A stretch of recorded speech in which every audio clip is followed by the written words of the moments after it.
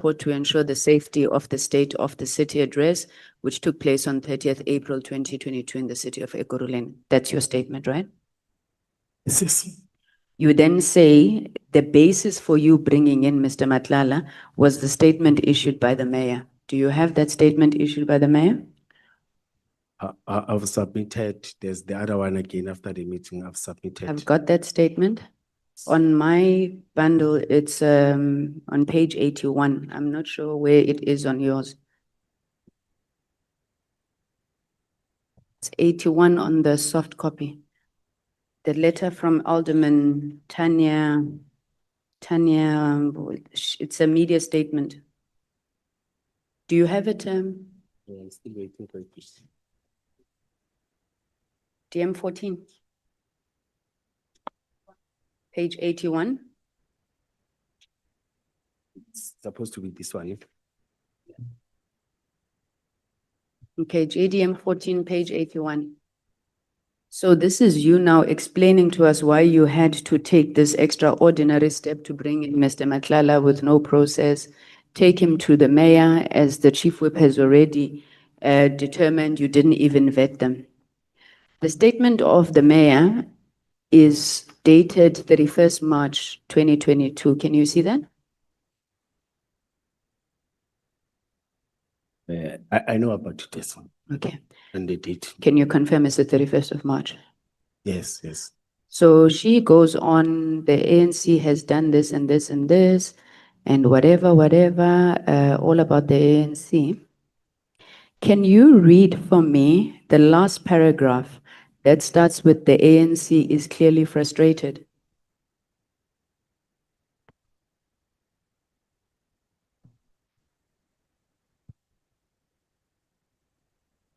The ANC is clearly frustrated and devoid of ideas on how to gain traction and electorate that is increasingly rejecting them. And the city where the multi-party coalition just developed a highly successful state of the city yesterday, during which has not single protest took place. Yes.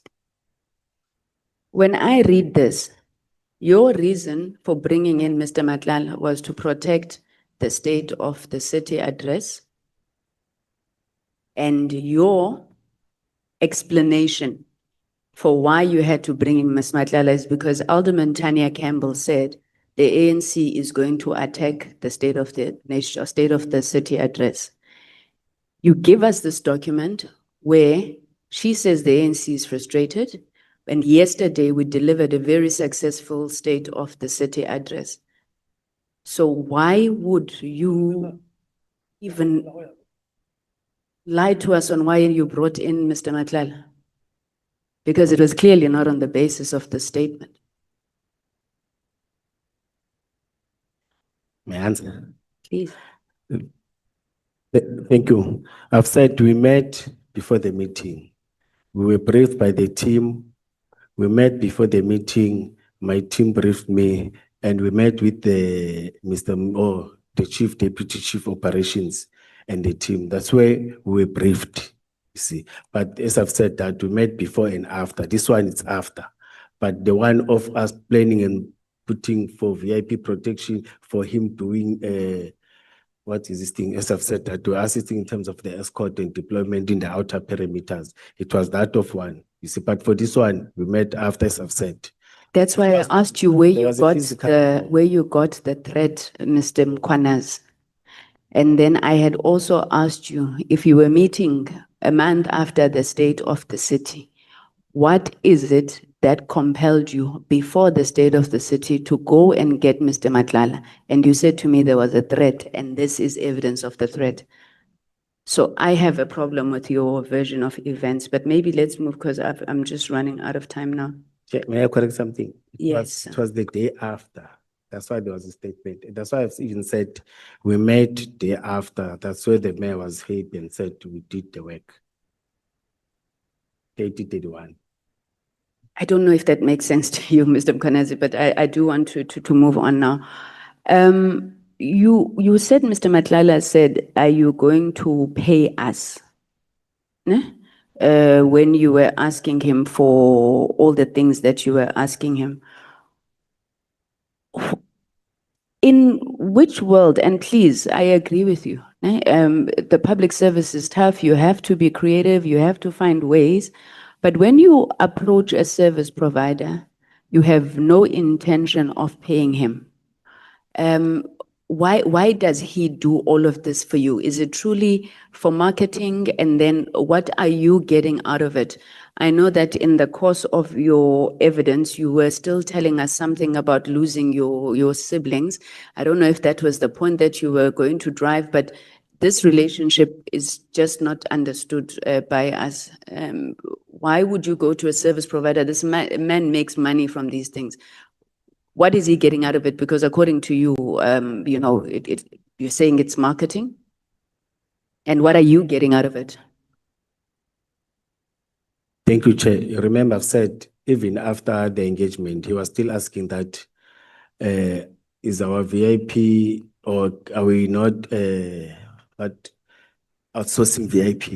You see, because we've got security that are static data out. So I told him, no, our VIP is insourced. You see, I think in a wrong line, we're expecting that VIP will be outsourced. But with us, we're using our own metropolis officers. Yeah. Let me stop there. Thank you. Thank you very much, Mr. Mkhwanazi.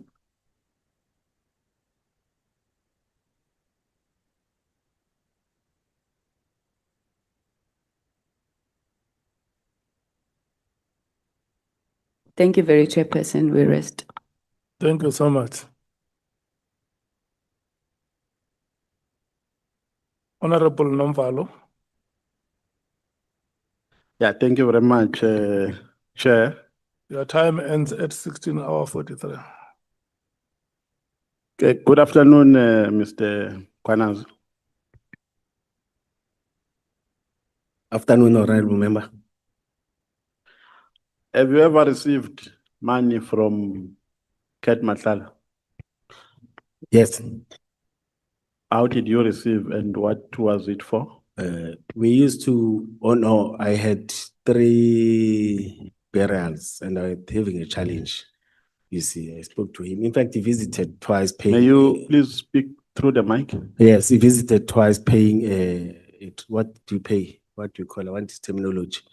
When we are visiting, where there's a funeral, tribute, or he came there, yes. He To your- donated, yes. To your home? Yes. Not to where they were staying, to my home, yes. So, Staying with my mother, some cousin are staying with my sisters, yes. so he visited Yes. twice. Yes. But on the other one, he was there at the funeral, physical day at the funeral. Can you recollect when that transpired? It's late 2022 towards 2023. It's what after the second COVID, but towards 2023, it was late. So you confirm under oath that those are the only monies you received from him? Yes, except the monies that we eat. No, physical, it's not monies that I confirmed. Except the monies that? No, when we eat, everyone buys food. In Like the when restaurant? we're eating, yeah. Sorry? In the restaurant? Yeah, when we sit and eat, talk, yeah, except that. So But when the you eat, contribution is when you it's- eat in the restaurants, he gives you money? No. He gives you money? No. I'm saying when you eat, he pays, I pay. He pays the I bill? pay, yes, but the contribution he did it twice or thrice, you see, in my account. In your? My account. Okay. Yes, towards the burials and everything. To your account? Yes. Not to your mother, which is which? You said he came to your home, he No, he gave visited the money your to your mother, so. No, he visited. He visited? Paid tribute. He came physical to tribute. Then he paid to my account to assist. To your He account? didn't give mother, yes, to my account, yes. Not to your mother? No. So he came to your home and then as a way of showing sympathy, Yes. he paid money to your account. Yes, Chair. How much was that? It's not specific. It's tries. How much was that? I'm not sure. I'm not You sure. can't even Yes. remember even a single transaction. The other one, it was 21. The other one, it was 21 what? 21,000. The other one, it was 25, not 30. I don't have a specific, but he contributed, Chair. So if we can summon your bank account or your bank statements rather, those are the only transactions we can see. Yeah, in fact, they did that, they checked. I beg your pardon? They did that, they checked. Yes, those are the only. Those are the only monies. You have said that you believe that you are on the receiving end of a succession plan, which does not, in accordance with your observation, involve you. That is why you are here today, correct? Yes, Chair. And that succession plan involves the chief of police, correct? Yes, and his people. That's what I've said, yes. What is the point of contention here? Why are you, if there is a plan, not part of their plan? Why are you not a preferred individual? I'm not the person who comes from the side of projects. I'm the person who comes from the side of operations. I was never part of or in the close circle with those that are staying in the offices, and I was always operational, you see. And one of the things, Chair, it's what we were investigating now in terms of the building that are not finished but paid fully. In what about the constructions or the project, you see, that were supposed to be delivered, things are not delivered. In fact, it's at the high level of the city. And I'm leading that. So what is the point of contention? I'm leading that this one, when it takes over, is going to be problematic. Investigate what is not supposed to be investigated. In fact, that's what I'm doing now. So in their view, you are a man of principle. Not man of principle, a problematic man. So because you are a man of principle. Not principle per se. I think I'm a problematic man to them. You are a problematic man. Yes. The reason for being problematic? I always complain, Chair, about resources in the city. Number one, as I've said, can't have police officers without bullet vest. That must respond. And there are companies that are appointed to provide those things. You can't have police officers without uniform, because the current situation, that officers are there operational, there are companies that have been appointed to provide uniform. Uniform is there. Secondly, that's what I've been talking about the whole day, issues of vehicles, you see. And as I've said, that all those things, they affect you operational, because it is you and the guys that are doing operation that are seeing these things. And then there is a supporting division that must support you in terms of all those things. But operational is a different story. You see, we were dealt with many times by unions in terms of occupational health and safety, because those boots and those uniforms, part of protective clothing. So those are the only reasons. I think. So in terms of your operational duties, you are not reading from the same scripture. Is that the best summary I can give to the scenario you have given? Yeah, from my side, it's that. Because in all these meetings, we're not seeing eye to eye. They will say this has been delivered. I say, no. It has been, this person, like for example, we've got a precinct in Captain Park, Edlin precinct. You can't even now. It has been paid. They said, so let's go and occupy. We said, where is the occupational certificate? The company has been paid. The company said, when we went inside, it's an opposite. You go to Benoni precinct, you see, it's fully paid, but 50% of it has been done. You can't even occupy, and the challenge officers, then ipso facto, they patched you. They patched you as a consequence of that. Yeah, with blood and everything, they patched. Are you an honest man? Yes, Chair. Yes, Chair. Did you disclose the monies you got from Matlala? No, I disclosed. Where did you disclose them to? I bought cows. I disclosed that I've got cows. I've got those that I've. It was 20 to the city, with the city to disclose. You did what? 20, with the city to disclose. Yes. 2022, 2023. Yes, I think it's 2022. I'm talking about the 3 transactions that you have alluded to. Yes. Did you disclose them? Yes. The first 2 and the last ones for the cows I disclosed to the council, to the city. To the council? Yes. Do you have records? It's with the city, sir. Showing that? Yeah, it's with the city, not with me. So if we request them from the city, they will give them They will give you, sir. They will give you. So you disclosed all the 3 transactions? I disclosed is- of the funeral, I didn't disclose because it was going to the funeral, but of the counts, I disclosed. The one it was for funeral, it was not me, and I. But it was transferred to your account. That's what you told us, isn't it so? If it was not for personal benefit, if it was for my personal benefit, it was. No, but it was transferred. Yes, you're correct. You're Yes, correct. so you're not supposed to disclose it. Because it's a funeral, I didn't share. I didn't. For funeral, I didn't. I won't like to. Does it matter what the money is paid for? Yes, when you disclose, you must mention money for this, money for this. Yeah, but I'm saying the fact that it was a funeral, does it make it less important for you to disclose it? Because it was for the funeral. I took it, the funeral is not that, they can't publicize things for the funeral. No, but But you're not answering the question. Yes. What is the requirement? When you receive money, do you have to disclose it or not? For personal, can you disclose? so you can't, you are telling this committee that if the money has been paid for the funeral, you can't disclose it.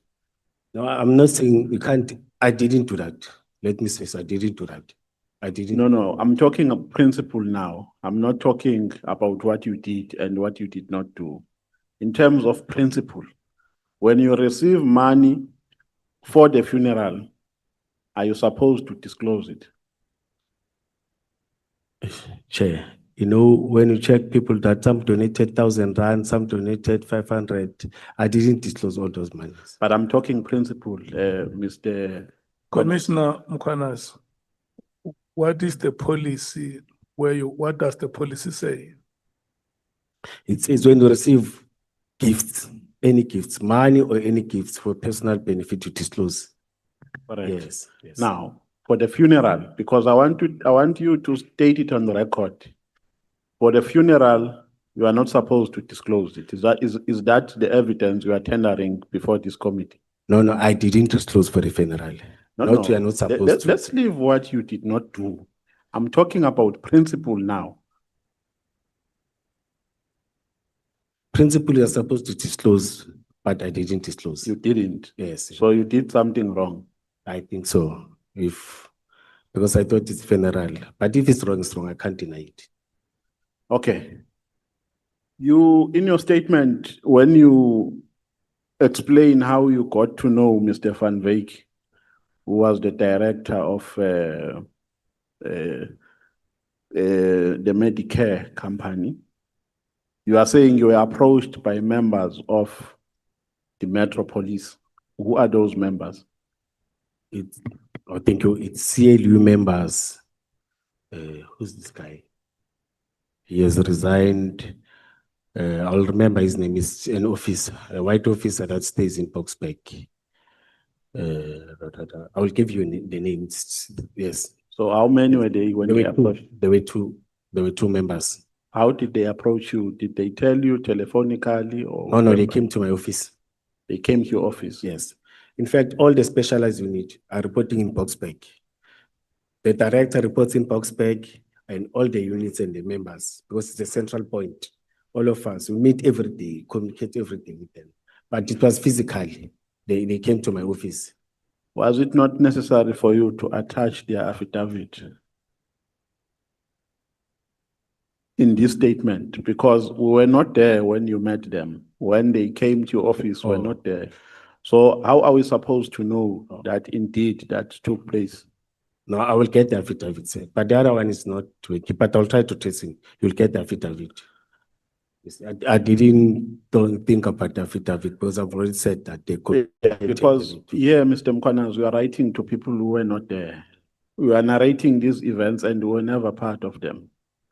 So how are we supposed to know that what you have told us in your statement is anything to go by? I think even him, he can attach to that because the first meeting, they were part of that briefing. Mike Van Wyk, they were with me in the same, because I didn't go there alone. I said, guys, you know him, let's go. They were part of that engagement. And So the Medicare is still there, they're still there, you can even get. So they came to tell you about Mr. Van Wyk and their services, correct? Yes. And then, No, what wa- not just the things that he wants to do for Yes. us, yes. health services. Yes, yes, yes, yes. Yeah. And then you said they must bring him to office. No, we went to his office. You went to his Yeah, we office. went With to the who? medical clinic. Me who? and these two guys. So when they told you about Mr. Van Wyk, did they tell you under a formal or informal conversation? No, it was informal conversation. They just approached me. Dona, we've got this. I won't say it's formal. When a person comes uninvited, you don't have a formal meeting and say, because my office is an open door office. They always come. So after they gave you that presentation, then you said, let's go to his office. Yes, yes, yes. No, let it be him who present that so that we understand. Did what- you inform your line manager that there is this good story that have been told by so and so, and I think it's good that I go and witness what they've told me by hearing from the horse's mouth? He has met him. We met, no, I met him. He briefed me. You met who? Let me explain. Okay. may I Yeah, yeah, explain? please mention names. Yeah, because yeah. When you say, No, I met Mike Van Wyk. Then Yes. I went to brief my deputy chief, Mr. Mzolo. At some time they met and he presented the same thing. That's when no, he went. no. My question is, before going to Mr. Van Wyk for the first time, after you have been told about him by these guys who were working for the metro, police, as a first instance, did you go to your line manager to say, line manager, this is what I've been told by these guys. In pursuit of it, I think I must go to Mr. Van Wyk to hear his proposal. I meet many people. We don't do that.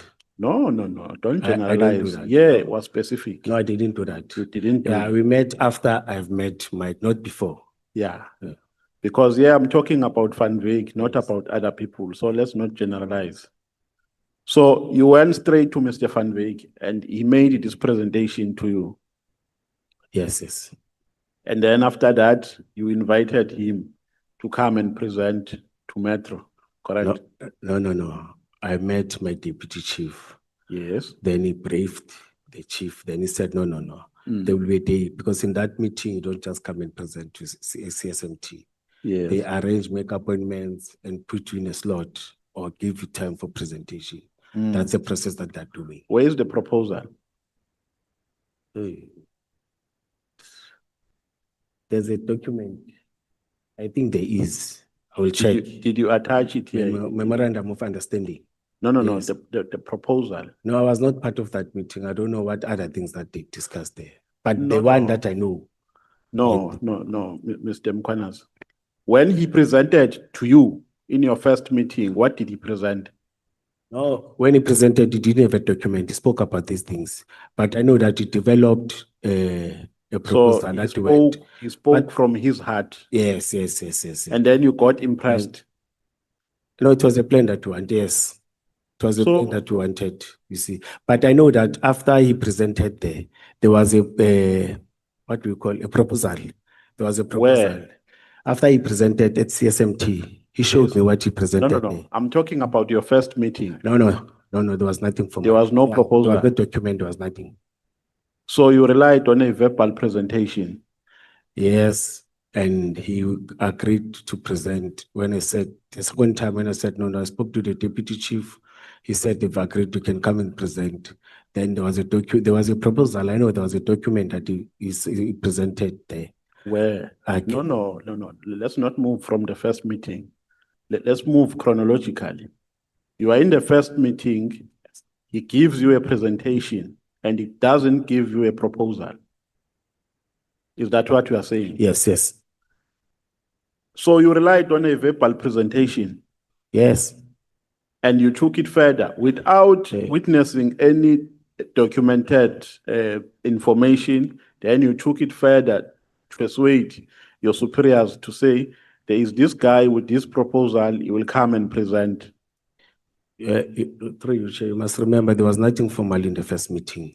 Yes. You just raise whatever that you wanted to raise and all this engagement. So the conclusion is that following the first meeting, you relied on a verbal presentation. Yes, yes. And then the next step is that you went to, To brief my deputy chief. Then he said, yes, he can come and present to. Your deputy But we chief. met, no, before that, we went to his medical clinic with the deputy chief before he went to, or before he presented to CSMT. so that was the second meeting. Yes. You went to with the deputy chief. No, it was not a second meeting, or the second like formal meeting, but we met before that meeting. No, no, That's no, what no, second. no. No, let me say yes. That was the second Mr. meeting. Mkhwanazi. No, no, no. No, I don't Remember- want you to say that after No, that no. meeting. we didn't- Remember, you said the first meeting is a meeting that followed a meeting that you had with guys from Metropolis. Oh, yes. Then you went to the second meeting, correct? Yes, yes. A second meeting with Mr. Van Wyk, which was a first meeting between you and Mr. Van You are Wyk. correct, Chair. Yes. Okay. And then from that meeting, what transpired? Which meeting followed? Between me and the deputy chief of police and him. Where, And where was that meeting? no, Medicare clinic So the deputy chief went to his office again. with me. With me, you? Yes. Mr. Mkhwanazi, is it ordinary for you to go to service providers' offices? No, he was not a service provider. Whom you have not, no, I'm saying before you even appoint them. Because ultimately he became a service provider, isn't it so? No, it didn't happen. No, I'm saying here this person was making a presentation and he intended to have or to render services for you, correct? That was the intention.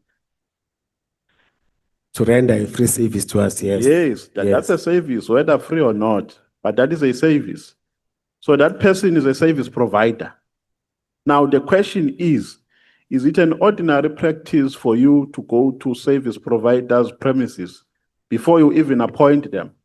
Twice. You went for the first time, you went for the second time with the deputy chief. Is that an ordinary practice? When you say a service provider, putting it another way, we are meeting stakeholders on daily basis. We are going to their offices, they come to our office. It depends where is the meeting. No, remember, Mr. Mkhwanazi. When You you said, limit it to a service, no, but Mr. Van Wyk was not a stakeholder in terms of what we have said, because Mr. Van Wyk was introduced to you by guys from the Metropolis. If he was a stakeholder, then he was not going to be introduced to you because you would have known him by then.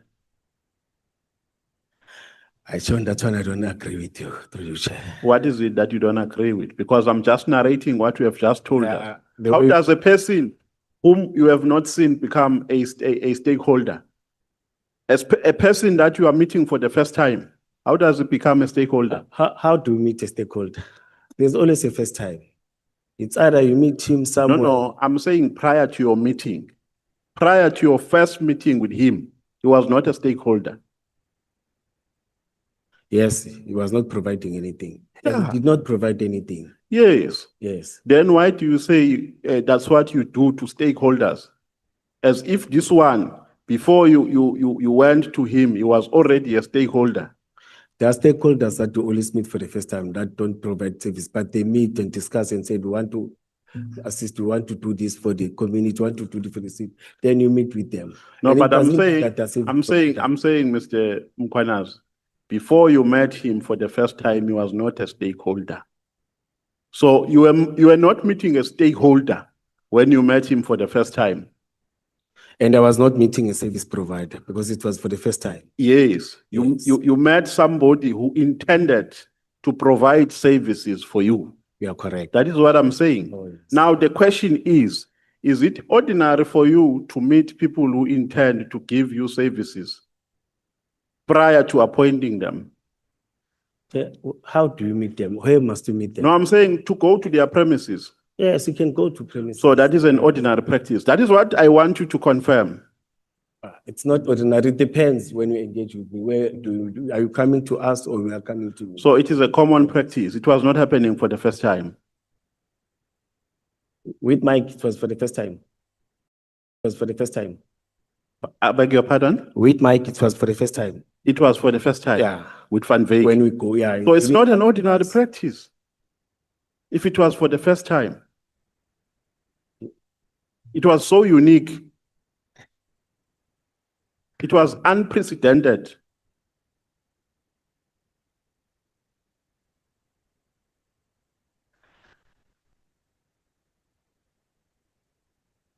What do you mean when it's unprecedented? No, because you are saying it was happening for the first time. No, with Mike, yes. Yes. But if we meet stakeholders, it's either they meet in our offices or we go to their offices.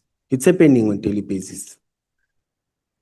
Yeah, no, I think let's move on because I think we're not going to reach any fruitful results in this conversation.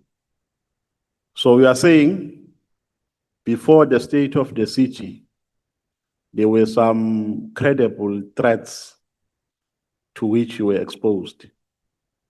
And you are saying the council, and those threats were revealed to you by the council. Is that correct? Yes, and let's put it clear. I've said allegedly. Because Yes. Yes. Yes. No, Alleged means that. there's no issue there. Oh, But by the council, yes. where are the minutes? I don't have minutes of those meetings. Why did you not attach them? No, it was a meeting of me with other people. It was not my meeting. No. Here, the statement is yours. It's not your statement Yes, with no. other people. Here, you are giving us a version of what transpired. Then, how do we then prove? Because here, you attach proof Yes. to say this is what transpired on this day. These are the minutes. This is the attendance register. So you can't tell us about a council meeting or a meeting between you and the council and not attach minutes. No, I always write in my notebook, Chair, but to find it, it was 2022. So, but I always write. Every time I always write. In a meeting, I always write. You see, and I write in a point system. Yeah, but I'm asking the minutes, the minutes, where are the minutes? Showing that indeed there was a meeting and the council raised those issues with you. I'm not sure. Chair. The so-called credible threats. I'm not sure. Maybe if I can find them, but it has changed now. It's no longer, it's now a new political parties that are in charge. Some of those people are no longer working for the city. Because they were there when they were PA assisting the mayor of the then party. But now it's changed. Everyone is changing that office. But on my side, but I think part of those people, remember, I promised that I'm going to give you names. But Yeah. if I can get 1 or 2 names, I think they will assist.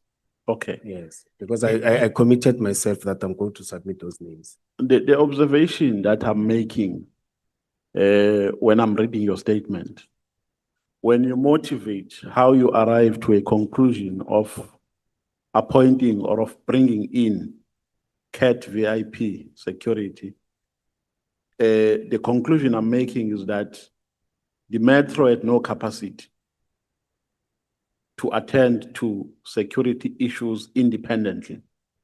So it required an external service provider. Is that what you are saying? It didn't have the skill that those people are having. Yes. Have you ever raised that to the relevant authorities within the metro? Shall we raise it many times? That's why I've been said that we don't get trainings anymore. You know, the last people to get good trainings, it was my group and the group after me. After that, it's just that I'm saying in public now. Yeah, for instance, there's a gap, there's a serious gap. Yeah, for instance, on the issue of Medicare, you and in relation to services that were promised to be rendered by Medicare, you spoke about the shortage of nurses. You said there were only 2 nurses. Now the question, and that was a shortfall. Now the question is, have you ever addressed that shortfall to the relevant authorities? Yeah, many times. In fact, the shortfall, I even said it's worse now because it's 1 nurse. Yeah, there's a letter that we in fact, when we want to recruit, we submit a request to the office of HR and the office of the city manager. That letter was done, I think, many times requesting, and they are prioritizing because of challenge they are Now, being- why did you, why have you not attached those letters where you were addressing those concerns? I never thought you need it, but Chair, I'm on suspension. I can't communicate with the officials of the city, request this, request that. But there are letters, I will check those letters that I'm having that are with me. But letters are submitted to relevant offices, HR and the office of the city manager. I know that that thing has been raised many times. Even as I was 18, I raised it because it's a challenge that we are facing every day. As I'm saying that the situation is worse than before now. Yeah. Because we had 4, 2, 3, 1, they're retiring, they're resigning.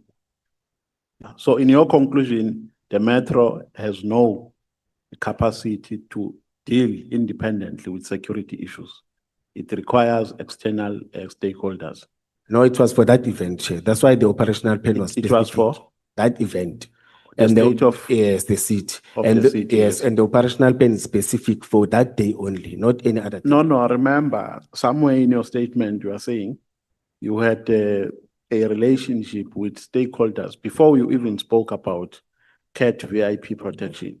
You even mentioned the problem of illegal minings and so on, and that people are building shacks and they are digging holes inside those shacks. Before you spoke about the VIP protection, I mean the CAT VIP protection.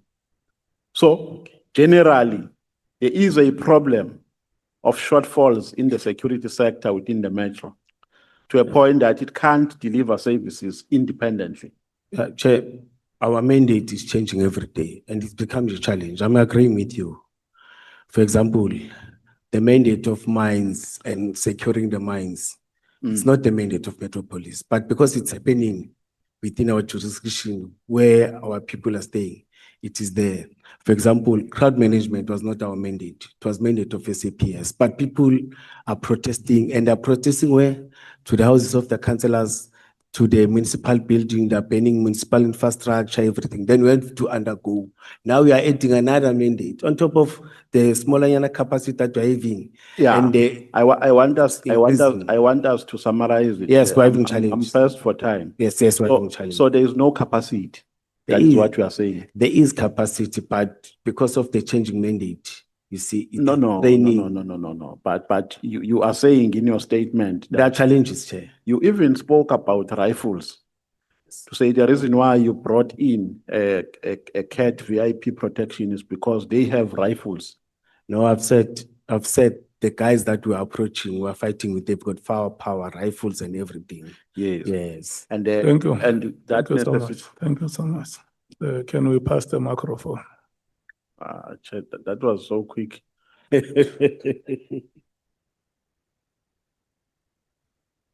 Kwale Nkosi, Yo, uyaphila bo. yaphila. Uphuza how many liters a day of water? Ngiyaphuza, man. It's after later COVID. Hayi, Hey, phuza mwana, ngiyaphuza, nokuphuza yes, before ngiyaphuza. sokhuluma. Sizokwazi ukuthi siqoqe. Phuza buta.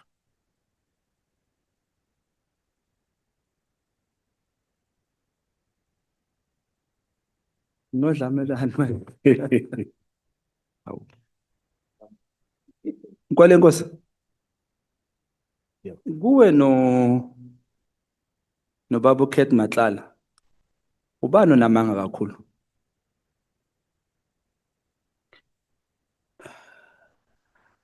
Ngani? Wena uthi eindabeni angimazi mina uMatlala. Maze sifike lokhu nje SABC News uyicheck ugcoka ijacket eblack wathi awumazi. Wabuya wangena ngapha wathi uyamazi ublood brother wakho. So I think zangumamele kahle. Yes. What Ngathi angiyazi blue lights. There are no blue lights. And I'm still Oh, firm awazi on blue that. lights. Yes. I even said there are letters, you see. Okay. I thought the journalist will ask about it. Let's say, no. He said to me, no, I'm aware about that. Oh. You see. And And lapho lapho esifara khona ukuthi imoto zafika kithi. No, zange sifike. sizobuya Yes. lapha sidlule lapho. Umbuzo wona usamile. Ubani onamanga kakhulu kuwe noKhethi Matlala? Che angazi ukukhuluma ngani. Sengiclarify le side. Uthi yena akaza kuphi imali wena. Wena uthi uphile imali. Namhlanje uthi uphe esifeni. Last wathi ukuphe abo 1,000 rand ne grocery lapha nalapha. Ubani onamanga ke noba sicale ngombuzo sicede umbuzo. Ubani onamanga kuwe noMatlala ubani onamanga amakhulu. Ngifuna nje ukuthi ubani strong la emangeni. Che I think asimameli kahle. Mina ngumameli kahle. Egroza ngicela ukuyiza ngawe namanje. Okay. futhi. Shothi umamela songijajile uqedile ukuthi lo one day ngiyomthola. Egroza ngicela ukuyizwa. You see, Asiye the only video thing yakho engayisho. kuMadlanga ukhuluma into Yes, the engiyikhuluma. only thing engisho kuMadlangile bengikhuluma ngayo. Yokuhlala sidle kuma restaurant and other things. Egroza hayi. Akaze wena ukhulume ukuthi imali akunika yona uKhethi ila kubo 1,000 ne grocery. No, ngakhuluma ngepetrol. Zange sikhulume ngalento leyo. Futhi zange ngithi ngithi imali yepetrol. Sometimes unokucela ipetrol nami sometimes futhi uye kakhulu ethanda ukucela ukuthi sihlangene man. Angifuni usebenzisa isikhathi awunabungane kanje lapho kanje asikhulume nje. But egroza ayakaza ngithengele igroza ngibe ngicamba amanga. Hayi. So ngale nkosi mangulethela ke ivideo wena ukhuluma lento leyo oyikhulumayo. Bese kuvela indaba ukuthi wayikhuluma indaba yegrocery. Leli veni lami elibela ngaphandle ulibonile mawungena khona ivele lemhlophe la ecaleni. Ilele engiyilayishela ngalabantu abanjengawe. So ngakuprova ukuthi uqamba amanga. So admit ukuthi kunenkinga la. Excuse me, Chair. Sorry, there's interfering sound coming through. I'm not sure from where. Yeah, it's interpreting services. I think it's volume on these things. You can just take out that headphones on you in front of you. Or you can put them on your ear, they're translating. Okay. Sure. Ngikhuluma ngalento le Mr. Mkhwanazi Nkosi yokuthi njengoba le ndoda uthi wena ayikazi yona ithi ayikazi yakuphi imali. Wena uthi ke yakupha. Hayi lokho Unamanga ubani onamanga no ngoba kwanginika. No kwanginika. okwakunika yena. Yes, no ngicamba amanga kule committee. Okay. Ukuba imember ye-ANC Ngisakhula. useseyi Ngikhulele manje angikho active to any politics. imember ye-ANC No. Angikho active to any politics. imember ye-ANC. Consciously so, and you see, but as membership card, no. Why resign as a member? No, you don't resign. Yeah, expire membership card. You expire. Yeah, expire. Then automatically you're out. You renew it annually. Ngubuza ngoba uthe wena mawukhula ukhule in the political Yes, structure. it's true. And I question indlela okhule ngayo. One, uma ufundiswa isitha eCape Town. Yakuvuma lokho ngithi usho njalo. Funde through isitha la eCape Town. Saldanha. No, lapha bese ngiyiphoyisa. Kosoyiphoyisa right Yeah, ngikhuluma ngalokho. Yes. Waphindwa wafundiswa yi-FBI yase-USA. Yes. Waphindwa wafunda eLos Angeles. No, it was here. It was here, but abantu base-Los They Angeles. provided it here, yes. Are you not having a handler? No. You sure? Yes, I. My Okay. conscience doesn't allow me to do that. I'm very Do patriotic. you to think i-IP njengoba recommend ukuthi discipline discipline? that. I don't know. I can't decide on their behalf. Do you think discipline Angazi. hours? But they submitted the recommendation. They submitted to the city. Mhm. They submitted the negative recommendation when you check to the city. They Mhm. finalized their report and submitted to the To city. the city. Have you seen the report? No. Okay. And I've been mentioning the statement that it was for the first time, but seeing this one, a responder from the city to IPT.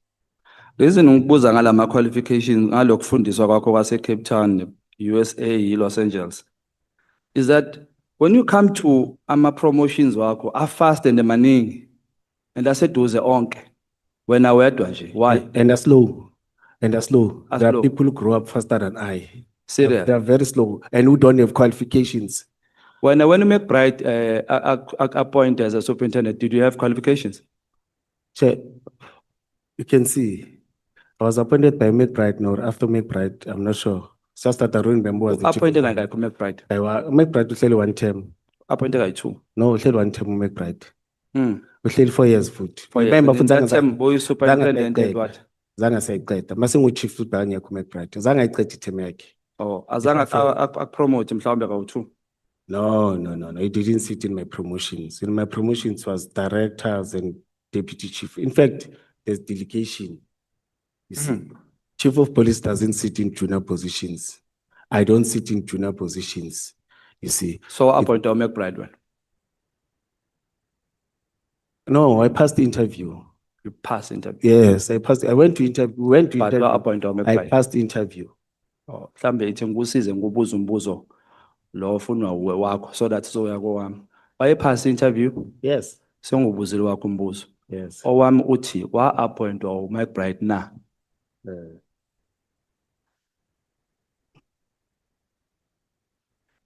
Umzwili izolo uthe uyimember ye-ANC naye. I didn't follow him. Oh, Instead, okay. basically prepare a best busy no nama lawyer prepare a statement. Ngimamele the first day exam. Okay. Nginenkinga ke la mfowethu. Kunenkulumo ethi there's nothing for mahala. So Siyavumelana sinawo. ngiyayazi le nkulumo. Yabo izolo ingilimaze kakhulu lento when uMcBride says uSullivan is fighting a crime in South Africa and is doing it for free. Do you believe we contagion ngale In terms of crime, there are many people who are doing that. Yes, I believe. for free? There are many South Africans who are dedicating their life every day. When you go to the areas of Tlalabu, the groups that are the patrollers, they don't get paid. They do it for free. Yes, they're doing it for free. And they're doing I like how you started. You said there are many South Africans. Do you think a person like McBride will leave London, Irish, or Ireland and come fight crime in South Africa for free? McBride is a South African. Or Paul O'Sullivan? I don't know, Paul. I don't even But follow do you him. think as a police, remember intelligence of Ekurhuleni relies on you, we depend on you. Do you think a person would leave London or Ireland and come fight South Africa, a crime in South Africa for free? He's having a private company. He's not benefiting. Does outside. Paul O'Sullivan have a private company? I'm not sure. He's a. You just answered that question without me asking. That he's a businessman. He's a Okay, businessman. I'm asking you that question because I want to do a favor to you to give you a question where you answered. Yeah. Can I not answer, but to Paul? I know nothing. Okay, about asibuza Paul, spa. yes. Remember mnganami, remember. Ekurhuleni depende kuwe semahlombe akho. So intelligence is part of your office, right? It's what you should think. correct. Do you think a person like Paul O'Sullivan would leave the island or the Irish, wherever, or London and come fight a crime in South Africa for free now? We are on this thing, Yoguti, there's something for mahala. There's nothing for mahala. If you're asking me about the South African, I don't know, Paul. Uyasaba ukukhuluma ngoPaul O'Sullivan? No, angijwayelanga. Yeah, oh, Mina kahle, ngiconcentrate kahle, kumasipala. kahle, I don't want to commit myself emntwini engamazi. kahle ngwale nkosi. Uyamazi uPaul O'Sullivan? No, I don't know him. Okay, ungasaphinde ungiphendule lokho Okay. ngikubuzile. Ithi ngikuphinde futhi uyamazi uPaul O'Sullivan? No, angimazi uPaul. Na umbuzo wami ke. Ngithi mina kuwena njengomphathi wamaphoyisa eKurhuleni. Do you think a person like Paul O'Sullivan would leave his country and fight a crime in South Africa for free na? I don't know. Okay. I don't know his Akudluleke lapho. interest. Yes. Nginenkinga kwale nkosi. We have lost credibility in leaders of our security system in South Africa. All people who are sitting there, most of them, if you have watched, Yes. they don't give us a trust in them that we can really rely on them, that most of their offices that they are running, especially sensitive con. What do we do? Well, what should we do to ukususa inkinga enjengaleyo ukuthi sibe namaphoyisa anjengana aphethe angathembakalanga? What is the problem? What causes such a problem? You're putting me in a tight corner. Ask case baba ngepolice. Yini yenze wena ukuthi kube lula ukuthi mhlawumbe uyithola umngani noKate Matlala? I think it's the trust and what they presented to members, you see. Because to me, it was. Let's to me- leave members as Yeah, full to me, it members. was a company. It was CAT VIP Security. Personally, what made you before I trust Kate? became, but there's nothing bad that it did to me. To you. And I did that, those things, they were not there. They were In not. fact, even if those things were, even now, if those things were not there, I was going to say Namsugela. Those You were see, under- yes. Yes, I was going to say, no. This man, I meet with him. This man doesn't discuss silly things, other things. Do you still see. trust Kurt Matlala?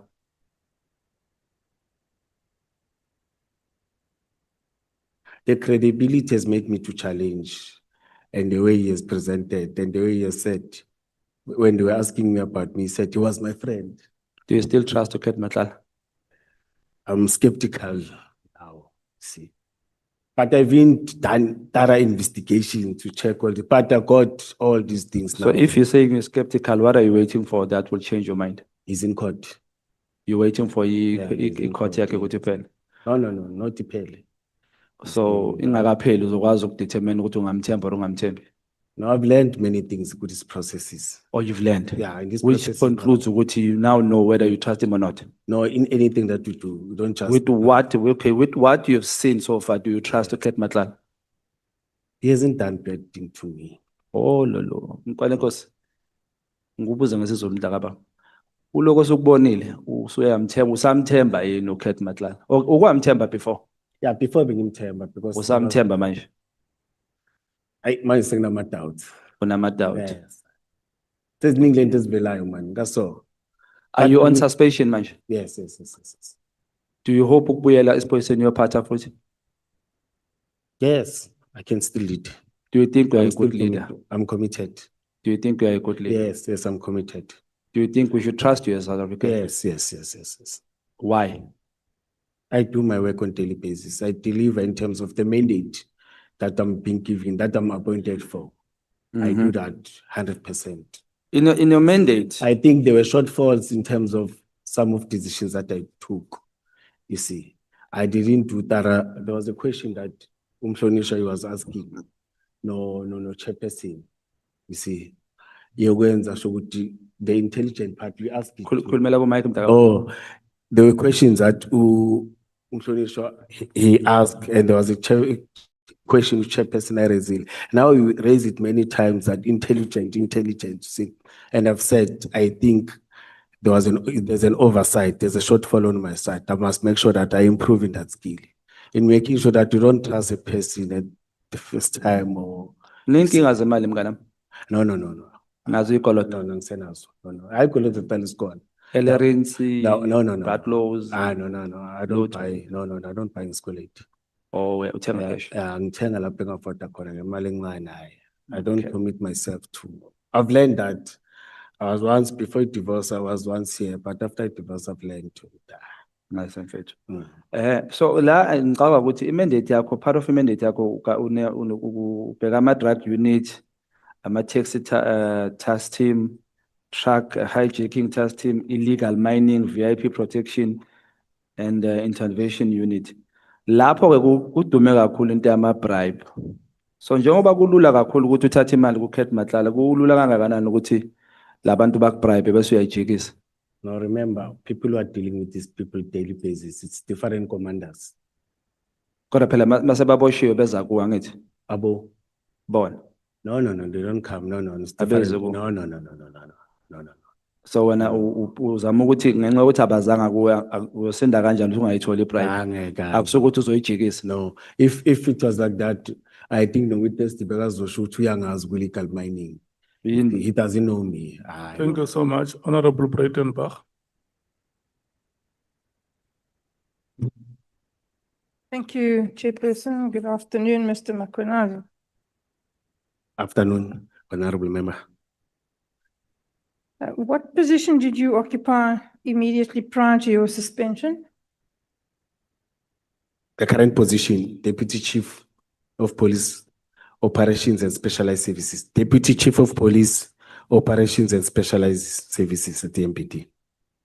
EMPD is the Ekurhuleni Metro Police Department. Yes. What is your highest formal educational qualification? It's masters in In- public management. And you obtained that where? 27 Not when, where? or Genesis Business School. Okay. During your evidence today, you've repeatedly referred to somebody as the chief. Who would that be? Chief Isaac Mapie, Yes, and Chief who of is he? Police. And who is he? the Chief of Police of the city. Is he still the chief of police? Yes, but he's on suspension. I see. And who is in his place? Yeah, they're changing. I think they've changed last week. I'm not sure. They are changing them like, because I saw an article, there was an acting, No, that's fine. Yes. Time is not on our side, so. Uh, this chief, who was he investigating immediately prior to his suspension? who was he? Investigating. I'm not sure. Was he investigating you?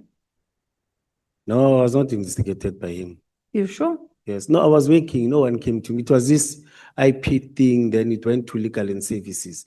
With us, madam, the people that are dealing with the labor issues, it's not the department. I see. It's HR, labor department that deals with those things. Were you being investigated for murder? No. I was never investigated for any matter. People think that you were. Are you reading social media? It's social media that says that. No, you don't have to concern yourself with that, Mr. Mkhwanazi. I don't read social media. I don't participate in it. I have a very busy real life. I don't need a virtual one. You say that in relation to accepting donations from Matlala, that the chief is doing the same thing. Now, what same thing are you referring to? No, I didn't say so. You did? I spoke about vehicles. Yes, No, I've said, I'm talking about cars. oh, yes, I spoke about cars. Yes, yes, you're correct. What is the chief doing that is the same thing? There are cars that are donated by Sintel. There's a chopper that is branded, that is having a branding of the city of Ekurhuleni. We don't have a chopper at the city of Ekurhuleni. There were cars that were donated before I engaged. And did you think that it was okay for the chief to do this? With the current one, it's not okay. You know why? Because those cars, officers can't drive the cars that doesn't belong to the city, because in terms of insurance, they're not covered. When you execute your work or duties, you must drive the marked cars or the cars that belongs to the city of Ekurhuleni. In your view, what do you understand a conflict of interest to be? When you do the same work that the institution provides. For example, I can't have a security company. It's a conflict of interest. I'm a police officer. Once I own the security company, I'll be conflicting, or I'll be competing with my employer. It's a conflict of interest. And do you think that it might give rise to a conflict of interest if you do professional business in the line of your work with your close friends? Professional, I can do any other businesses with any close friends. To the question, Mr. Mkhwanazi, and now you're sitting right between me and the witness. Now that you've made yourself comfortable, so you're sitting right between me and the witness. Hello, can you move, please? You were doing fine until you moved. Thank you. Do you think, Mr. Mkhwanazi, that it gives rise to a conflict of interest if in the line of your professional business, you enter into business negotiations, business favors, contracts with close friends?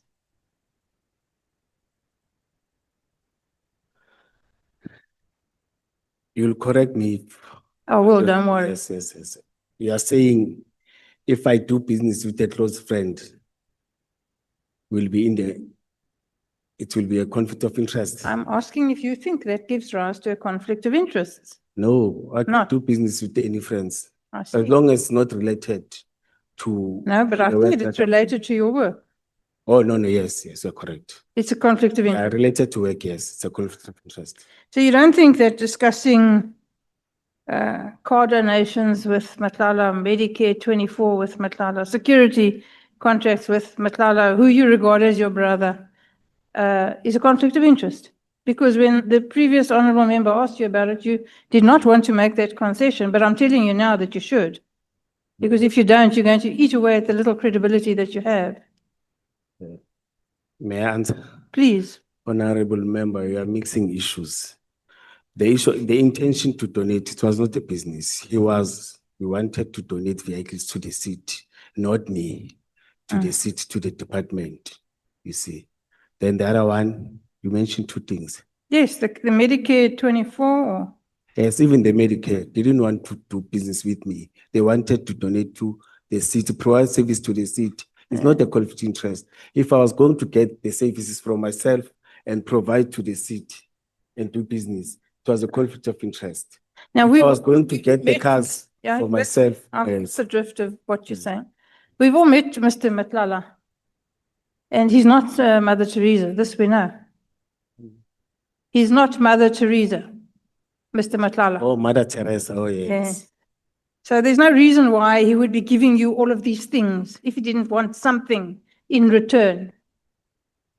I think I said earlier on, when I discussed with him, he doesn't want to discuss other, he discuss business. He's a businessman. I think partially I agree with you. He's a businessman discussing about So business. if he gives you this small thing now, he wants something in return later on. You know it, he knows it, and I know it. But I think he realized along the way that the powers that I'm having are not the ones that can take decisions. Jointly with Mike, it's the same thing that they've realized. That doesn't help you, sir, with the conflict of interest issue. It remains a conflict of interest. Whether he realized that you're nebulous is irrelevant.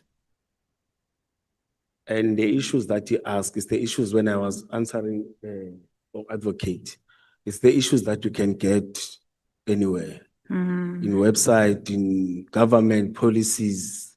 As I've said, we're a public issue. As I've said, Don't do that with me. Don't talk and talk and talk around the answer.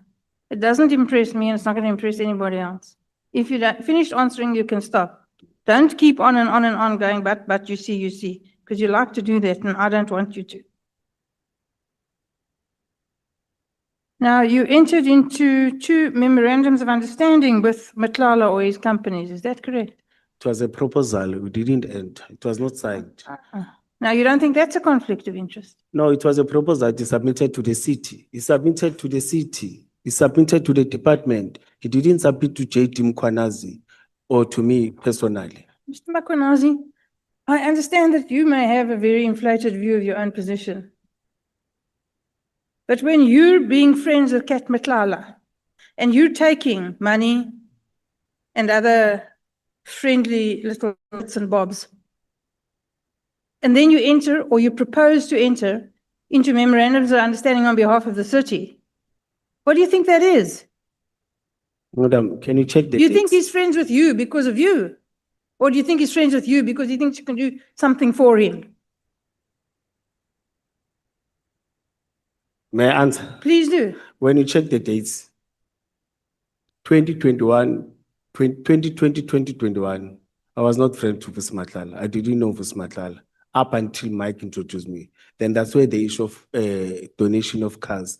But after, as I've said, I'm repeating, after the 30th of March, that's where everything ended in terms of me, the city, and because it was the last time when we worked with him. You see, after that, we were just friends discussing. There was nothing that happened between the city, Mike, between the city, Vusi. There was nothing at all. After the 30th of March, Yes, the 2022. speech, I got it the Oh, first yes. time. So you told the previous honorable member that you didn't declare the cash donations that you received from Mr. Matlala. Oh, yes. You know that you were supposed to. For the funeral, now I know because of You always knew, don't now you know and pretend that he taught you something you didn't know. You know that. You're a man with a master's degree from Regenesis. Are you telling me you don't know? no, I raised it and I'm still raising it to you. That it was not a personal that comes coming to me directly, but I changed it and then I agreed with it. And he gave you money for petrol? No, he used to ask money for petrol to me when he doesn't have money. Oh, he borrowed money from you for petrol? Remember, I don't drive. That time I was not driving, or I don't drive my own. They're driving me. I don't spend a lot when it comes to petrol. So Kat Matlala borrowed money from you for petrol? Yeah, sometimes you'll come and ask. Yes, it does that many times. It done that many times. And did you ever borrow money from him for petrol? I know. That's what I'm saying. I don't suffer in terms of petrol. I don't I waste see. money. So you only suffer in terms of other things? Yeah, yeah. But Mm. sometimes you will sit and say, you will give 500, 200, those money, smaller monies. I You see. buy food and relax and enjoy. And it doesn't drink, you don't waste, it doesn't go to bars and what. It's You used the council letterhead in order to write the memorandums of understanding, in order to authorize the blue dash lights. I And in didn't, that fashion, you abused your position, is that correct? I didn't authorize the utilization of blue lights. It's on affidavit from Christine. It's on me. I've said it many times. I didn't authorize any blue lights. You didn't authorize a memorandum, you didn't write a memorandum instructing that Matlala's security company should be able to use council blue light vehicles. Madam, can you read that memorandum and show it to me? I'm asking you, I'm not No. reading you anything, and don't be cute with me, just answer the question. No, but I've said no, and I've said it for the 30th time now. And I've said it in my statements, in my You're not affidavit that I've signed. Question, because you're so busy backtracking. The question is this: did you write a memorandum on a council letterhead that instructed that Matlala Security Company should have access to council blue light vehicles? No. The letter that I know what you're talking about, it's on Instagram, it's on social media. And even at Matlala, I challenged that thing. And it's talking about 7 cars. The intention with VUS, it was 4 cars. I see. And your wife, did she have access to blue light cars? My wife, Yes. I don't have a wife. Oh, you don't have a wife? Yes. Did Mr. Matlala's wife have access to blue light cars? I don't know Matlala's wife. You don't know her. Okay, then in answer to a question from, I think it was Mr. Ntuli, you said something quite interesting. You said, are officials not supposed to be creative? What did Yes. you mean? Yes. Are they not supposed to come up with something that will develop the city or develop the department? Well, We my work problem is with, this, let me finish it. My problem is this, you said it in relation to a discussion surrounding this issue. no, I was saying it in a broad way, not only, I was not. So you were making- discussing this issue, but in a broad sense, you said you must be creative. Which issue, You were discussing this issue. which one? We discussed many The things. cause and the conflict of interest. And then you said, oh, you're not supposed to be creative. No, we're not discussing it. We're discussing this thing of Mike, Yeah. of not about the cars. I remember it was Yeah. specifically. And what did you mean by that, Yes. Mr. I Mkhwanazi? was saying the members can't come to me and say, there's this member or this person want to donate. Can we go and do that? And I took that from those members because there was a challenge in the city. There's a challenge of vehicles, there's a challenge of members that are dying with the response that is not effective. In fact, it has happened twice or thrice where we were waiting for ambulance, members were shot, they died. In 2019, members were died around those that we didn't get any fast response. Well, that's terrible. That's a terrible situation to be in. But you're having trouble recognizing a conflict of interest. So I worry about you thinking that that kind of thing can be dealt with in a fashion that you regard as creative. Why shouldn't I be worried about that? I don't know, man. For example, I can tell you about social crime issues. We don't have material, we don't have equipment. Members, they are creative. They go to different institutions, different departments, and get a pamphlet that talks about drink and driving, that talks about domestic violence. And we allow that because it's a good strategy. It's assisting in terms of communicating the message to public. Now, you say that the money that Matlala gave you was for the funerals of your siblings. The cow, yes, and the cow. So I'm sorry that that happened. Thank you. But you also said that you used it to buy cows, is that correct? Yes, yes. That's what I'm saying. Cows. The cows for the funeral? No. 2 cows for myself. Oh, for yourself? Yes. And I've declared it. I see. Yes. And why did you think that a man in your position should be accepting money to buy cows? No, I wanted to invest on cows. Then we discussed, you see. Then Yeah. he said, no, I can assist in terms of buying cows. Did you pay him back? No, I declared, no, cows are still growing. Just that I'm Cows are losing still them. growing. I'm losing them this year because of the disease. I'm losing a lot of them. Well, that's not good. Sorry? That's not good. I don't like to hear about animals Yeah. struggling. I declared plus minus. I think now they were 16, but now it's half that Yeah. But you didn't think that a man in your position, in the position that you held, in the security structure that you were in the sensitive position that you find yourself, that could give rise to a conflict of interest, borrowing money to buy cows, or taking money, because you're not borrowing, you're not giving it back. Can you see that there's a problem there? Yes, that's correct. And you went ahead and did Yes. it? No, it was investment to cows. And I've declared it. I didn't want to hide it. But Mr. Mkhwanazi, declaring something doesn't take the sting out of it. Oh, you're correct. Can you see that there's a problem there? Yes. It's quite glaring. Because in future, you don't know what will be the plans. And Yeah. So next time he comes, he wants a favor. Now he's got this herd of cows, then you're beholden to him. You understand why you don't want to develop a conflict of interest, Yes. but you took no steps to avoid it. No, I In fact, you avoided. encouraged it. I avoided it. From You now, didn't avoid it, you took the money. no, I avoided. When you check, from 2023 till now, we don't have any relations. That's why he said he was my friend. He didn't say his friend. Say he was my friend. And while we're on the subject of friends, now your friend has fallen on hard times, and he finds himself in prison. Now you're not so sure that he's your friend. Sorry?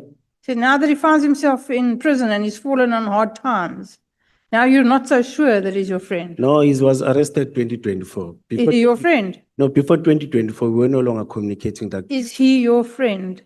He said I was his friend.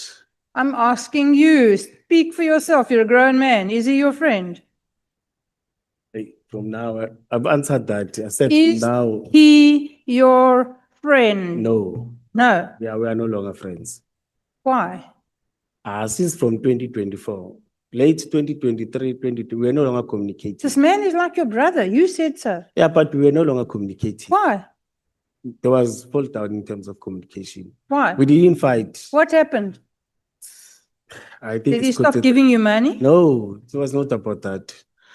Do you want to tell me that the friends that you grow up with, 100% all of them, they're still your friends? No. No, The you're not friends that supposed you to must ask me have- questions. I'm here to ask you questions, luckily. He's Now- not my friends like any other friends that I didn't fight with. The communication broke down. It doesn't mean he's my enemy, but he's not we are no longer communicating like I see. before. Not only him. So you're what's known as a fair weather friend. Okay? Fair weather friend.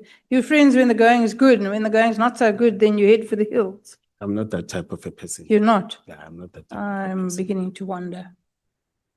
I'm not that type. You I- weren't so sure if you wanted to say you trusted him. Do you trust him? On what? Anything. Do you trust him?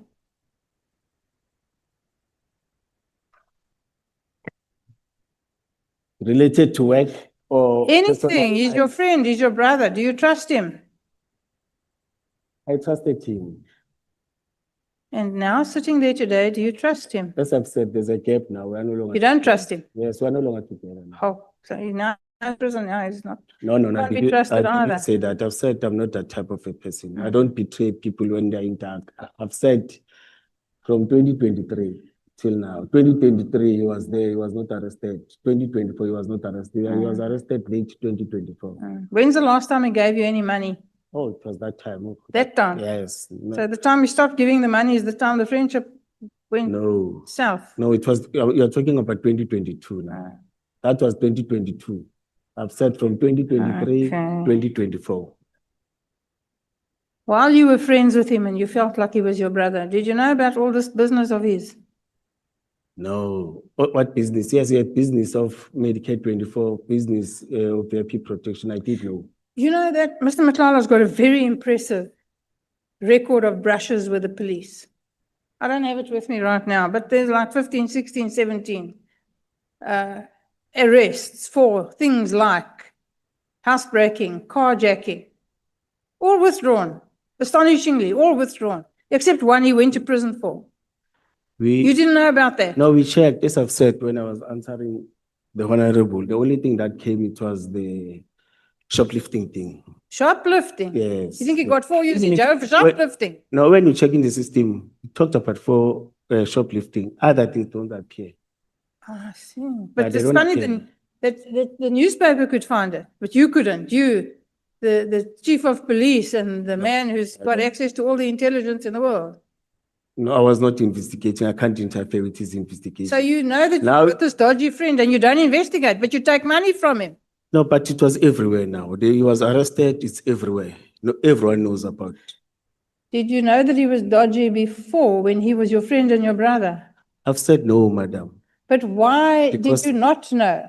I didn't know Vusi. When I know Vusi Matlala as the owner of CAT VIP Security, as Yes. one of the directors of Let's talk Medicare. about CAT VIP security. How successful a business was it?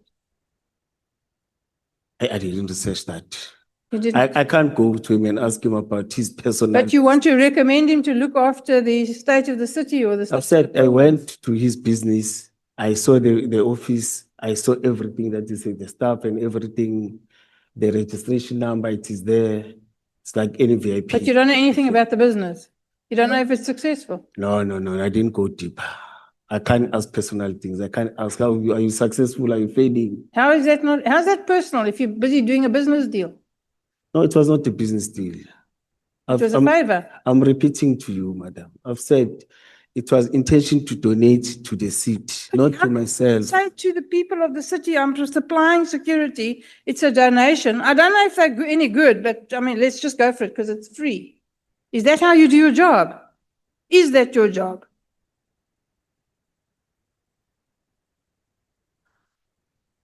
I didn't do any research about his business. Let me say so, madam. And his private life in terms of how he Wow. makes money, I didn't do that.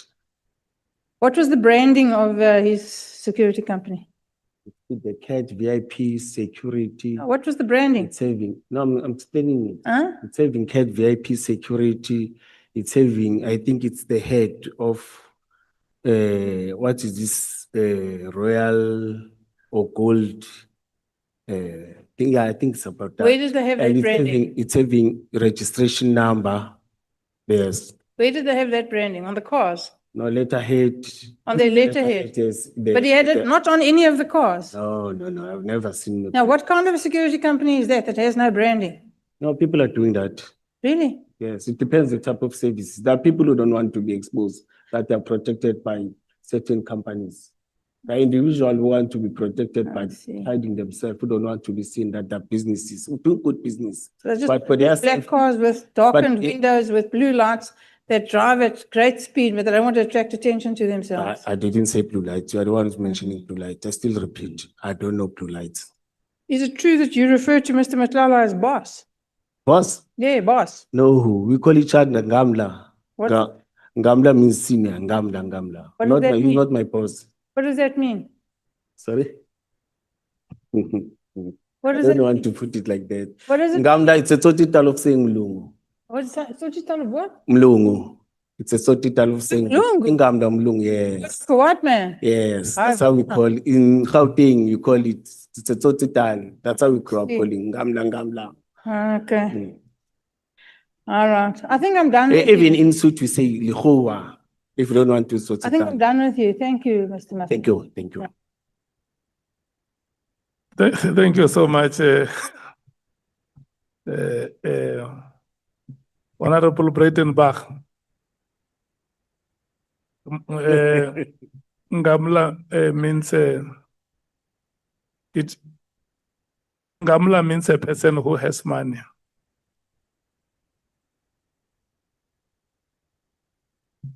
You say you have cows. You say cows or cars? Oh, cows. Cows. Cattle. Cattle is, but they're dying, Chair. And we say, where did you get money to buy them? No, I funded them, but he assisted me to buy a bull, Yeah, one cow. He He- assisted me to buy a bull. he bought you a bull. Yes, but I had some, For how much? it's an auction. I think it was 11 or 13,000 to an auction. But it was a small, I should buy them, then you grow them. I started with small cows, not with big ones, the small ones. Heifers. We call them heifers. Yes, Chair, heifers, yes. Yeah. Yes, I started. So you wanted a bull. Yes, when they grow up, they said when you research after 3, 4, 5 years, when it grows up. And he bought that bull for Yeah, you. no, it's me who bought it. Yes, Eh? it's me who bought it at the auction.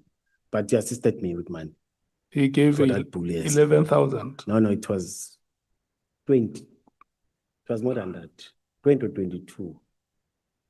Okay. So it's long, Chair, I don't remember. But it's at that level.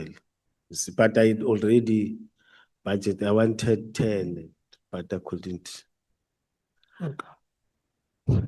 Honorable Breitenbach, who is the next person? Is it Honorable Kola Barnard or Honorable Chopper? Klopper. Okay. Thank you, Chair. Honorable Chopper, your time starts now. I like the DA speaks in one voice. Thank you, Chairperson, Commissioner. Happy, Chair. All right, are you ready? Yes. Thank you, Commissioner. I just want to find out, you are currently in suspension, correct? Yes, And are you receiving full pay while on suspension? yes, sir. When you were suspended in 2023, were you also receiving full pay? Yes, sir, yes. Collectively, how many months have you been on suspension so far? Just approximately? End of this month is going to be 6 months. 6 months collectively for both suspensions together, receiving full pay. Then in 2023, after your suspension, you were promoted.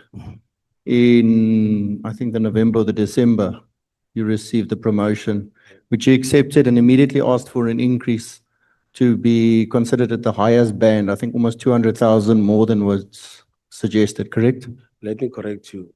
It was on the JDM 1, page 6 of the annexure. Let me correct you. We don't have promotions. They advertise, you apply. Okay, you applied for the post, you got the Not post. promotion, Okay, promoting, they identify- you got the post Yes. after being suspended previously in that year, I was suspended in the March. February, March, yes. Correct. Then And then after- when you got the promotion, you immediately requested to be considered the higher band. Yes, yes. That was roughly 200,000 more than what was. In fact, it was not even the higher. The one that I requested, I didn't achieve. I didn't get. Thank you. After, there's another letter. I said, Sorry, no, I accept what you're saying. So I've got very little time compared. Previously, some of the honorable members spoke about you having oversight over the drug units, taxi, hijacking, mining, VIP protection. And you oversaw these. Did you ever meet any of these alleged drug cartels, crime bosses, drug kingpins, any of these taxi mafia that, you hear of, the politicians that were involved in any illicit activities? Did you ever meet any of them? no. You met with Kat McClellan, correct? Yes. And he's implicated. He was being suggested by, I think it was General Kumalo, as being one of the big 5 cartel. Yes, Correct? I saw that. Yes, I saw that. You saw that allegation. So then you possibly have met with actually some of these cartel members. No, it's only Kate Matlala. Only Kat McClellan is one of Yes. them. I didn't know how to ask how many. No. I just said, have you met with any? You said some of them. Yes, any of them. No, But you met with Kat McClellan. Yes, only All right. Kat No, that's perfect. yes. And by that time, the thing of cartels was not there. He was the businessman responsible for this. I'm saying what he was alleged for. Now, Yeah, at the yes. moment, yes. So I'm saying you possibly have met with him. Did you ever meet Brown Mkhwanazi? No, Never. You've never communicated with any shape or form. I don't know him. Something that you spoke of earlier in your testimony is you spoke about your team that went shooting with the CAT VIP guys, and then they came back and telling you about this team that they were shooting with. Why did they think that information was valuable to you? Why did they come and report that to you? You didn't know Kat Mantlala whatsoever at the time. Why did your team think it was important to relay that information? No, earlier on, in terms of training, I said they're training with the guys who are coming from the task force. You see. the Okay, ones- so they just mentioned they were, and they work for CAT VIP, correct? So then, just after that, you spoke about walking into the clinic, still not knowing who Kat Matlala was, but you see his photo hanging on the wall and you made the link to what they said there. So you made that connection. I don't know how many months or Yes. days or weeks this was after that they told you this, Yeah, but that's stuck in your mind. Yeah, correct, you're correct. Why did it stick in your mind so clearly when you walked into this clinic, not knowing who Kat Matlala was, and you make the connection between this VIP protection and this picture hanging on the wall? Let me clarify this. 2020, they trained, they talk about these guys that are good, that are doing shootings and everything. 2021, they spoke about the intention to donate, and the cars belongs to the guy who owns VIP Cat Security, who's saving those guys. That is why I've said to the advocate in terms of they actually said, no, you will be covered. Okay, no, that's fine. You must understand, we got a version yesterday, a version last night, and another version this morning, and some more paperwork Oh, yes. at about 12:10. So, you also spoke previously about receiving payments from Kat Matlala, 20,000. You mentioned a number you couldn't exactly remember. So I'm not saying 20,000 on the dot. You spoke about another amount of around the 30. I couldn't hear the amount that you said. You weren't sure. The third, you don't remember. And then I don't know if this was included in these. You also got received the payment for the cows or money for the cow, it's- for a cow of a value No, of a certain amount. It's part of those monies. Okay, it's part of those monies. And when was this money given to you? Was it in a certain week, a certain month, or a certain year? Was it over separate I think- payments over how many months? I think in 2 months.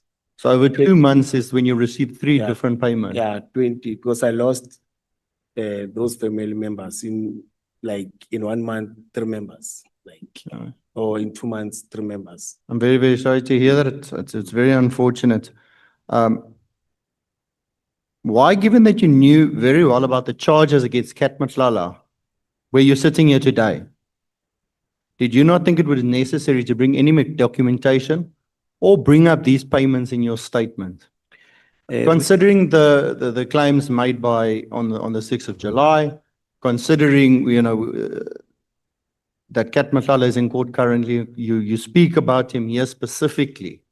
So why didn't you think any of that would have been important for us here today? Like me bringing documents. Yeah, well, like proof of the payments, mentioning that you received money from him. No. I mean, if you're talking about somebody that is a person of interest at the moment in South Africa, he's in many, many headlines. He's sat before this committee before. Why didn't you think it was important to mention payments from him? Yes. No, I was informed that you are having them. You are communicating, the Ad Hoc committee is communicating with Madlanga. Madlanga is saving those documents. So you thought Madlanga was going to give it to No, us? some of the documents that I'm having here, they're coming from Madlanga. I saw in terms of the numbering and everything. No, but I'm saying I don't have any payment. I don't know. Maybe I haven't seen it. Is it in the information we received any of the money you've got? Because I don't have it before me. Yeah, no, part of the bundle is from Madlanga. I So saw. the incomplete affidavit actually, because, Oh. or you're saying it's not important to inform us of those payments? Oh, now I get to it. Was supposed to be part of the affidavit. Well, I would consider, considering the person that he is and your connection to him. But we'll move on just due to time. The following that I want to speak about is allegations. I am not saying it is so. It's reported. It's alleged that you were part of a rogue unit in Meyerton at some factory. It wasn't within your boundaries. You can just answer yes or no. You don't have to give huge explanations. And apparently, and I say allegedly, you stole copper there. Is this true, yes or no? I've submitted the proof, the affidavit. It's not true. Okay, and Then then the case number of Mr. that Yaku Hanukum was the supervisor and the whistleblower. As I understand, he was killed in 2023. Is that correct? Do you know of that? And that's after the officers who were arrested were granted bail. Can I ask you, Yaku was a supervisor of which unit? Yaku didn't work for EMPD. No, I never said he was the supervisor for you. I said he exposed the operation at the workshop. I don't know about that. You don't know about that. Another allegation was accessory to murder in Brakpan. I've already answered that. No, but I'm asking you again. You say that's also not true. You weren't involved there, you weren't charged there, nothing. Just, as I said, yes or no is fine. I'm not a murderer. No, no, I'm saying you were alleged against you to accessory to murder. I never said you were a murderer. And I've also said that these are just allegations. That's why I'm querying. It says you were an accessory to murder. That was the allegations.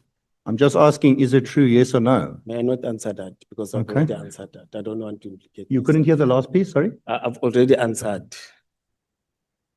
The memorandum of understanding was apparently forged, which actually created a working relationship between the EMPD and companies linked to Cat Mhlala.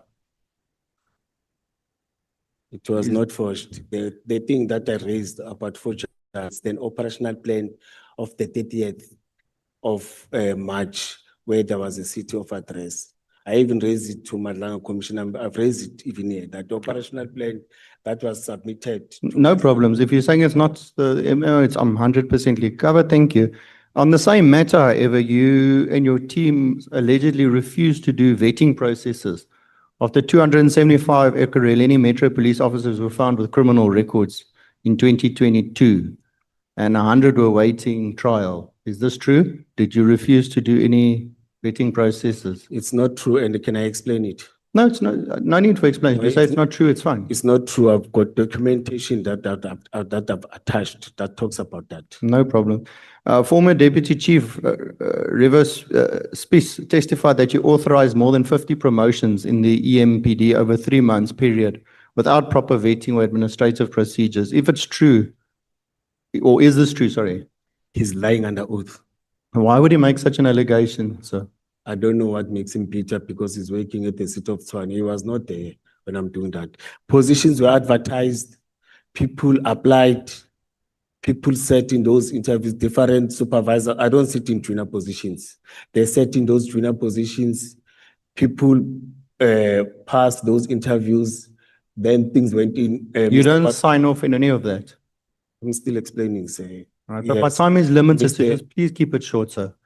I've literally got half the time of what other members have. Mr. Mapie signed for some. When I was acting from the 4th to the 17th of March, I signed some of them with the capacity as an acting chief of police. Okay, thank you. That's fine.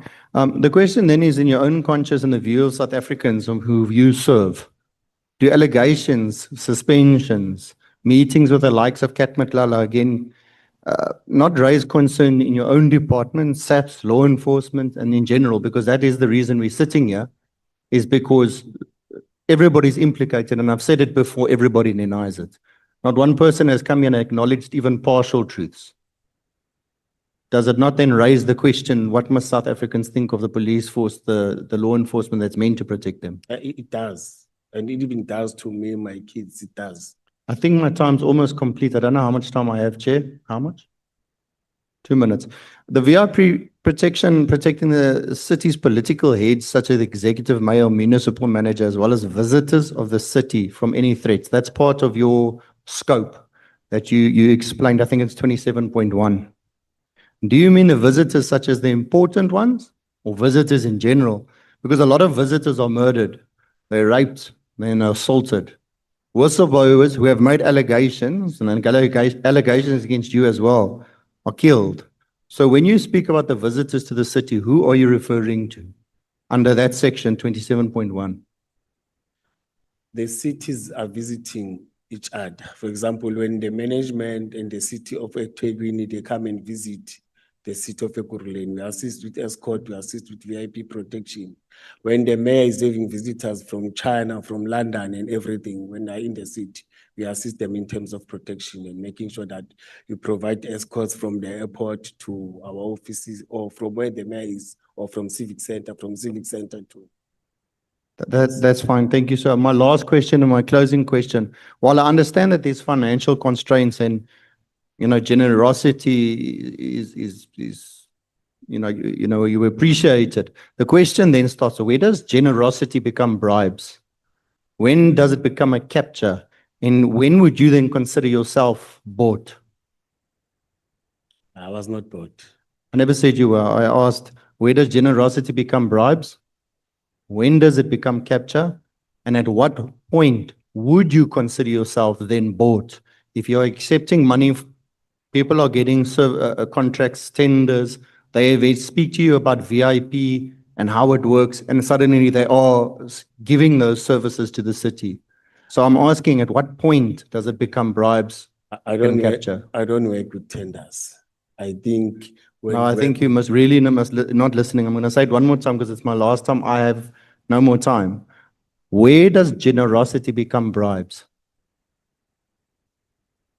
When we exchange in terms of tenders and everything. All right. you see. Thank you. Thank you very much, Commissioner, for your time. Thank you, Thank you. Chairperson. I'm done. Thank you so much, Honorable Hlopha Bangazita. Thank you, Honorable Chairperson. Kwale Nkosi. Yeah.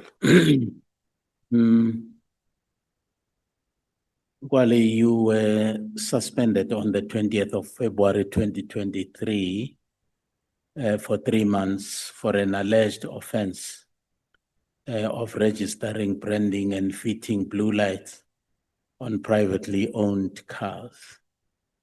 Whose vehicles were these? And also, how did this suspension actually end? May I start with the last one? It didn't end because now I'm suspended too for the second time for the same thing. And the I'm vehicles- coming to the second suspension. I'm talking Okay. about the It first took- one. It took 3 months. It's the policy says that it must only be for 3 months. After 3 months, you come back. But if there are investigations, they continue. But as I've said that there was no communication, I was not informed. Immediately when I came back to work. It is the cars that they claim that, or they allege that they were having blue lights, whereas they were not having blue lights, and they were branded. They were not branded. It's from Vusimatlala, the CAT VIP security. Don't you consider that an unfair labor practice to be suspended, to go and sit at home for 3 months for no reason? It is. But if you don't want to interfere with investigations, I think it is fair on the other hand. You see, Now, if nothing comes out of investigation, don't you think that in order to clean your name, you needed to challenge that? it was quiet, very quiet. You see, no one came to me. You are correct. You see, but I've said maybe they are still continuing because once you start dig, it's like you want to disturb investigations because investigations, they don't tell you about starting date and the second, like now, when you see this letter now, it says that there was something that was happening from Legal Incorporated and IP'd. You see, if I started, maybe it was a question of we are interfering with investigations because the main objective, the way I took it, that when I was suspended, it was for the question of me not to interfere. It was unfair. Probably that is why I mean, soon after the suspension was lifted, you got appointed to act in a number of senior positions. Was that not compensation for your No, it's not related. unfair, suspension? No, honorable ma'am, it's not that. The acting, it's after 2024, when I was the deputy chief of police. There was no one to act. I had to assume and take the responsibilities. And when you check again, it's for after the structure was approved, it was for the HOD, since we didn't have an HOD for community safety. In fact, excuse me, even now there's no HOD, they've not yet advertised for that position. Okay, Nkwale, and you were actually then finally appointed into your present position on the 1st of December, is that correct? Yes.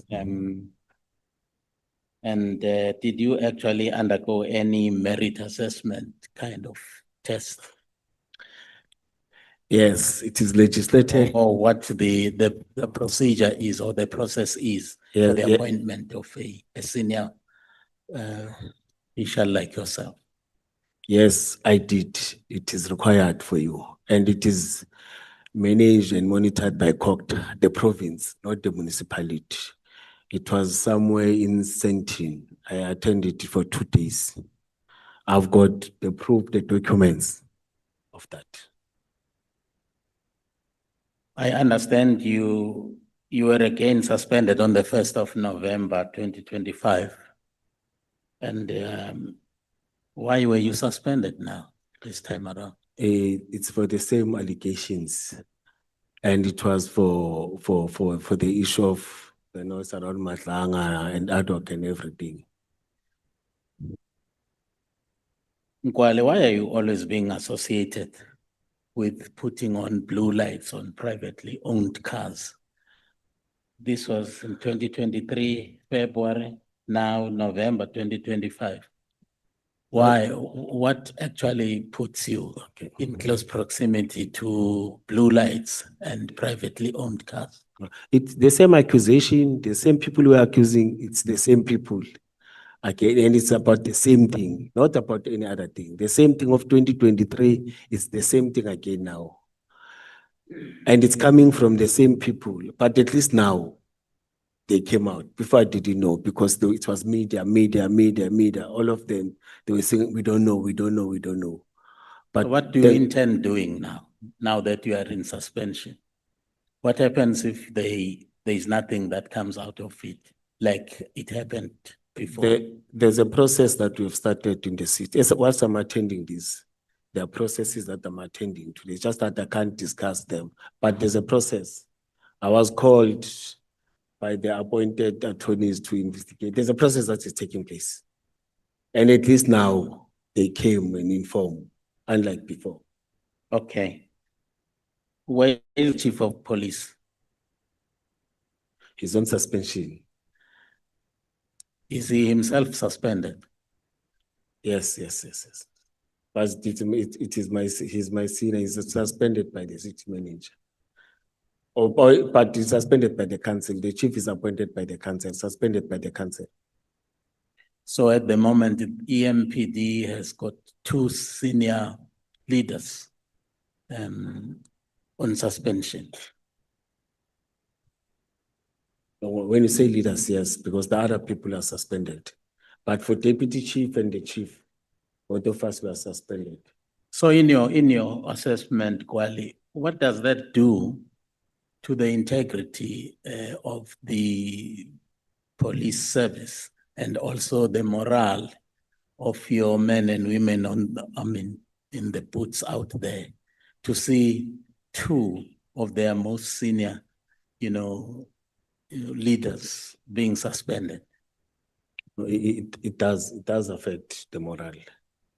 It does. You intend to actually repeat this kind of trust, because it affects also the community of Ekurhuleni, because it becomes a public matter. Now, how are you going to actually restore the confidence of the community out there in the crime prevention systems that you guys are actually operating? Are you saying personally or as the city?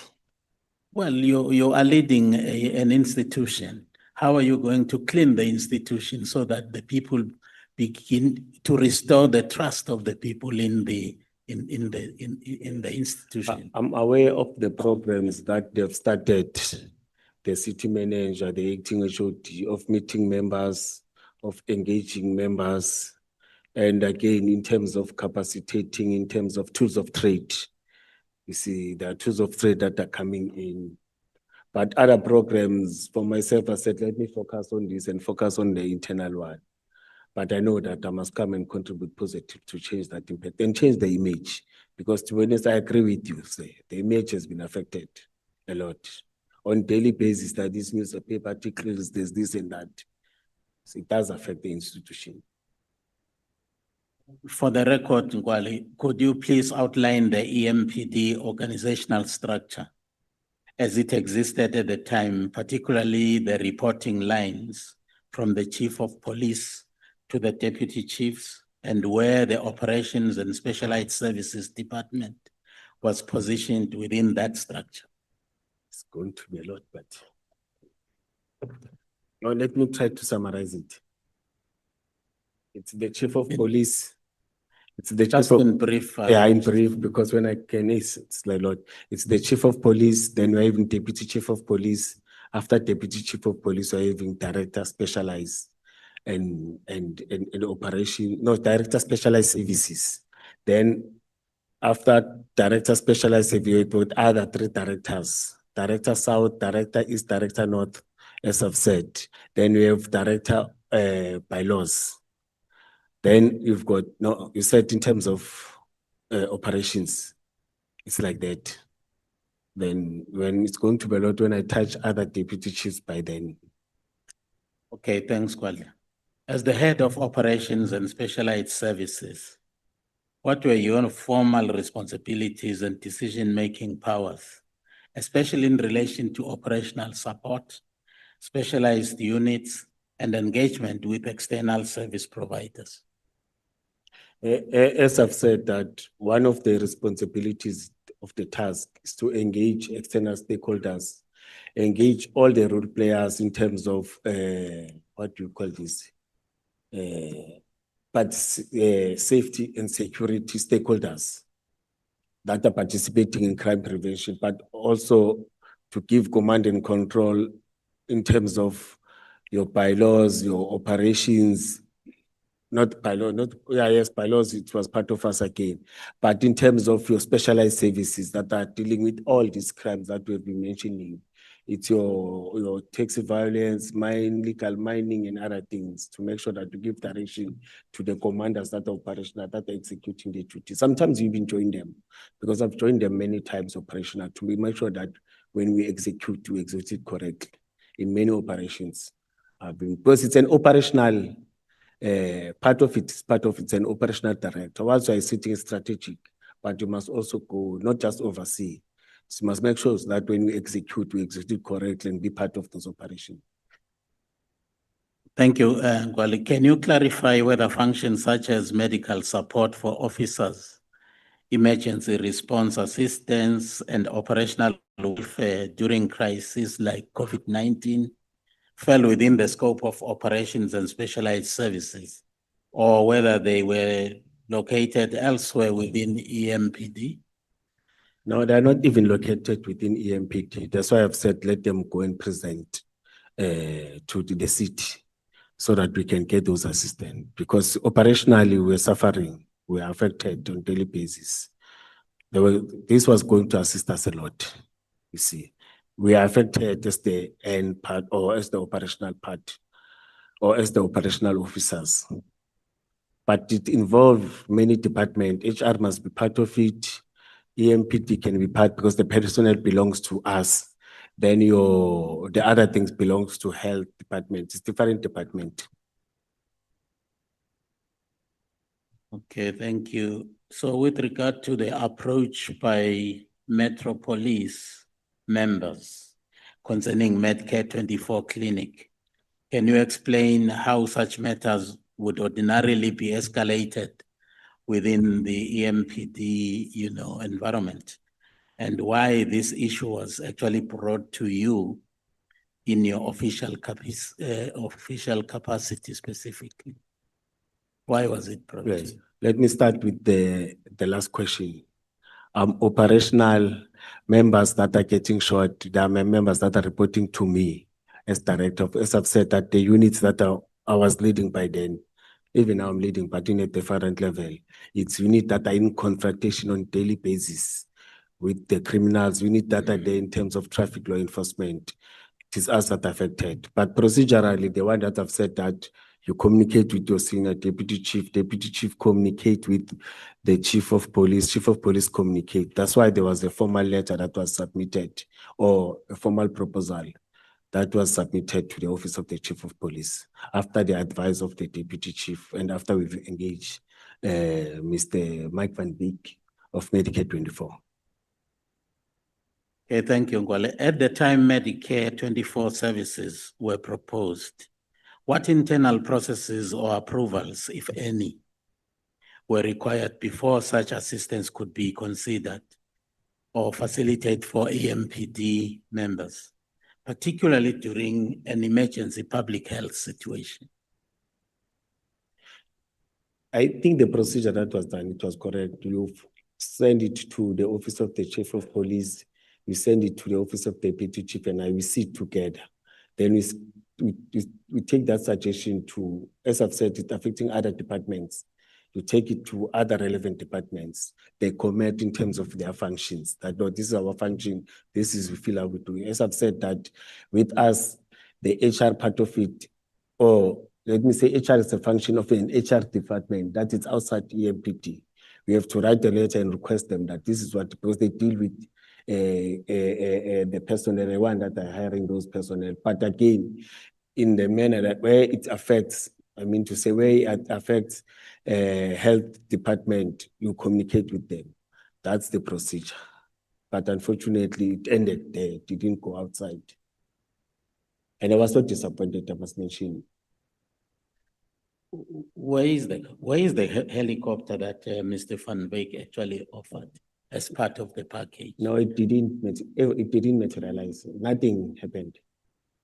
Is it not there? It's not there. What is this helicopter that is actually, which I see somewhere here in the package?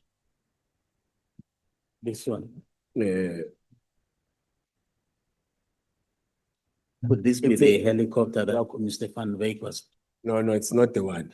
This one's donated, I don't know for what, to the office of the chief, office of the deputy chief, and it is branded. It's the one that I'm saying they didn't support this one, they didn't approve this one, but they stole that and worked with other people for this. So they stole the same idea that they didn't approve with me, but with others they approved, and they even marked it, because Mike Van Wyk didn't talk about marking. He was talking about theirs that is marked Medicare 24. That comes like your 911.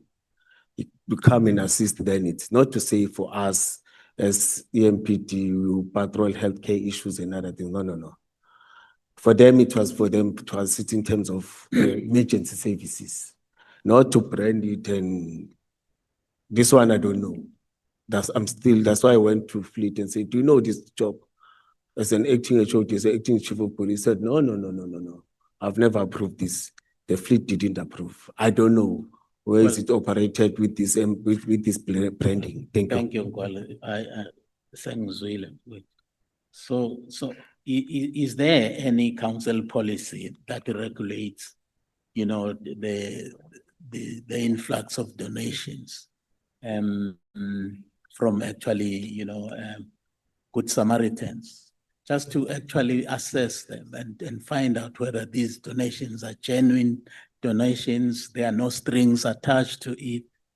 You are a public institution. You can't just be accepting donations without, vetting them, verifying and investigating whether these donations actually are indeed genuine. There are no strings attached that could actually, end up in you being actually,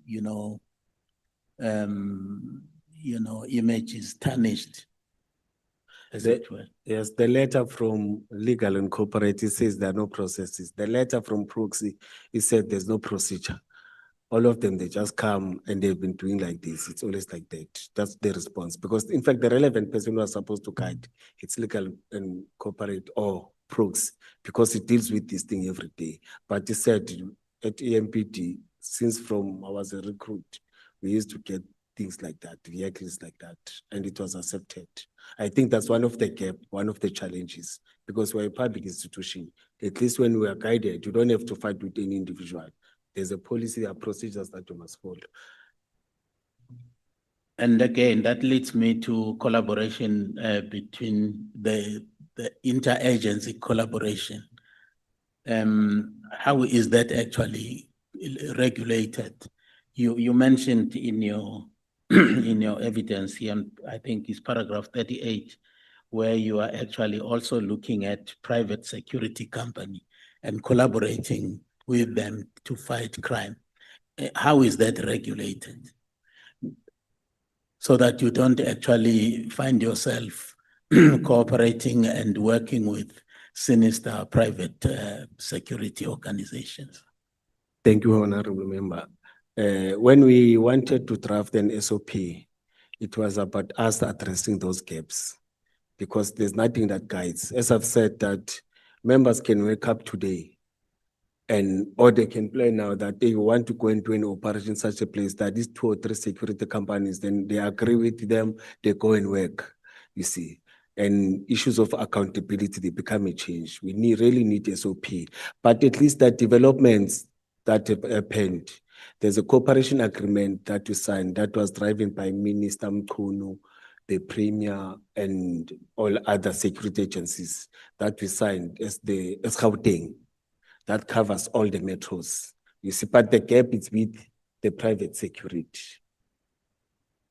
Thank you. You, on paragraph 48, the last 3 lines of that paragraph, you say, therefore, his interests, that is Matala, fell squarely within the scope of my responsibilities within EMPD.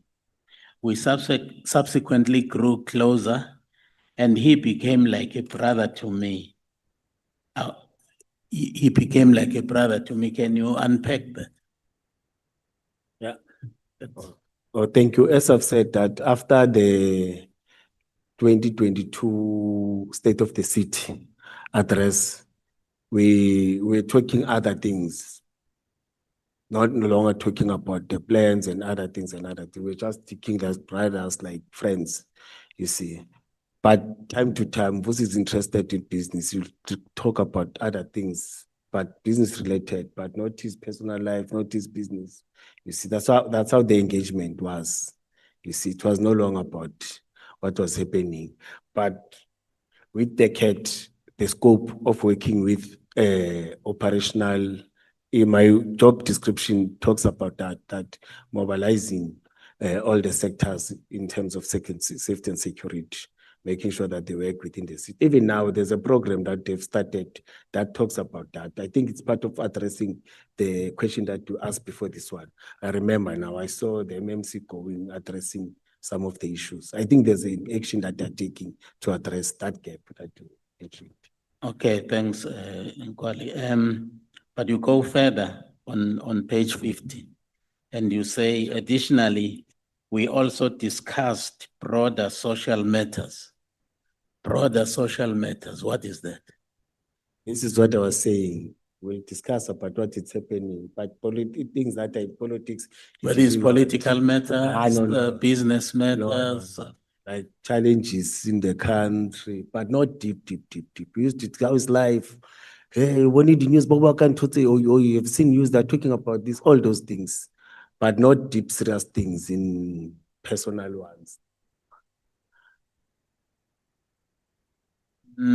You ended up teaming up with CAT VIP protection services during the, what is that, the state of the city address. Yes.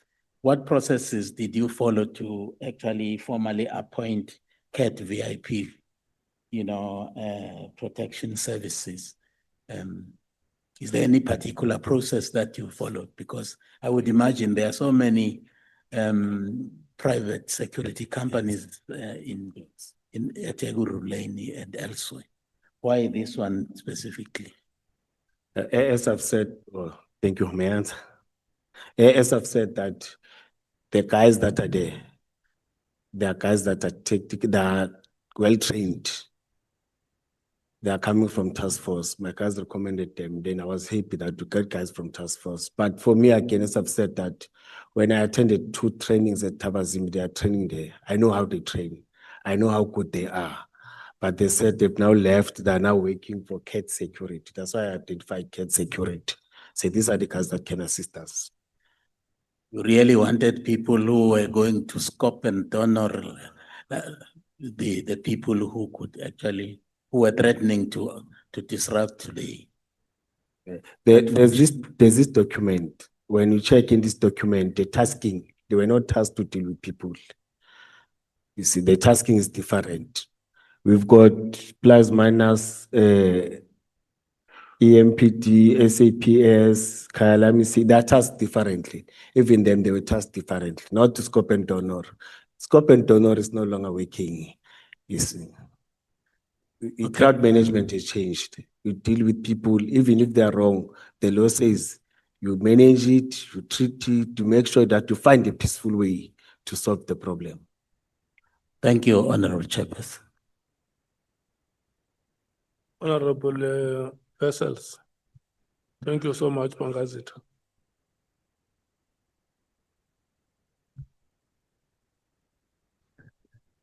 Thank you, Chairperson. Good evening, Mr. Mkhwanazi. Unfortunately, I am going to repeat a lot of questions that have been asked, as my time allows. So I asked you to, even if you have answered it, just answer it again. Because I am not very clear on a few matters that you have answered. Let's firstly go to the fact that you were wined and dined by Mr. Mklala. You received money from him. And then he made a lot of offers. You talk a lot about him wanting to assist, its donation of the vehicles. But let's be very clear and just answer this. His company did receive money from the Ekurhuleni Metro. Am I correct? No, they were not providing services for us to pay them. No. So they never received money. No, they At never all. provided any services. So this provision of security at the state of the city, they weren't paid for that. No. Okay. So they made proposals, also Medicare, Mr. Van Wyk, he made proposals, but it wasn't accepted. Those services that he offered, they were never service level agreements. Yes. Okay. So why would he wine and dine you? By that time, all these things, it was 2 years after all these things, or a year after all these things. It was just as I've said, we were communicating as brothers and whatnot, meeting and discussing. In fact, we became friends by that time, yes. But you were, as you also now explained, in control of certain units. The drug enforcement unit reported to you, am I correct? Yes. Okay. Did you ever discuss operations with Mr. Mklala? No. His interest is VIP and health, not any other things. You see. Never discussed any operation? Even if it's this guarding of properties, he'll tell, I don't have interest. A lot of work and what. His interest is about close protection and what is the business that he's doing, not any other things. Did you ever meet with King Mzwazi Msibi? I know. No. Never. Yeah, No meetings with him? No. I never did. Never, you sure? Yes. No. Okay. The one that they talk is staying in Pretoria. They're talking about, no, I never. Okay. I'm a Penny Plus. I stay around the Ekurhuleni, drive around the Ekurhuleni. These vehicles, if we can circle back to them, they were not in the possession, they were never delivered to the metro. Yes. That's your testimony. But you were very eager or earnest to get them registered. Why? I was very eager to get them donated, not registered. I wanted all the process to be financed so that we get the vehicles, we get the tools of trade. You see, even the process was very slow. I felt so demoralized that it's very slow. We need those vehicles. We need those vehicles operationally. Okay, Not just registration, all the processes to be finalized. Why was there frustration in the process? It wasn't approved. Why wasn't it approved? No, there was a conflict. They raised many issues, but they spoke to the proxy, not me, but he told me that they were fighting in your department, all these things. I don't want to be part of your battles. You see, I'm leaving the process. Then that's how it fell. Okay, but on your version, Mr. Mklala said to you, I have these vehicles, this fleet of VIP vehicles. I want to replace them, get new vehicles because they're costing me a lot of money, the maintenance thereof. Don't you think that was a reason why the powers that be at the metro said, no, we can't accept these vehicles? Because who's going to pay the maintenance? We can't afford new vehicles. Now we have to take vehicles on that's old, that's out of their service plans, and we have to pay for it.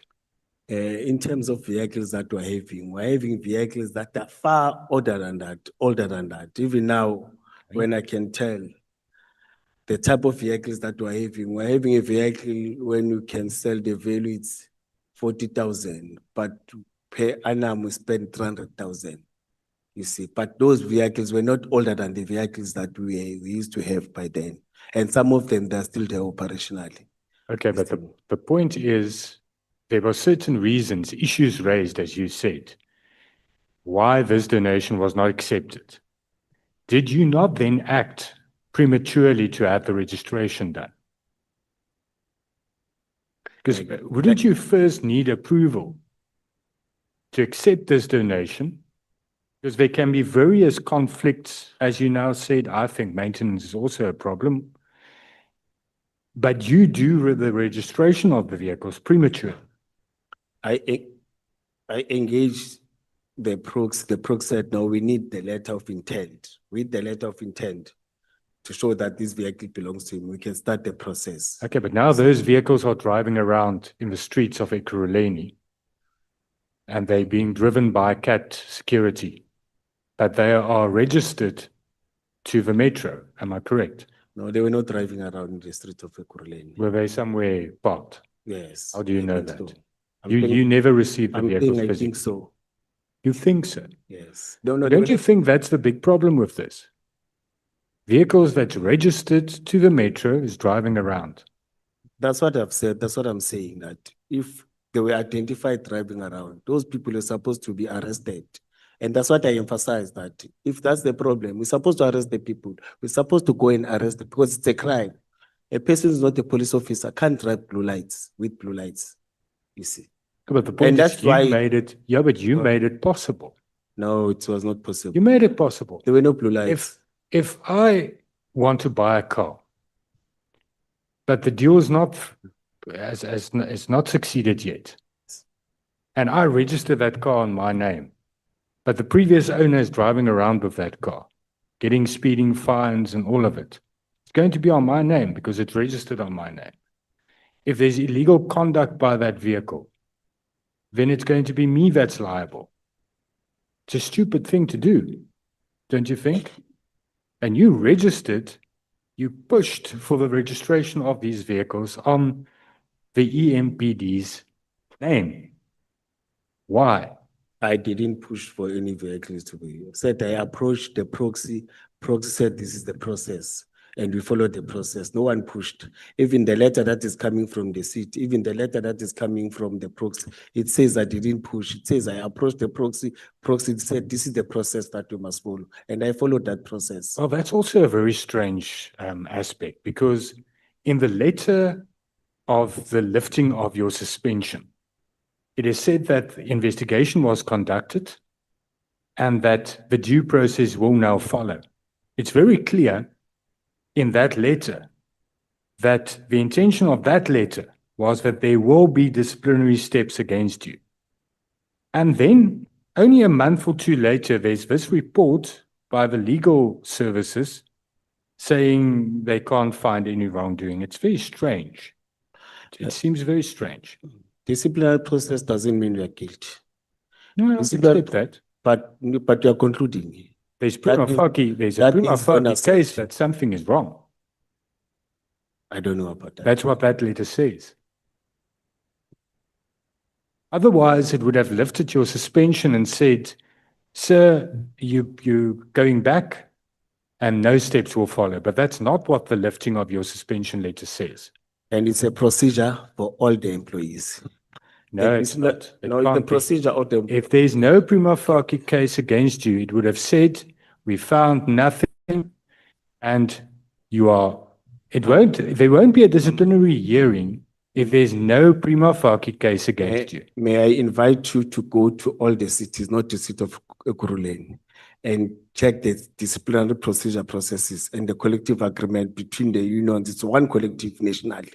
You see, it is outlining the processes that must be followed. So Whether there we are won't be a junior, disciplinary whether we are hearing if senior. there's no prima facie case. There won't. No, I didn't say, I'm saying there's no prima facie case. They said there's a case. Exactly. But the disciplinary procedure says after 3 months, you must come back, whether Exactly. whether it's finalized or not finalized. Exactly. And disciplinary procedure doesn't say you are guilty. Exactly. But lifting of the suspension does also say does not say that you're not guilty. But when you say but, you are changing the whole thing now. You said you understand, you accept. That means you don't accept. No, I do. Thank you, Chairperson. Nothing further. Thank you, sir.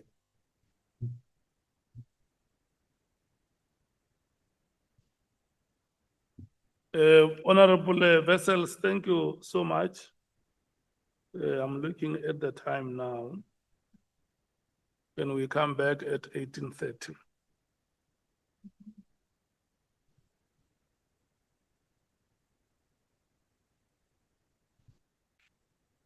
No, after Vessels is James.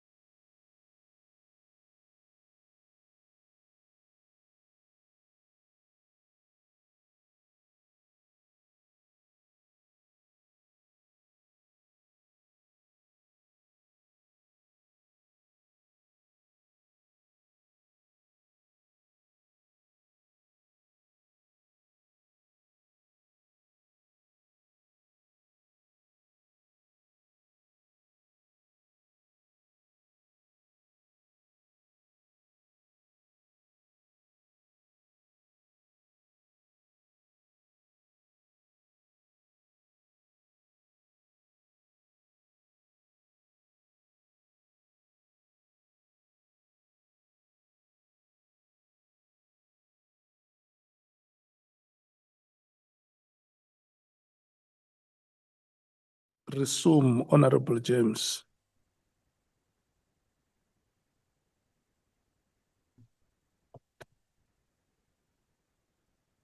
Thank you so much, Chair. Mr. Mkhwanazi, we've heard, we've seen, we've asked, we've done everything. There's nothing left to ask. Do you agree? You've answered the same questions twice, thrice. Do you agree with me? If you can please switch on the microphone and get it closer to your mouth. Maybe we've got other questions. Okay. And the No. repeating questions, we want to find the whole truth about and consistent about. No, I think we have the truth. I think we've Yes. gathered enough now. You mentioned earlier on, just to say this, you mentioned earlier on that this has had a very bad impact on your family and your kids. Am I right? And the community and the. And the surroundings. community and everyone. Is this why you moved out? No, I didn't move out. You're not staying with your girlfriend? No, No. I divorced long time ago. Oh, okay. Yes, now I'm still staying with my kids where I was staying 5 years ago. Oh, okay. Yes. Mr. Mkhwanazi, let's get to the business of today. Please, can you turn to page 3 of your witness statement? Read paragraphs 8.1 and 8.2 into the record for the committee. Paragraph. 8.1. I don't have much time, so.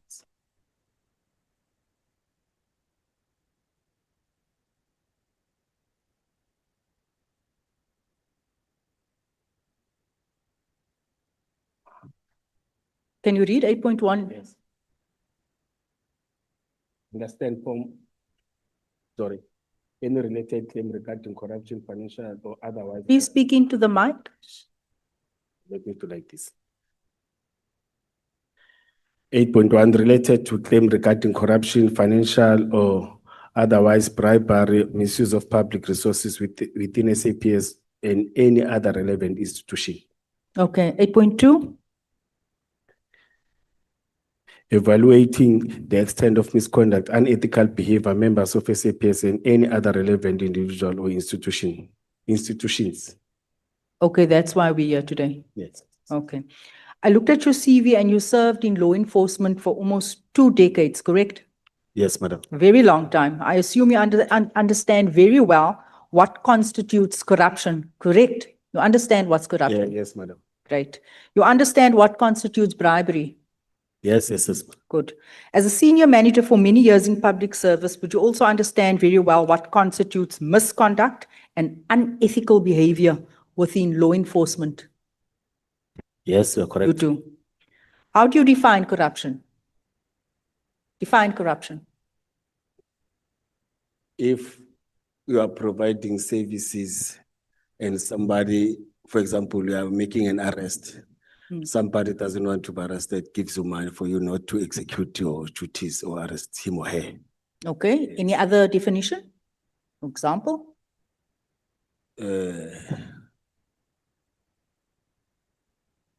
Taking money from a service provider that is supposed to provide services. Taking money from a And- service provider, that's yes. corruption. Okay. Yes. Unethical conduct? Can you describe what that means? Define it. To behave in an unacceptable manner. In an unacceptable manner Yes. that compromises the state. Am I right? Institution, yes. The institution. Yes. Okay. As a senior law enforcement officer, are you familiar with PRECA? What? PRECA. No, You've been in this position for 2 decades. Yes. Are you familiar with PRECA? no. You're not familiar? Yes. Okay. That is the Prevention and Combating of Corrupt Activities Act. That's what guides us. That's what helps us identifying corruption and how we need to deal with it in this country. That's the legislation. Are you aware that PRECA is the principal anti-corruption legislation in the country and that it criminalizes, I'm going to teach you something today, it criminalizes the giving, receiving, or accepting of gratification in order to influence conduct. You don't have to write it I'm down. waiting, no. Okay. I must read it after. Would you like for me to summarize how PRECA defines corruption, just for your benefit? Set your press time, I will read it. Okay, I'm going to ask, Jay, can you give him a copy through your chair, please? Can we just give the witness a copy of the act? Jay? I can Google it. No, it's fine. We have a hard copy here for you. Is it fine?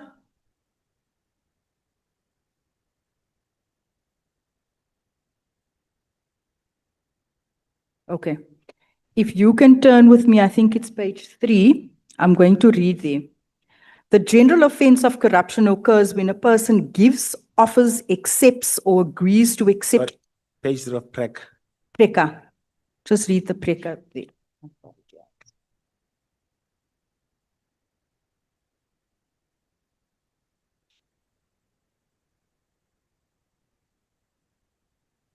I think it's under point 3, part 2. General offense of corruption.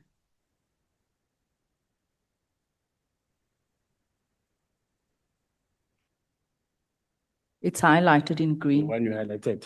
Yeah. Okay. The general offense of corruption occurs when a person gives, offers, accepts, or agrees to accept any form of gratification directly or indirectly for themselves or someone else in order to influence conduct. Do you understand that? I see you writing. I'm with you. This includes acting, influencing another to act in a way that is illegal, dishonest, unauthorized, biased, or involves the misuse of information, constitutes an abuse of authority, breach of trust, or violation of legal duties or rules, is intended to achieve an unjustified outcome, or otherwise amounts to an improper or unauthorized inducement to act or refrain from acting. Do you understand that? Yes. Okay. You have described yourself as an honest person with integrity. You said earlier on, I was not bought. So I want to move to your relationship with Mr. Matlala. Mr. Matlala is a close friend, correct? He was a close friend. It's also that booty relationship that everyone comes here, says they found a brother in a criminal. Also, you also found a brother in a criminal. By that time, he was not. Yeah, but Arrested. everyone found brothers in Kat Matlala, or yesterday, Mr. McBride also found a brother in Jackie Salibi. So he was a brother to you Before all these things. before all these things. And as I explained that 2020, 2021, 2022, there was no involvement in all these things. Noises, no. Nothing. Yes, Despite being in that position for over 24 years, you didn't find anything, you didn't check to profile him, nothing. No, as I've said, that the profiling raised the issue of shoplifting. Excuse me? As I've said, in fact, you even raised it to him when you were with him. He said to you, it was the issue of shoplifting that we found. You see, any other things we didn't get. So it was okay to Because- do business with someone who's shoplifting, No, long ago. It was done whilst he was still young, growing. growing up. Yes. There was nothing else, no other Anything- records. No, I didn't have. No, I didn't have. Remember, Did you profile him? I can't enter to SAPS. We don't have those systems. But you can request.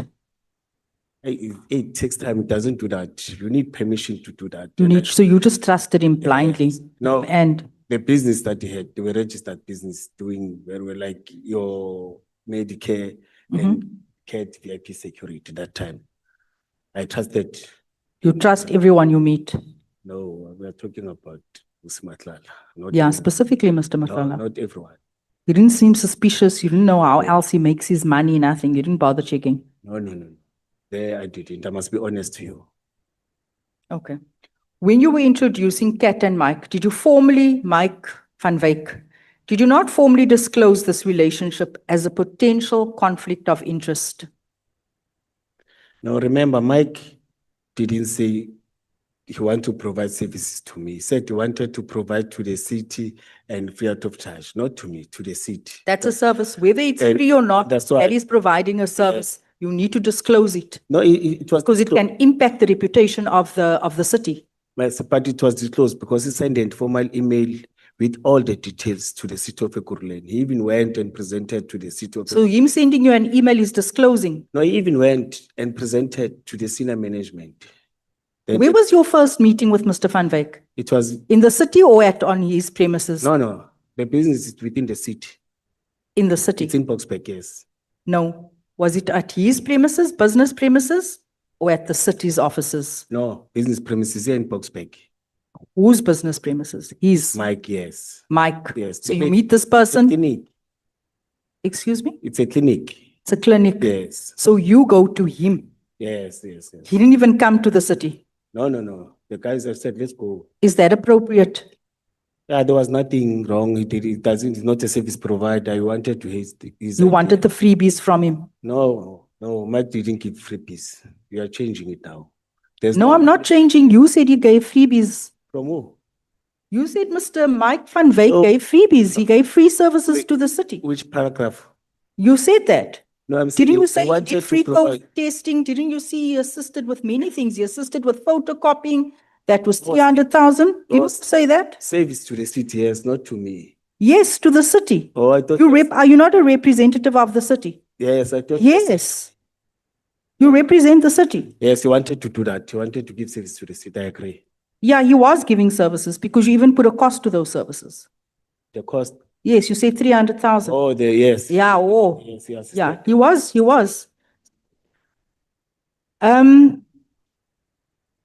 When you were introducing Kat and Mike, did you formally disclose this relationship as a potential conflict of interest?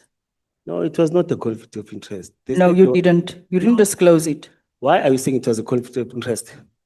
because he was providing services. To who? You were meeting him privately. To who? Who do you represent? The city. To the city, yes. It's Yes. not a conflict of interest. That's what I've answered earlier on. It's not a conflict of interest. If someone wants to provide the service to the city, where's the conflict? of- So you are attaching yourself from the city No, now. I'm not detaching that. You just said I was representing the city. It was not personal. Conflict of interest when I benefit for myself in those services. I didn't benefit from myself in those services. You didn't benefit. No. From Mike, I didn't benefit. From those services that they provided, I didn't benefit anything. And I told you that I had COVID before. But, It was just I but, came out of but COVID. sir, you just earlier on said that you declared money to the council. You said you got approximately 2130. That isn't benefiting. You don't see that. I just read the Preka Act to It you was- now. You don't see that as benefiting. It was after 4 years where there was nothing anymore. There was no relation, there was nothing anymore with the city. As I've said that his intention, it was to provide the services of the job, of the effective emergency services. The other one was to get the people to work with us in terms of all of them, they didn't materials. Then 3 years, 4 years, we continued as normal friends. Ek dink nie jy verstaan die bil so lekker nie. Sorry? Did you disclose the money that you received? Did you disclose the money you received was from Mr. Matlala, who you were parading around and introducing to officials as a service provider? When you declared it, did you say who it's from? Your statement, I didn't parade Mr. Matlala. Let's correct Oh, that. what do you mean you didn't parade him around? You Said were I was introducing him. Parading and introduce two different things. Parading is to go around taking, this is the one to come and meet. There are two different terms, madam. I can't agree with that. Okay, so you were introducing him to your seniors and Yes. connecting him. No, it was not connection. It wasn't It was connection, making a planning for state of the city. but you initiated all of this. Yes. for You planning opened the services. door, you rolled out the red carpet. Had it not been for that first meeting between yourself and Mike van Wyk, Kat Matlala wouldn't have found his fingers into the city. Am I correct? That you opened the door to all of this? He provided You were the first one who engaged him. not all of this. Let us correct it. He provided service once. The state of the city, it was nothing and nothing happened. You are talking as if he was providing service in different things You opened the door to him. for state of the city. Yes, you opened the door. The Yes. fact remains you opened the door. For the state You of rolled out the city. red carpet for Mr. Matlala. I'm And not, everything else followed. I don't work with carpets, madam. Let's correct it. Mr. Mkhwanazi, you've been working for almost 2 decades for the city, right? When did your problem start in terms of suspensions? 2022 When did you meet Kat and Mike? in that year, Ah. 2021. So when did your problem start? When did your first suspension start? You had no problems before you met these 2020. characters. Yeah, 2021, am I correct? Your problem started with the two of them. No, not with, Vusimatla. With Mike, there was nothing. It started with Cat. Yes. That's where your problem started. That's where our country's problem started. You opened up the door. I opened up the door for the problems of the country. That's what you're saying. So while you were accepting, you're not going to question me. So while you were accepting money from Mr. Matlala and his associates were granted access, because this is the fact of the matter, were granted access to blue lights. They had their vehicles incorporated into EMPD fleet and were effectively afforded law enforcement privileges, correct? May I not answer that because I've already answered it. You're not going to answer it. I've answered it and you were part of it. Now we are changing the whole thing. If you want to believe it, I can't change. It's in your mind, it's in you. I can't do it. I've tried to explain it many times, but I can tell you don't want to believe that. Don't get And I'm telling you arrogant. facts, and I'm telling you facts what has happened. Don't get arrogant, because you know what am I reminded of now? and that- I am reminded of the young lady that was reinstated. What was her name? Kelebogile Tepa. Do you remember her? Yes, Do you remember how she was crying? Do you remember what she went through? Do you recall her testimony it's to lies. Madlanga? It's lies.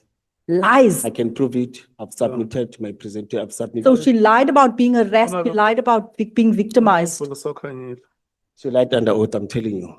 there are times. She lied under oath. Yes, yes. And I can prove it, and I'm going to prove it. Thank you very much. No ways. Chair. No, if there is a mistake, it must be on your part. You can consult Honorable Top and Honorable Vessel. May we proceed, Honorable Sokanyile?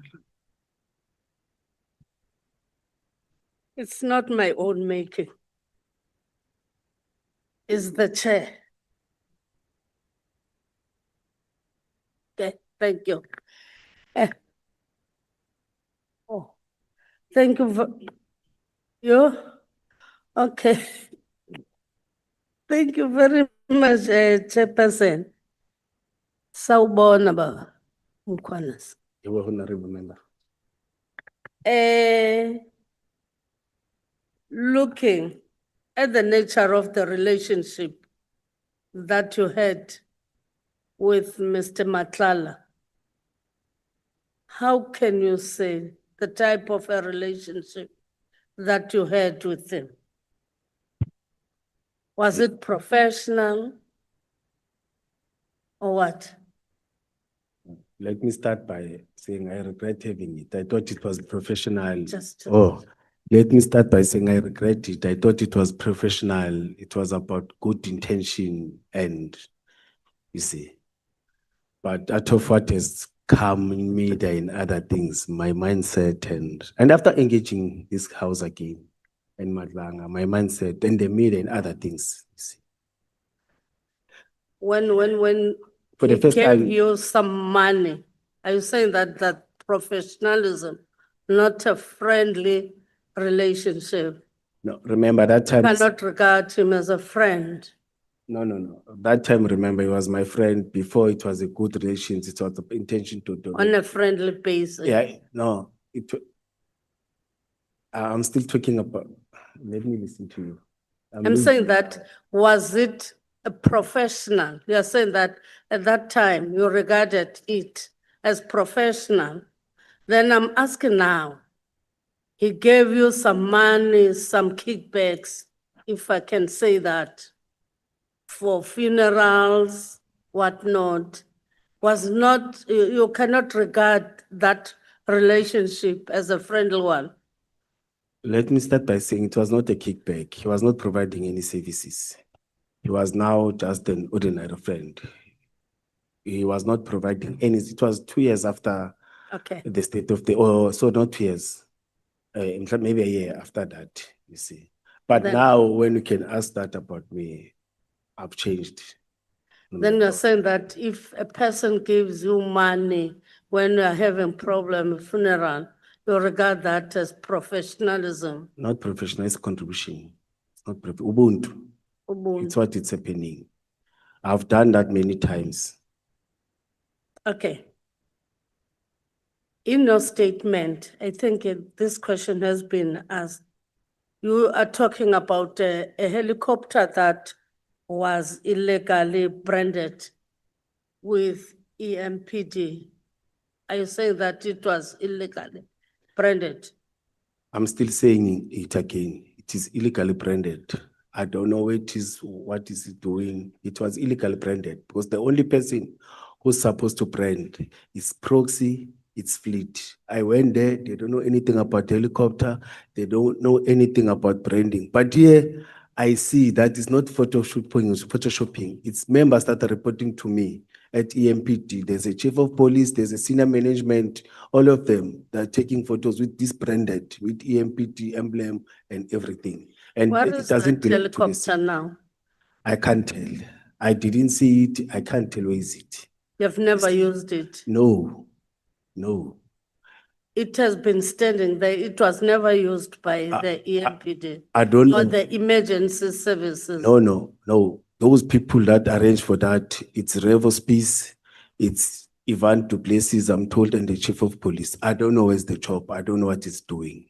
Okay. And it was wrongly branded. It is illegal, let me say so. It was branded illegal, and the intention, I don't know.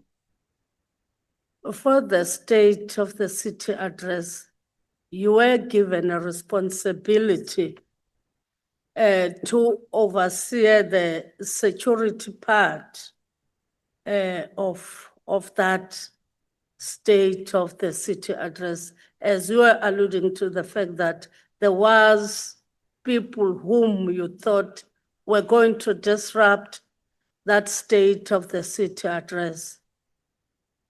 And now,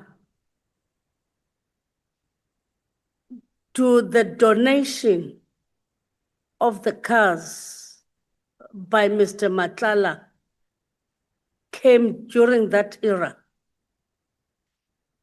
of the state of the city address. No, it was in October. No, it was before that. Let me say so. I'm not sure about the exact month. Because the state of the city address, it was on the 30th of April. Yes, 30th Then March. when did It was the donation came? 2021. Oh, Yes, 2021. yes. Then during your security plan or the operational plan, you talked about the task force of Mr. Matlala, and you are saying that these are former policemen. Why didn't you talk with Lieutenant General Mkhwanazi about assisting with the task force if it wanted people who were from the task team of General Mkhwanazi? Because in your statement, you put it clearly that even your team wanted the people from the task team of Lieutenant General Mkhwanazi. Why didn't you talk on because you are on the same security force? Then why didn't you have an engagement with him instead of going to your friend, Mr. Matlala? Man, we needed members of VIP protection, not people who will provide task force. That's how we went to VUS, because his members, yes, they were trained by task force of SAPS, but now they are providing VIP protection. Secondly, when you want support, especially like this elite unit, don't talk to provinces. They're responsible direct, they're talking direct to the national commissioner. And it was a local thing. I thought we could manage with the support of those that I'm having.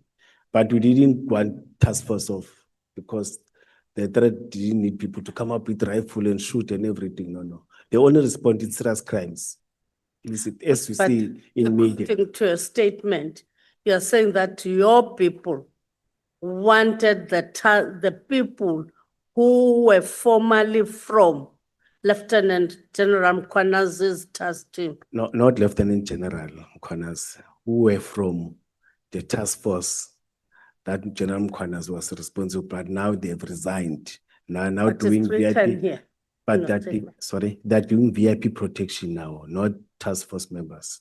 It's for- better you remove that Okay, thank you. because it will seem as if you wanted the people from there. Now they've resigned, you want to use them, they're in Mr. Matlala. Oh, thank you, I will change that. Then, who was, it's Christine. In terms of the line of duty with you, regard to you. I think he's at the same level, but another department. He's responsible for all the fleet of the city. He's the one that buys, when we're having a vote number that we're having 10 million, you need 20 cars. It's him who does that. He knows the type of cars that you must buy. He knows the government departments that work with. He works with service providers. As departments don't enter anywhere. In terms of registration of vehicles, it's him. In terms of branding and other things, anything that has to do with vehicles, fixing, mechanical and other things, it is him. Ours is to drive. When we're having challenges to park there, you call the towing, city towing, they tow the car, they give it to him. Any branding, anything, he's the one that empowered for the whole city. Then if you see a fleet within the city, you can't engage him about what is this, for instance, the helicopter. Why don't you go and engage him about the helicopter? Because he assisted you, in fact, about not agreeing to the donation because he said he won't fluctuate the processes in registration of the donation. He didn't agree. Yes, he agreed. Let me explain the issue. The issue of the helicopter is not me who registered the helicopter. I even went to him and said, do you know about this helicopter? He said, no. Do you know who registered this helicopter? He said, no.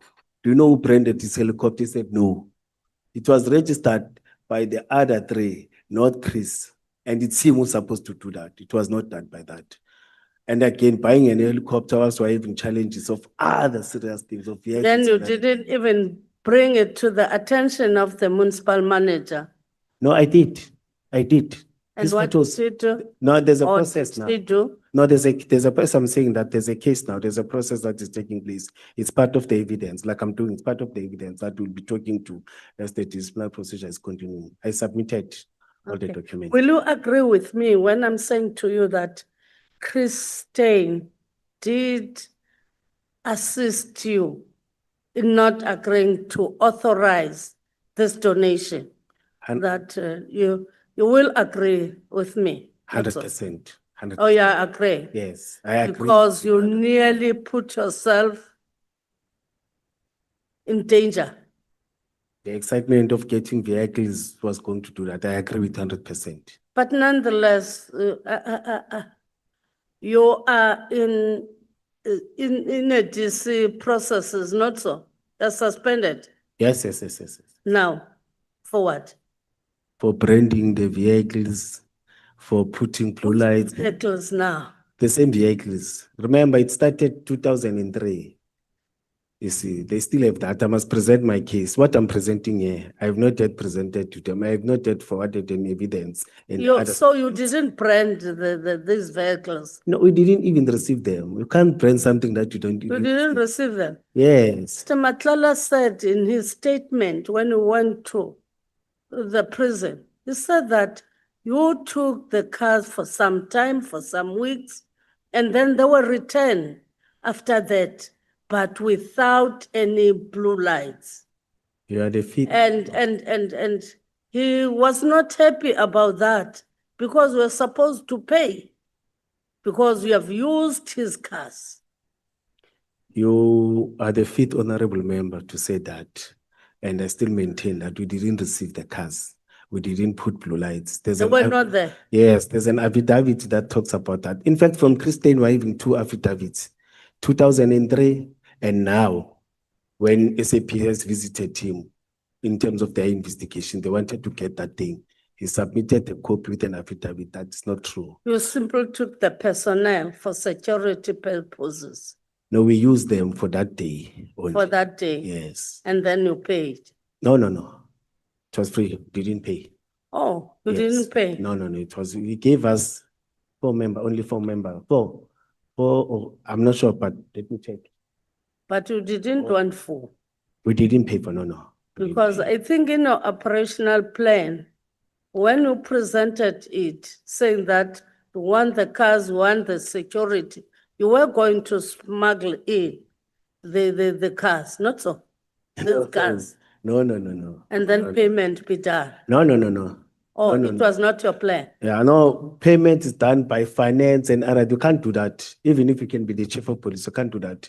It's a different department that deals with finance and it's a long procedure. Even if you like, you can't do that. As the head of department of operations or head of department of waste and other thing, you can't do that. There's a procurement, there's another system, you can't. Our system, it's not So like. even the personnel, these 4 people, they were donated for security purposes No, for that day, yes. for that day? No, it was not 4. I've corrected it. There were 8. There were 8, madam. I don't want to have the wrong figures. The correct figures. They were not for that day? They were only for that day, yes. Okay, thank you, Chair. Pass the microphone to Honorable Noor. Thank you so much, Chair. Good evening, JD. Good evening, honorable member. Tell me, in your knowledge, how many protectors does your friend and brother Maltlala have? I can't tell. Every time when I'm meeting him, he was driving alone with his private vehicle, and these different colored VIP protectors. Do you know that he is on record in this committee saying that he has got 16 bodyguards? Yes, I saw that in media. Which, in a nutshell, that means he is driven in a convoy. I don't think he's driving. Maybe 16 who are working for him. No. Says he has got 16 bodyguards. Those And protectors? Protectors, yes. And Yes. 8 of which are from the state, the defense force, and 1 of which is from the special task force. Yes, I know that my members told me that some of them are coming from defense. So he's donated, or there was an intention to donate 5 cars to 4 cars. Yes. To Egu The state of Ekurhuleni, yes. He is on free and voluntary basis borrowed the city a helicopter without any charge. No, it's not him. So I don't know who donated. It's not Vusi. I don't know who did they communicate with. You see, because when I was suspended, I was still checking who are these people who branded this thing. It's not him. They did it with their own. They stole the idea of Mike, the idea of Vusi, but they did it with their own people, a certain company and everything. But I think we can track it because that helicopter is having a name and a certain number. With Vusi, it's a different story. It was 4 cars, not a chopper. no, Yes. no. Check your page 99 of your bundle of your bundles. The letter from Ket Vusumzi Matlala, paragraph 4 of the letter says, in addition to the donation, Ket VIP intends to lend the EMPD a helicopter to fly for a maximum of 2 hours per month, which will aid them to gain an aerial view of the city during their operations. There you are correct. I'm saying it's not him who donated. They stole the idea and did it with someone else. Yeah, but the point is he availed his helicopter for the usage of the city, free of charge.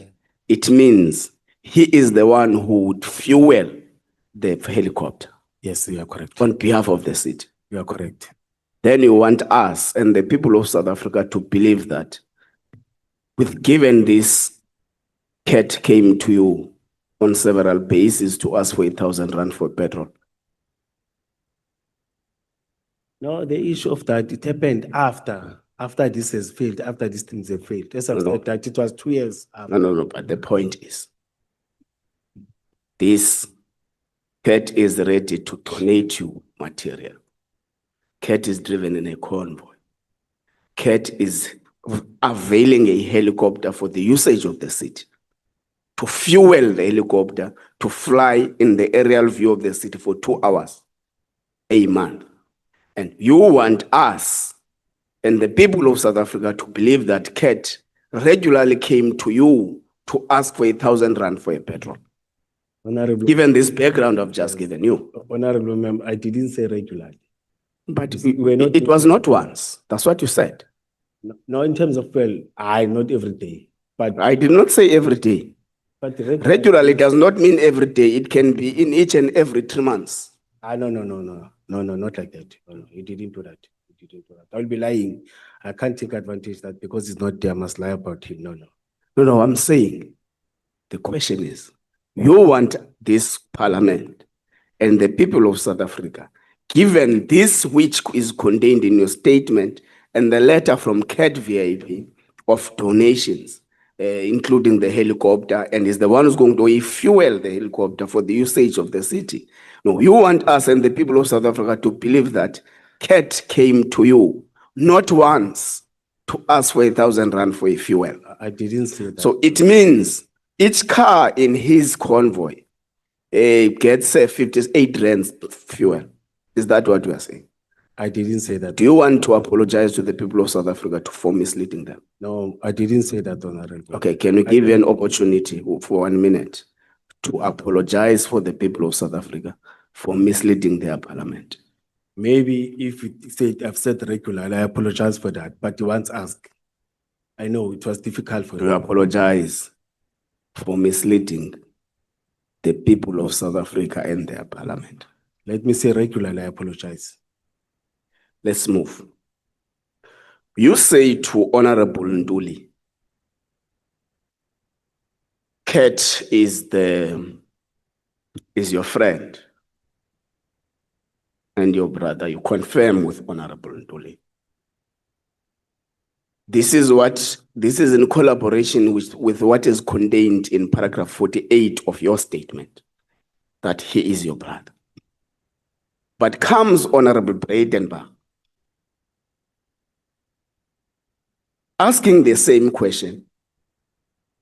You say no, he is no longer your friend. You even make an example that even those who grow up together do not become friends forever at some times. Isn't that confusing? As I've clarified, there was a communication breakdown from 2023 up until his arrest. Maybe we'll talk once. No friends, they talk, but that time we even phone calls, we're no longer talking. There was a gap. Mr. Mkhwanazi, There was no friendship. you wrote this statement in December 2025. Can I read it so that you can understand? I've said Read what? I'm not talking about what you wrote. Oh, I'm talking about what we have told Honorable Nduli and compare it with what we have told Honorable Breitenbach. When did evidence leaders consult you to write the statement? yesterday. Yesterday? Yes.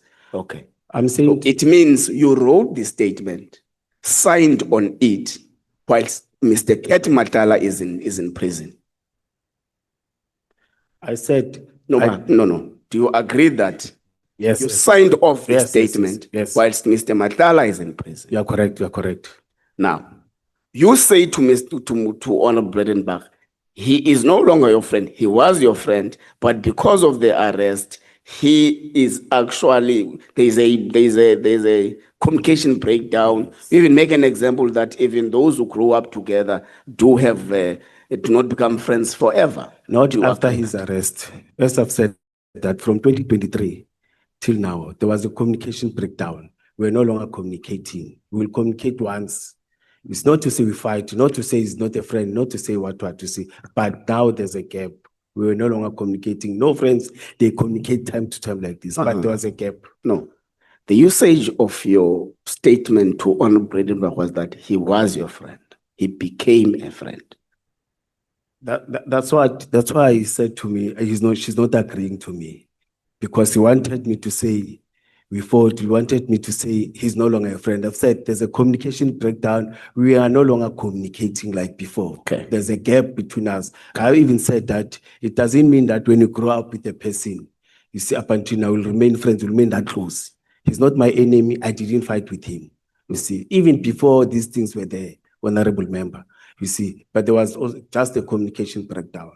That's why he even said to you, Yes. to this house, he Yes. was my friend. He said that. I'm following up on this thing because you gave two contradicting responses to one question.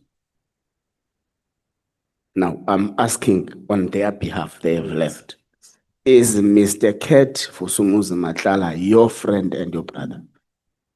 No, he was my friend and my brother. We didn't fight. That's okay. Yes. We are not enemies. No, wait. We are not enemies. You are saying he was. Yes. Underline was. Yes. It means he is no longer your friend. Yes, we are no longer. Yeah. You see, we are going back to what Honorable Bredenbach was talking about. When did you write this statement? Yesterday. Yesterday. And today. And you say in this statement yesterday that he is like a brother and a friend. Now, can I read the Now, statement? today you say, Honorable member, you are changing the statement. okay, We are changing. what does it say? I said, once I met him, I talk about the past. He was very close. We were No, communicating. there's no such a thing. But the statement says Let's go to paragraph 48. But the statement says so. Let's go to paragraph 48. Read that Yes. paragraph. Once I met him, page 48, once I met him, once I met him, we developed a professional rapport similar to collegial interaction I maintain with others in security and agencies. Whilst Mr. Matala is co-director at Medicare, he also owns security company, CAT VIP Security. Our communication initially began on common ground. Yeah. Yes, Move yes, on. I'm doing that. Yeah, I'm doing that. yeah, move on. Yes. Our shared responsibilities within broader community safety environment, where collaboration is essential to effective safeguard communities, principal provincial personnel at the time of meeting, I occupied the position of Director Specialized Services. Therefore, his interests fell squarely within the scope of responsibilities within. We subsequently grew closer and became like brothers to me. I will elaborate. No, You see? don't elaborate. The The statement says does so. not lead. No, the statement it's says fine. so. Let's leave it there. Here you are making a scenario of how did he become a brother and a friend. This statement you have just read now does not say that he's a former friend. Do you agree? You are interpreting. It talks about the past. Yes, The because past and former. yeah, because the you can't do friendship in the future. I'm meeting you today. Tomorrow this will be a past. So you are giving us an account of how he became a friend and a brother to you. So it's a past, I agree. And it's also. It does not say that he's a former friend. And you signed off this thing yesterday. Yes, but can I talk to this? Okay. And it doesn't also say we are still friends. He has spoken to this committee and said he was my friend. And I'm also confirming that there's a communication breakdown. We didn't communicate anymore for the past 2 years or 3 years. Where do you It's get not- this? He was my friend, but No, he said not it. here in He the said state. in this committee. Kat said it in this committee. Cat? Yes, Kat Matlala, he said it. Hmm. Let me repeat it. Advocate asked him, do you know Julius Mkhwanazi? He said, yes, he was my friend. And it is recorded in this house. And you were part of that meeting, honorable member, remember? Did you see me then? Yes. Even though I was busy with Malanga, but I happened to watch that part of it. Okay. Let's take down to witness D. You say you were part of that operation, but you don't know witness D. I was not part of the operation. We're not part of the Yes. It's under investigations. And when I talk like this, I'm having challenges. But I must, Okay. let me respond so that will be clear. The operation started according to witness day. The operation started 8 o'clock. I was called the early hours of the morning, around 2:02, to respond to the success when I was called by Yako, I forgot the surname. I was not part of the operation. The operation started 8 p.m., 2000, let me say 2000 hours. I only arrived there for 5 minutes. Then because the operation was there. In fact, But did people you go to respected the me. crime scene? Yes, I went there. Did you go before or after the fact? I don't know about the fact. I don't know before, I don't know So you about don't know what happened in Yes. case you were there. Yes, I was standing outside and I was, it's under investigations and I will, but I was not part of the operation. Let me say so, Honorable. What were you doing there? I was called for the success. You see, that's how I responded. I always respond to successes when my members call me. But or to say what success, happened, Commissioner Mkhwanazi? like achieving fire, like when you arrest for firearms, discovering of goods, many things. When So police it got means you something- receive a report after an operation. No, that no, you have successfully executed the operation. I'm not a police officer. Yeah, I'm worried when I'm responding. It's under investigation. Please, may I not? You'll get the report from officers. No, that's fine. Because it's sensitive to me and it's gave me bad publicity that I made that. Yeah, but also if you confirm to be there to receive a success, however you put it, it is, I don't know. And these things happened there. You're supposed to be aware of that. No one informed me about that. I was only informed by IPT when they say, hey, there's these allegations. But in his statement, I've said it. He even said, sorry to point the finger, in his statement, he even said, I don't know that person, or I don't know Mr. Mkhwanazi.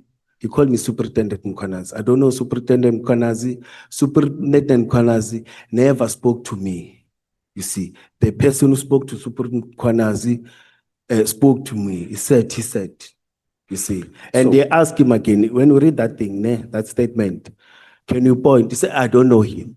You see, they've asked me, I don't know that person. No, let's leave. Okay, thank you. Let's leave that knowing that. But is it your evidence that you were in the alleged crime scene, but you're not aware of a person being investigated who got killed there and an instruction being given for the corpse to be disposed of? Yes, that's what I'm saying. You are not aware. Yes, there's Okay. nothing like that. There's no communication to me. Okay, except CAT VIP, which other security companies do you work with? We work with many, it depends on what you're doing. It's many security. And all of them have no registered memorandum of understanding for working. No, that's So what it was a street-mate approach. Yeah, that's what when I responded to the honorable leader, that's the gap that we need to close. So do you blame them when they work with the Zamazamas against you? Who? Because you have nothing official to hold them on. No, yesterday I was reading another article. I saw EMPD working. No, you say in your statement. No, I'm saying that. You say in your statement, sometimes you get surprised when you see some security companies working with them. No, I don't blame anyone. Yeah, because you don't have any official arrangement with them. It's a street approach. Yes. Okay. 100%. Because do you agree that as we say, the fact that this is a private-public partnership, it does not stand because there is a PPP gets agreed upon between the parties involved. I agree with you. So if it's a strat-mate approach, there is no PPP there. 100%, Honorable, I agree with you. Okay. So you get approached by Mr. Van Veek as the first person who comes to pitch to you the issues relating to Medicare 24, blah, blah, blah. Is he the first person to approach you? Are you saying, is he the first person? First person to approach you in relation to Medicare 24 proposals? Yes. Okay. Did you make him your friend and your brother? He was the first and the last. Did you make him your friend and your brother? I know you can't, with us and blacks and whites, you don't have this relationship. See, no. But we communicate. He was not my brother. We don't have that. No, Why? he's an African around the township. You It's don't naturally. You don't like African? No. I believe in non-racial, non-sexist. Okay. Yes, I believe in that. But you just did not click. Yeah, we're communicating, but we socialize differently. Okay, no, that's fine. It was just on a passing. Yes. Which law regulates the donation of movable properties to an institution of government, a local government? That's why we said there are gaps. I thought proxy, because he's dealing with this thing on daily basis, going to. No. He said no. Leave a human being. Which legislative framework regulates donations to an institution of local government? And fortunately, you say Matlala was not the first one. So which law did you apply in accepting donations of vehicles from Mr. Ket Matlala and others? You relied on what legislation? No, I relied on proxy to guide me. You But relied- I you relied- think MFMA No. should guide us. Which section? No, I think it should guide us. MFMA section 67 Yes. speaks about the municipality donating. MFMA section 12 speaks about establishing a separate fund for funds donated to the local municipality.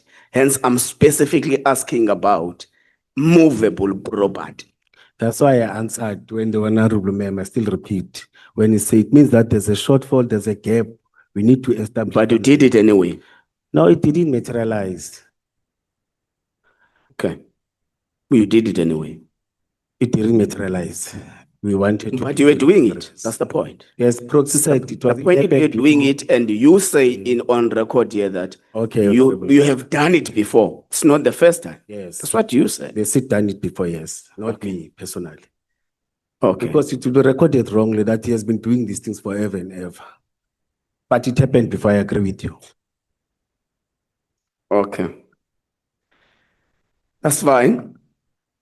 Have you ever been, or has EMPD been involved in arrests or executing operations outside the EMPD jurisdiction? Many times. Why? It's part of our duties. And we are Outside having, EMPD jurisdiction? Yes. Can you elaborate? Yes, the memorandum of understanding which we signed with different cities. But now it's Western Ekurhuleni. We signed with, in the province, we signed with all the cities within the city of Ekurhuleni. You have an MOU with other Yes. And police departments? Yes, I've submitted the documents. It's guided by SAPS Act, Section 60, but the city can have. But we have also, under different police, we have also executed under different national commissioners. We are part of the teams that are tracing most wanted suspects. And we, not to say we trace them with SAPS, we're given the list nationally, Limpopo, KZN, and I leaded those operations. And we were part, there was a competition and we won number 1 or 2 during those days because we executed and arrested. And we are also doing that. For example, the last one, it was last day when there were members that gunned down or fatally shot 2 members. We were able to trace that they in KZN. We were able to arrest them, book them, and they're still attending. Some of them, they are being sentenced. Many times, I've even submitted the figures. I've got the figures nationally, not even in the city of Ekurhuleni. And those members are convicted, those suspects are convicted by the court of laws.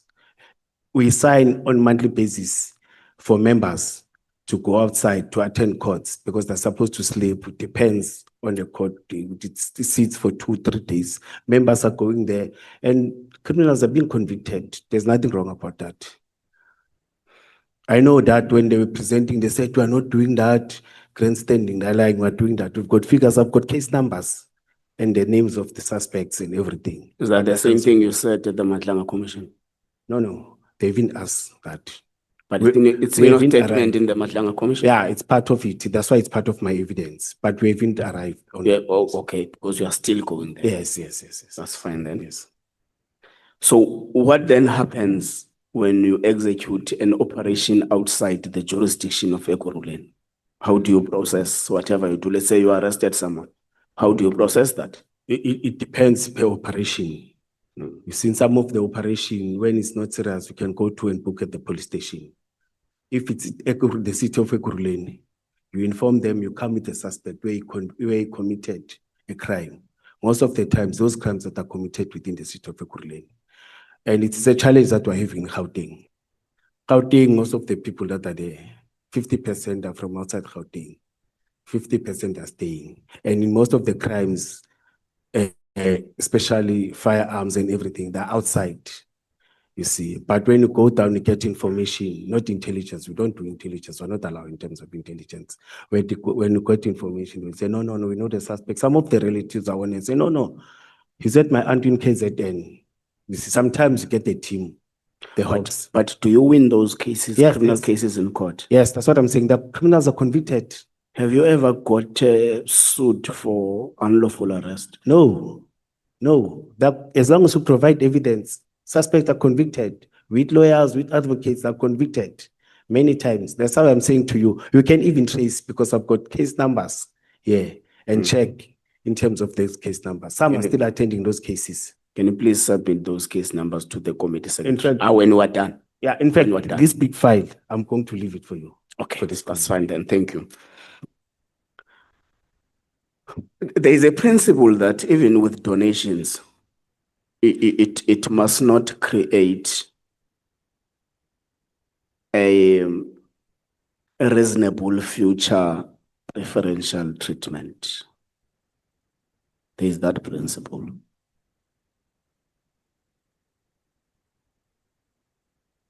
So, do you think Mr. Matlala has got business interest in Ekurhuleni? As I've said, that clinics are not part of us. What? Clinics are not part of us. They are the mandate of the province. It doesn't have that. No, but Mr. Matlala, that we know you ran an operation to safeguard the mayor against what you call disruption of the city. No, So it means Mr. Matlala is not only operating in clinics. no. In that one, VIP, I've clarified that our VIP is in But sourcing. the question is, Commissioner Mkhwanazi, do you think Mr. Ket Matlala has business interest? Like it's normal, any businessman. Do you think so? No. He doesn't have, he's the only business person in the world who has no business interests. No, the service that he wants, it's not the one that he can get from us. Which is which? The VIP protection and working with clinics. No, it's not. Or VIP protection, but we're insourcing, we're using our own members. But for clinics, you gave him a voluntary job. yeah, but it was not a business. So he didn't gain anything there. No, it is a business to him. To him, it's a business because he's able to pilot his work for everyone to see. So to him, it's a business. Yes. It's not a church. Yes, you are correct. Yeah. So I'm asking again, do you think that Mr. Ket does not have business interests No, in relation to what he's doing? no. He's the only businessman in the world who has no business interests. There are many business people who don't want to work with government or local government. I think government doesn't pay. Government, it's paying. But There are many business people. But Ket has been working for government. I'm 95% of his work, including the health part and the security part. Okay, let's leave it. You are running away. No, I'm going to research that. Not because the problem is that. The reason I'm asking is, Ket comes, offer services, donate to the municipality. Yes. And the principle says, as long as there is no supposedly some future preferential treatment, and one would be worried if you issue out a bidder and they have to compete with Ket, who has already had this kind of relationship with the municipality. So a normal business person would actually get irritated because the actual reasonable expectation will be that because Ket did this for the municipality and therefore is going to get a priority in this bid. I'm making an example. So that's the issue I'm trying to raise with you. You continue to say there were cars that were donated by Sintel, but you make sentiments that they've hidden them, blah, blah, blah, blah. Who is they? Thank you, Honorable Member. I've mentioned that the project manager of Sintel, it's former Deputy Chief of Police of Ekurhuleni Rivers Peace. And he's a project manager. He's the one that was running project with Sintel. You see, it's him who did that, and the director of. So they is Peace. Peace and the chief of police, that the project manager, Isaac Mapia. Let me mention the names. So he donated the vehicles and hidden them. No, they donated to operational. When there was structural changes, that section had to come to me. When it was with me, I checked the. Thank you so much, Honorable Skosana. May we proceed?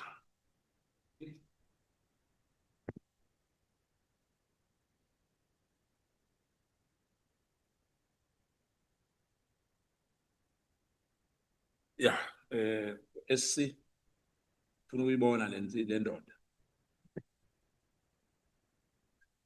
Donga Mwelase, Sontuli, Somkhele, Mayanda.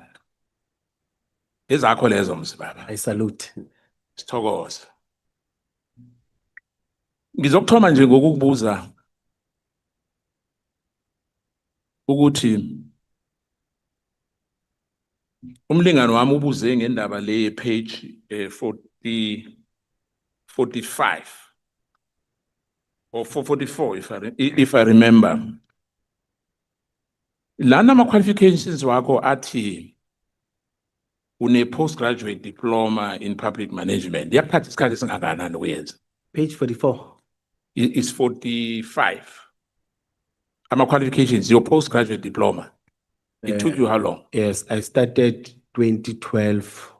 Immediately after 2012 with the postgraduate. I think it was 3 years. It's 3 years postgraduate. After that, I continued to do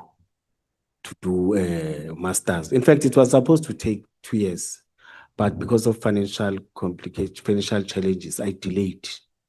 You see, because the child was supposed to go to tertiary, then I had to adjust for that year. Then I continued. In fact, I was supposed to stay for 6 years, if I'm not mistaken. Okay. 5 years, I stayed a year more than that. So we started in 2012. In fact, yes, I was there. So it took you two years. No. Remember, you say you're talking about masters or? No, I'm talking about your postgraduate diploma. Yes. In public management. No, it took 3 years, 2012 or 2011. Yes, but it was 3 years. Yeah, what I'm trying to find out, if you remember, when have you started to do a postgraduate? I think it's 2012. We're a team of, in fact, it was funded by the city. We're a team of 15 or 16 from the city, yes. Yeah, because what you submitted to us, it says that you qualified on the 12th of April, 2013. So it can't be 3 years. Then it means you started in a World Cup, which you still have to remember if it's 3 years. I will do that. Now, do you have a bachelor's degree? A postgraduate, it's like a bachelor's degree. No, I understand that. Oh, yes. Do you have a bachelor's degree? No, I did it with them. I started with a certificate and with Regenesis. Babe Mkhwanazi ngiyabuyela la NQF level. I did it. It's NQF level. The postgraduate, it's NQF level 6, if I'm not mistaken. Right, ukuthi ngihabahabe msinyanyana ngoba ngisazokuthoma kuhle ngibona sidlule kuhle la. I-dissertation yakho, i-thesis or a research project or a capstone when you were doing masters. Uzenzile into engikhuluma ngazo? It's dissertation. It's not thesis. Thesis usually it's PhD upwards. Dissertation. And it was on public transport and community safety around the field that I'm in. When I was doing masters, you do it when you do masters. No, ngikhuluma ngayo i-masters vela. Yes, Yes. yes, yes. Yes. In that 2 or 3 years, when it's part of your curriculum, when you are doing it, they give you that thing. Whilst you are busy with other subject on the other end, it's a project, becomes a project whilst you are doing your masters. 2 years. No, mara mhlamba umuzwa wami awuzwa kuhle ni. You said in Kalinin, I started when I was started masters. Yes, when was that? 2014 or 2015. It took you how many years? It took me 2 years. Yes. Yeah, because I had a break between 20. postgraduate and yes, and masters. I had to break and come back after a year. Ngizokubuya. Let's start now. No, you're welcome. You're welcome. MFA applies even where there's no money is paid. Do you understand that? Yes, it's a legislation. It must guide you. Reference, now I'm going to give you reference on your statement which was provided to us by you. In paragraph 27 to 31, and again in paragraph 34, you emphasize that So remember, in paragraph 27 to 31. Oh. Again in paragraph 34. You emphasize that Medicare 24 provided service at no cost to the city.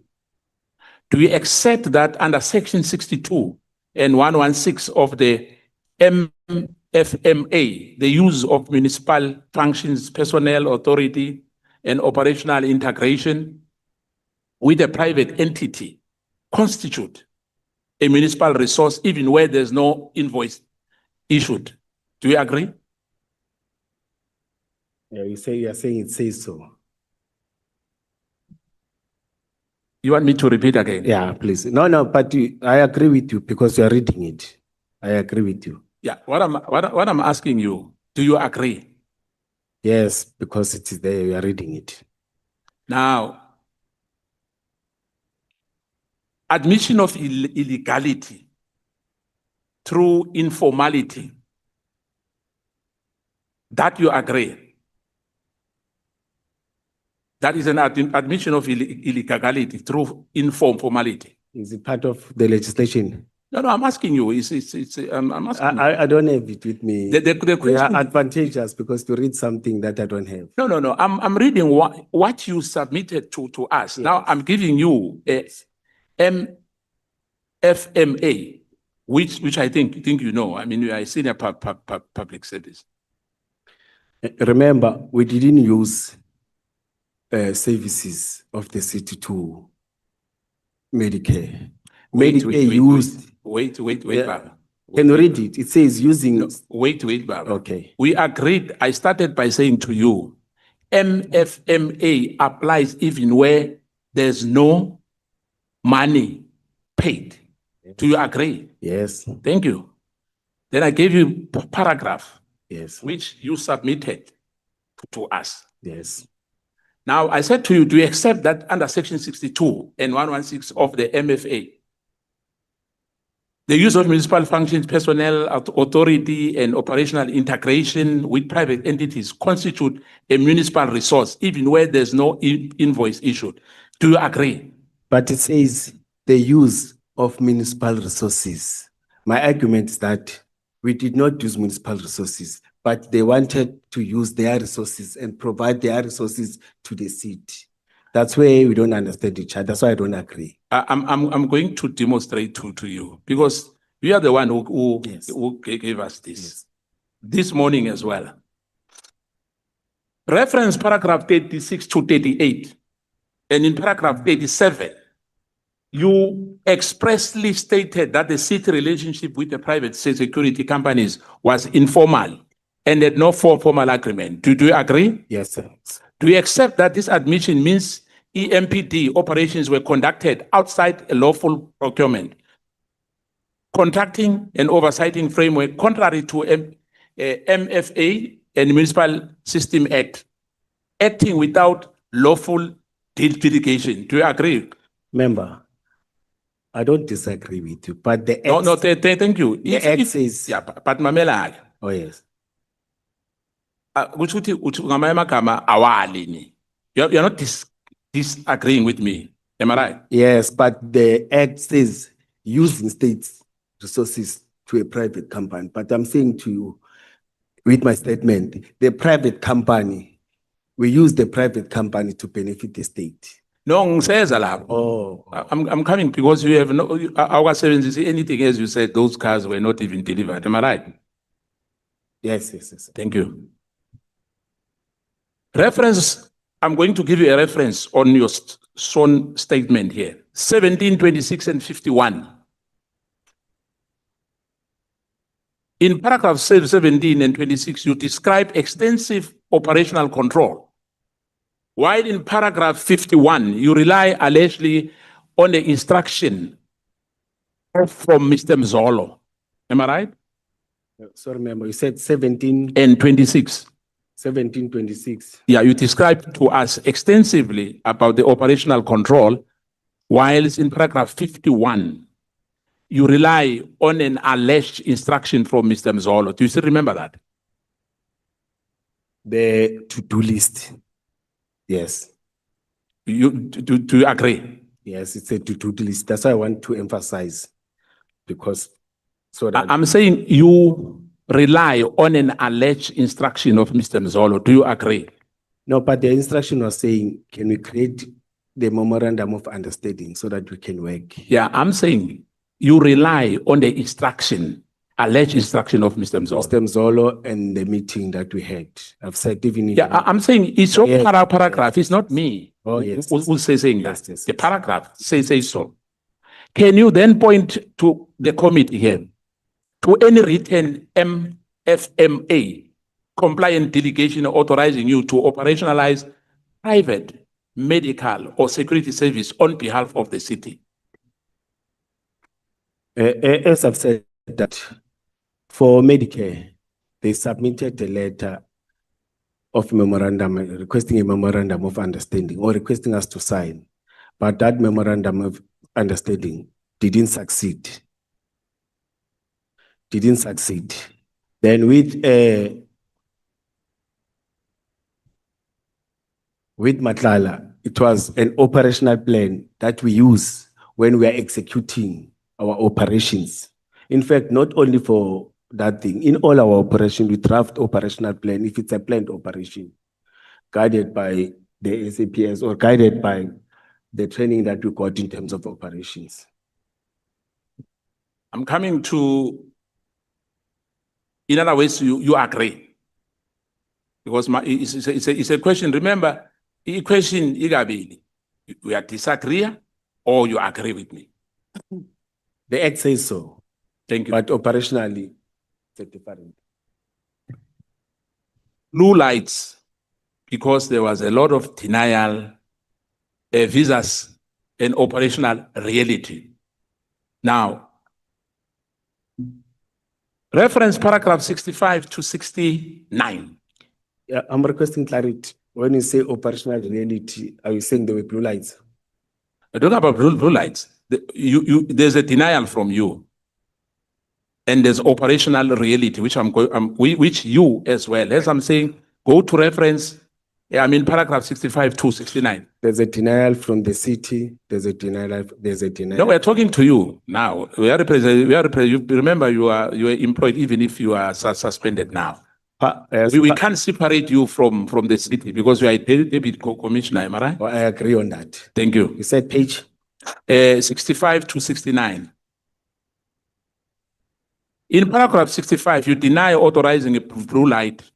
Yet in paragraph 66 to 69, you considered that CAT VIP vehicles were being processed, inverted commas, were being processed. Underline that. Page 65. 65 to 69. I'm having it. It doesn't talk about that. No. Remember, you gave us this first. Oh. And then you gave us that one is corrected. That one is corrected. Yes, the correct one. We are having it. Now, wait, yeah. Fine. So yeah, I've got good both. So I'm saying this one, which okay, let me just rephrase my question. I must disown this one now. Yeah. Completely. Yes, because in the morning we corrected those ones. In the morning we worked on this one. It was 66, 65, 69. Yes. So this document was false. No, we corrected it. Remember, it's No, I understand that. remember it's two advocate. They consult, two advocate. We spoke the whole night. They said, let's correct this, correct this. Because when she's typing, I'm not there. My advocate, when she's typing, or my attorney. Then up until we corrected it, this is the correct one that we signed this morning. That one is no longer there. Because I can't have two affidavits to you. I must have one affidavit. I'm saying. Because I've read this thing the whole night, eh? Oh, humble apologies. And Apologies. anyway, it doesn't matter. It doesn't matter. The CAT VIP vehicles, as you said, they were supposed to be processed anyway. Am I right? Yes. Now, In fact, no, it's fine. oh, yes. Let me say so, yes. They were supposed to be processed. Do we accept that allowing those vehicles to operate before lawful registration created an unlawful impersonation of a state authority, whether or not you personally sign an approval, whether or not you sign a personal approval? Remember, proxy was saying it's part of the process. Immediately after signing them of the donation, Yes. then we'll get them. You see, Yes. it is part of the process. That's how they would. That's how they are doing things when they're getting donation. It's part of the process, and it's something that is outside my jurisdiction, outside my powers. It's how they do it in the fleet or as a proxy is doing it. You stated as well that vehicles were still being processed as donation. Am I right? Yeah, correct. Why then were those vehicles already operational, contrary to MFMA asset management? They were not operational. They were still standing where you said they were standing. Yes, they were not operational. So they never moved at all. I can't confirm that, but No, according to me, they never moved. But I can't confirm that because Aminego Ruleni, the company is in Tshwane, you see, or he was parking in his house. No, I was not there. So earlier you said Because- the guy who did that is working for Tshwane now, Metro. No. For which cars? No, what I'm saying, We are there's, talking about two cars now. yeah, there's two cars, I remember. Yes. But what I'm saying, there's a guy which you spoke about that is working for Tshwane. He resigned, then he went to Tshwane. Am I right? Yes, but it's a donate. It's not the ones of Ket Matlala. Yeah, it's another fine. one. Yes. Yeah, I just wanted to clarify on that. We'll go to that. He's in Tshwane, yes, sir. Yes. You stated that you stopped the use of Sintel vehicle once irregularities were discovered. Am I right? You are correct. So in other words, due diligence was not done. Because I'm charged for that, yes, it was not done. Because the part of So the thing you accept that you were wrong. for taking a decision for Yes. them to park. No, whatever decision. What I'm saying, as you said, we are charged, and you agreed that when I'm asking you about the due diligence, that you haven't done a due diligence on that. No, I'm still going to challenge it from my side because So- I consulted, I communicated, I went to the relevant department that does that. I didn't do it on my own Yeah. So, but what I'm saying, the buck stops with whom? with the fleet. With the fleet. Yes. So So you yourself, you are distancing yourself from these Sintel vehicles. No, what I'm asking, are you distancing yourself? You are confusing me. We are talking about now with the Sintel vehicles. Yes. I went to the fleet. The fleet No, said, I understand that. What I'm saying, you say you are not part of that. as the acting chief of police says, the park was stopping with me. Yeah. So you must take responsibility. Do you agree? Yes. Thank you. Yes. Why did you not immediately suspend CAT vehicle operations when the same defects, lack of approval, the insurance and all that? I understand you. You said those vehicles. Let me ask, how many vehicles were there? 2 BMWs, as you written here, one with the CAT. Mercedes-Benz Yes. and one Golf. Am I right? No, it was suspended immediately. Yeah, but what I'm saying, those were the vehicles 4 years. beside the helicopter. No, the 4 vehicles that were there, it was vehicles. The helicopter was not there. Yeah, what I'm saying besides the helicopter. Oh, yes. I think this deliberately because the helicopter was supposed to be provided by CAT VIP. Am I right? Yeah, you are correct. Yes. And the way it's branded, I'm not sure whether, because it's you who gave us this. It was somewhere in the Emperor's Palace, the helicopter, whether it's futuristic or, I'm not sure. You know the area, you're 100% correct. If you can see with the photos. You are So the helicopter was there, Yes. and the helicopter belonged to Cat. No. It belonged to someone else. Yes. It's different. They only, as I've said that, they only stole the ideas or they stole it from the letter of intention. They did it separate with another company that we don't know. I don't know about the process. That's why I'm challenging. In your affidavit, you said that Matlala was like a brother to you, am I right? Yes, yes. Did you ever declare this relationship as a conflict of interest? I think one of my colleagues asked you, and I'm going to ask you again, in accordance to the Municipal Ethics Code and MFMA standard when decision affecting CAT VIP arises. No, I declared. That's why there was a letter. No, we didn't declare. There was a letter that was submitted to the city. Yeah, wait a second. Wait a second. Because in Mbamba Masinya, Yes. you said you declared, but you did not declare. No, let me correct myself. Thank you. Yes, there was a letter that was submitted. All these Yes. letters were submitted to the city. It was not a secret thing that was done at Mkhwanazi's house to finalize this. As there are letters and they are confirming, there's a person who's confirming, a PA, that yes, those letters came to the chief's office. She has confirmed that. Do you accept that deploying a political connected private security company for protection of political office bearers outside lawful procurement framework creates a political capture of municipal police functions? You know why I'm saying that? Yes. You said the mayor from the DA, you provided this security on the day. I think it was a state of the nation, if I State remember. of the city. State of the city, am I right? In your view, was that right for you to do that? I don't accept that because I've said it many times that CAT doesn't want anything that has to do with politics. You see, and it was not the mayor who invited CAT. CAT and the mayor, they never met. I understand that, but what I'm saying, because you are responsible. Yes. Hence, I'm asking you that, do you accept that it was wrong for you to do that? You said political connected. Yes, I said so. No. Let me repeat again. Yes. Do you accept that deploying a political connected private security company for a protection of a political bearers outside lawful procurement framework creates a political capture of municipal police functions? By doing that, sending a private company, as you know, you've got the capacity as a municipality to look after your mayor. The company is not political connected. That's correct. That there were no politics there. It was operationally. There's nothing that mixes CAT with politics. In my statement, and when you check, and I've said it many times that even in our discussion, the man doesn't even include himself with politics, anything. It's not aligned to. So the issue of Begitele, it does not exist. I don't know about that. No, you said that CAT does not mix with politics. No, it doesn't discuss politics. Yeah, I'm saying to you. It's business. Yeah, I'm saying to you, it's you who said so. Yes, you are correct. You know the issue of Begitele and CAT Matlala. No.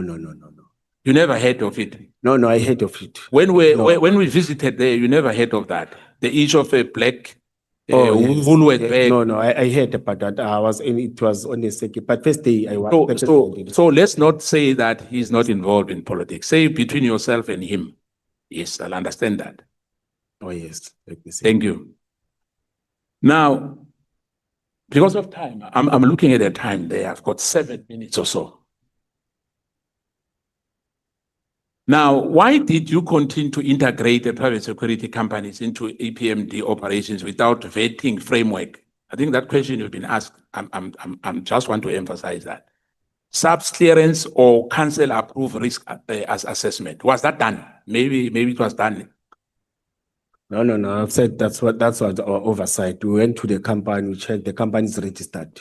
Yeah, no, I understand that. Yes. But in terms of vetting, to get a clearance or an approved risk management from the council itself. That was not done. Remember, vetting is done by SSA. Yes, I say true. We don't have that mandate. Yeah, so I understand that. I'm not saying you should have done that, but I'm saying you must do that. Yes, you are correct. But that was not done. You are correct. So it was an oversight Yes. from you. You are correct. So you accept that. You are correct. Thank you. 100%.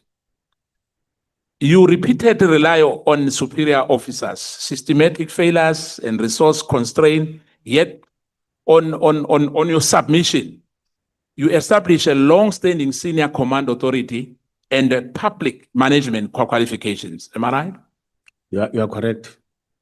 Do you accept that then, at minimum, your conduct constitute gross negligence in allowing unlawful, unregulated, and captured security arrangements to operate within EMPD? Honorable member, you are politicizing what is not politicized. No, I'm not politicizing. I'm just asking. I'm a police. If I'm wrong, I'm wrong. If you don't accept, you don't accept. I don't Remember, we are not judging you. I think that I must make it very clear. We are probing. We want the truth. You should not feel bad. It's not personal. Yes. You know, we just want to get the truth because South Africans out there, they want to get the truth. Yeah, you are correct when you say I didn't vet it. You see, but the connection and captured part of it, no. But there I agree with you. As I've Let said, me there was then- an oversight. Before my time siphela baba.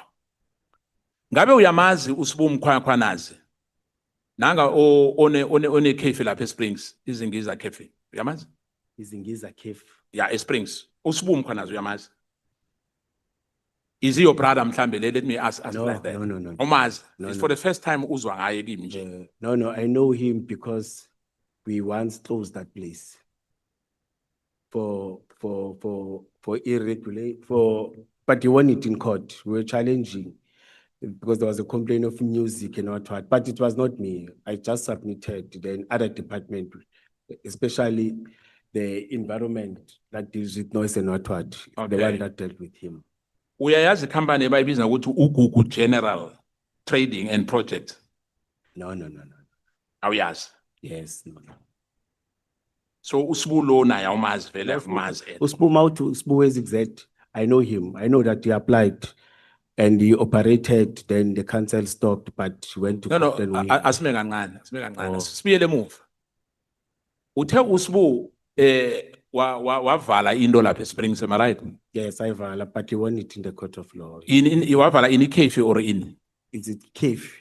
Into zama-bylaws or in so. Yeah, it was my bylaws, yes. And then uthi uke wabereka ne councillor yenu. No. He's having his exact place. So is it uyayazi? His exact, yes, because that's where there was a problem. You see, Inkinga bekuyini lapho? they operated noise. There was a complaint from the citizens of Springs that they're making noise and what. But he challenged that decision in court. Then he won it. Akana tender ayenza ne city of Ekurhuleni. I won't confirm in terms of tenders. Now, ngizwe ubala Ekurhuleni uthi compromise in nani? Ekurhuleni municipality. Comprise. Yeah, it comprises of Springs. Oh, it's south. It's 10 cities. Yeah. Former all cities. Okay, no, it's fine. Yes. It's Mara into ngidisappointa nasi ke engicabanga ukuthi udisappoint abantu abaningi. Yes. It's not only Jamestown, Alberton, Captain Park. Umuntu ohlala ethembisa kule oyisubmitted. Yes. Umbekele ngaphandle ngoba iCaptain Park is not Thembisa. No, it's part of it. No, izwa ngithini wena. You can't tell umuntu wase Captain Park ukuthi it's part of Thembisa ikhuwa. Umuntu ungeke umtshele ukuthi uhlala ethembisa. Ngifuna ukwenzela nje umzekelo. Umuntu wase Katlehong angeke ukuthi uhlala eJamestown. Umuntu wase Jamestown angeke athi uhlala endweni. Ngisho ukuthi akhe singathi siyayibuyisa nendawo zethu siyazithuthuka ngoba la ubale only amadoroba as if ayikho iphosphorus. And ngizwe uthi unenkomo inkomo ezikuliphi plus siyayivala manje. Or it's not a plaza, it's a land. We are close to, I think close to 50. The land that has been demarcated. All of us were there. Ekakagiso or kuphi? Ekatlehong. Ekatlehong. Yes. Ezidonatiwe or wazithenga? Ngasithenga ezinye zakhula. Ezinye ziyakhula. Yes. Hayi ke mfoko Mkhwanazi.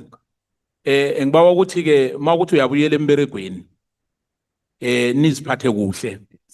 Ngoba kuyabonakala ukuthi uGeneral Mkhwanazi isibongo ngazi isibongo fanana na. Usihelebhile ngokuthi sazi indwezi esizizwako la ezithusako. Ngoba into esizizwa la ziyasithusa. Kuyatsho ukuthi anikakaziphathi kuhle ngoba mangicala lapha kini banenge abantu abasaspendiwe njengoba abuza umlinga nami ukuthi I think honorable Mkwango ukuthi 2 senior officials abekho emberegweni as we speak. Mangivala ubona ukuthi ke kwenziweni ukuthi kulunge isole Africa nabantu bathola iservice delivery.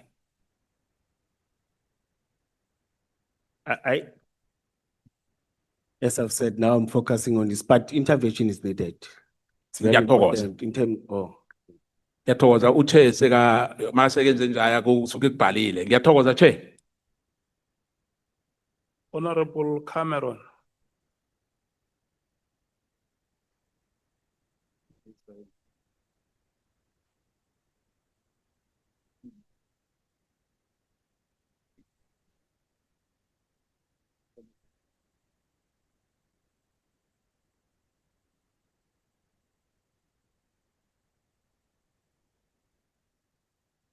Thank you, Chair. Thank you, Mr. Mkhwanazi. I see you like water a lot. I haven't seen someone drink that much water in a while. Please leave us some. You are having backup. Water- I don't have backup. Water is life. Yes. Honorable Cameron. Yes. In fact, Honorable Chair, when you land in China, there are many billboards saying that are saying that water is life, water is life, water is life. Yeah, but it's like you took a lot of water at the commission. And I always does that, even at home. I drink a lot of water. I get this. And maybe it's the reason why Bonani put a peg closer. In fact, even now I'm shy. I wanted to take one, but No, he has them in store. He has bottles in store for you here. Chair, I'm just scared, He's- Mr. Mkhwanazi. Let's supply him first. Just scared his hydration needs takes my time. no, I get this. Now you may continue. That's fine. Oh, yeah. No. We can proceed, Honorable Cameron. Thank you, Chair. Your Thank time starts now. Thank you, Mr. Mkhwanazi. Yes. Mr. Mkhwanazi, I want to start first things first, just in terms of administration, or let's call it an administrative task. You spoke earlier about the chopper that you knew nothing about. What would you say if I said to you, I did my homework and that chopper was approved by council? It was only rented for 1 day. It was rented to appear for 1 day for 20 children as part of the 20th birthday celebration of Ekurhuleni Metro Police. And it was part of an initiative with Reach for a Dream to make children honorary Metro Police members for a day in those birthday celebrations. I won't agree with you. When you hire, you don't brand. Why do you brand with policing emblem? Because the person. No. Hire and rent is the same thing. Okay, yes. You can't rent and brand. You Of see. course you can. You put a sticker on. No, It's no, you for the can't- day, it's for the show. But you can't put police. Why not? sticker, Why? You see. Why? Because that chopper doesn't belong to police. So when Kat Matlala gave you vehicles, They were not branded. you wanted to use And them we for didn't- official and we duties. didn't receive. You use them for official duties. It was going to be donated and we were going to receive them. No, and for official. You're playing around. No, I'm being honest. Well, If- you're lying. The point No, I'm is not you're lying. lying. I went to the fleet. The fleet is the Mr. Mkhwanazi, don't The fleet is backchat the- me, you're lying. You are But lying. what I've got is- the letter in front of me. I've got the letter from Reach for a Dream. I've got the council approval. Who branded it? Eh? Who branded it? The city of Ekurhuleni. Let's wait. Commissioner, let's do it like this. May you please look at Honorable Cameron, Commissioner Mkhwanazi. Honorable Cameron is a member of this committee that invited you here. So what will happen is that you will allow him to speak and then you respond. Thank you. Humble apologies. Chair. Mr. Mkhwanazi, why do you think you are before this ad hoc committee? in one sentence. For Why do you think you've been asked to appear here? the allegations that I branded and I put at blue lights in the vehicle. General Mkhwanazi, when he was presenting and when he was making his statement, he said that I use state resources, state monies to brand and put blue lights. I use my authority to do that. And you say you've never abused your authority, correct? No. So I want to refer back to one last administrative matter before we move on to the bigger issues that we have touched on slightly earlier today. I want to ask you about a lady called, I just want to zoom in so that I don't mess up the name. She was a candidate. Her name is Miss SF.V. Jokazi. Do you know her? Yes, 100%. He's working for it. She's working for the department. And you appointed her as a? I didn't appoint her. She went for interviews. The panel that was chaired by the Chief of Police, Isaac Mapieye, she passed the interviews. She was caught by me. She was caught by the chairperson. In fact, let me Thank explain you. the, No, explain the process. I've got the process. You don't need to explain to me. I understand the Yes. process. Yes. Something that's very helpful to us on this committee is that a large amount of members on this committee sit on the police portfolio committee. And I noticed from the report where you signed off recommending her appointment that you actually missed that she didn't have one of the most critical qualifications, namely a law enforcement certificate. You appointed her as a brigadier. All the candidates that were there. I don't want to hear about other candidates. Did she have all the qualifications or not? Yes or no? You are talking about but can Did she have all the qualifications can I or leave not? it? Yes or no? There's a dispute that is taking place that I'm attending this week. Why is the dispute there? It's about that. Can I limit Exactly my myself for point. that? Yes. So the But point is you we're having appointed her without that. I went and checked the prerequisite. She doesn't have the law enforcement certificate. She came from licensing. She's a traffic member. She does not qualify as a Metro Police member. And I want to put it to you before I go into the other details, that this is why so many of the good police members feel demoralized, because people like you come into high positions and you appoint people without merit and you abuse your position. Her appointment was declined before you came in as the acting by who? Commissioner. By who? There were 3 people that declined. Declined by who? You don't have to ask me. I don't No, need to it's explain not that true. to you. But the point is, I've got the report You are here. getting Here's these the things report that from you the wrote. aggrieved No, individual. Commissioner. They're giving that Here is information. the report that you wrote. Report on the qualifications of the recommended candidate for the Director of Fines Administration position of the EMPD. I'll send this to you, then it can make for easy evening reading for you. I'm going to move on to the murder scene. You spoke about Yaku Hanekom earlier, correct? You're correct. What do you think a OB but can I ask stands you- for? When you can- speak of an OB number, what's an OB number? You are not allowing me. What's an OB number? But my problem with you are not allowing me to respond. You're telling me. No, you want to tell me stories. I asked for yes or no answers. You keep on talking about other things. You're going to waste my time, and unfortunately, you've done with it some of the other members, and I'm not going to But allow in that. all those things, the process What is does an OB number stand for? occurrence book. Thank you. When Yaku Hanekom phoned you, why did you not initiate any kind of an occurrence book process?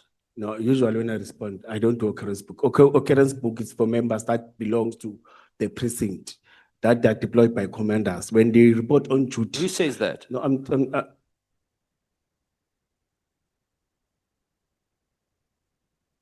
so I respect you. I think you're going to talk alone because I must respond. Do you need a Commissioner? break?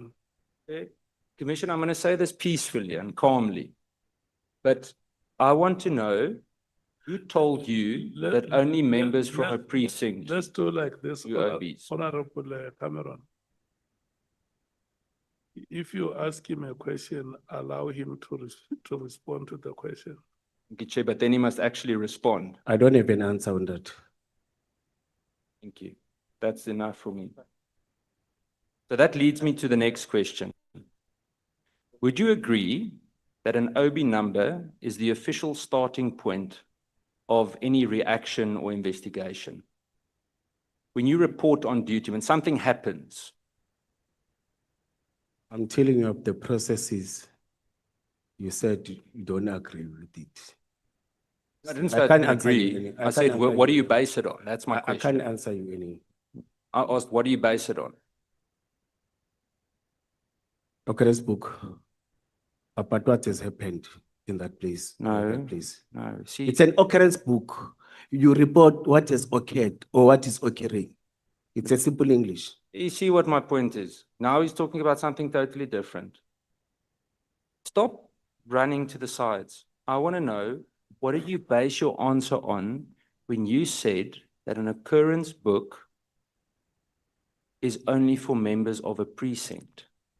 What do you base that on? I'm telling you what is happening. I don't report to the precinct. At any time when I get a call and go and visit members, members by that time should have reported and make an occurrence book for that operation. Boom. When they report in the morning, they sign. When they come back, they report on that. Thank you. Well, you've basically answered my next question. So why did Mr. Hanekom call you and not one of your members that should have already initiated the OB process? Mr. Anekom, it was a person that worked and he was our source. Doesn't answer my question. Why did one of your members that originally already initiated the OB process call you? That is No, how a system of command works. There are no members that initiate the process there. I've said it clearly, it was initiated by security members. Who was on They the were team? brought. It was Anekom. Were there any metro No, members I on the didn't scene? see any metros. I was indicated, I spoke to Anekom. In my statement, in my affidavit, No, I read it. 23. I read it. Yes. I read Can I have said again, this matter is under investigation. I don't want to disclose some of the things. You can choose not to answer if you feel that it interferes. I'm not going to push you. I understand that. Yes. Why would Mr. Hanekom, an ordinary civilian, feel the need to call you? I don't know. I think he was going to answer. Let's summarize it then. So this is what it looks like. You receive a private call from a civilian about a murder where police were already present. From what we could find out, what I could find out, police were on the scene. You created no official record before acting, so you didn't call in anything, register anything, report to anyone, even a potential subordinate, and then you interacted further with a civilian, correct? Have you read the statement Yes. of witness? Yeah. Does it say it's a murder case, or he said, I was called for the success for the goods? Don't mix the statement. The statement is No, very it's not clear. mixed. Don't worry. I read it. Okay. I'm asking you the question. You can say if I'm wrong. No, you're wrong. 100%. You may believe that. The point is that the process, the command process here looks off. I want to touch on Kat Mklala. You stated under oath, I'm saying under oath, but should have been, during an ENCA interview in September that you didn't know him. ENCA in September. Yeah. I responded to that when I said I was speaking about the document. You asked said me- you didn't know him. No one asked me that I know I don't know Kate Matlala. I've said many times in the council, they know that I know Let's Mr. give them the clip that But we you are can not play listening it. to me. No, but you're playing around again. No. I've got the No, video. show us the clip. Okay. Show us the clip. I'll continue with questioning. Please give them the clip and then we'll show them where you say, I don't know Mr. No, Kat show the clip. Mklala, I'll prove you wrong. your brother. Yes.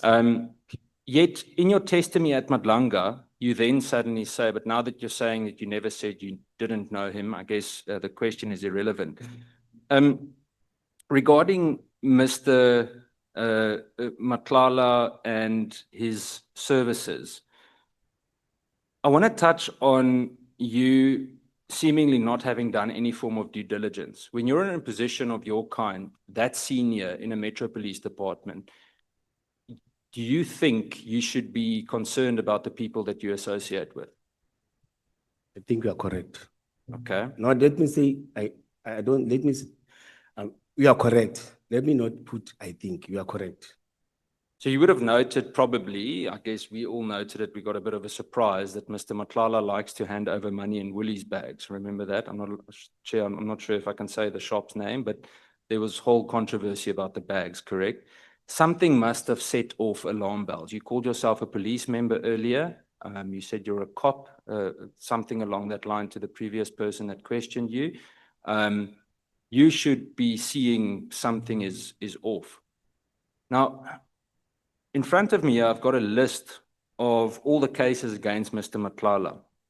Attempted murder, possession of an unlicensed firearm, carjacking, house robbery, burglary at residential premises, possession of housebreaking equipment, common assault, cash in transit highs, burglary at residential premises, possession of suspected stolen property, and more. You knew of nothing? No, nothing. Remember that time he was the business, he was not in public. You see, there was no publicity about him. See, this is so comfortable. It's such a comfortable answer. Let me give you my point of view. If I had Did to have you know- associated with him, some of my own political colleagues in parliament would use the opportunity to say, hey, why are you having breakfast with that guy? Why are you friends? Why do you associate? You are the chair of the police committee. Why didn't you do your homework? As a senior police member, I put it to you that you need to make sure of who you associate with. We'll come to the video now. You are correct. In terms of the blue lights, I have it on good authority, and we can share that too. I'll send it to you afterwards. I've got photos and video footage of Mr. Matlala's wives, previous wife and the current one, traveling in a vehicle with the blue lights that you denied having fitted. I saw that artificial video in Instagram.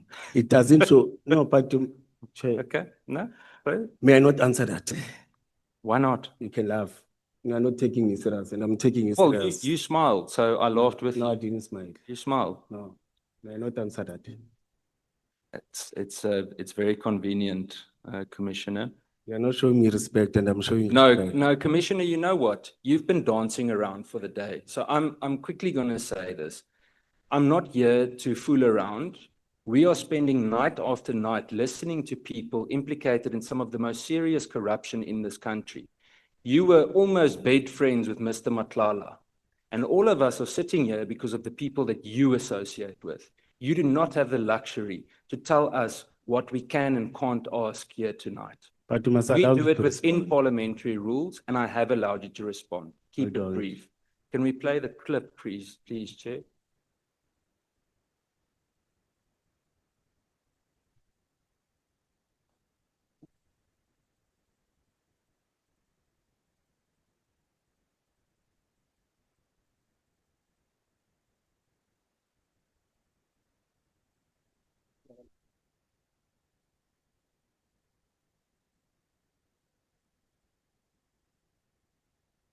Is it working?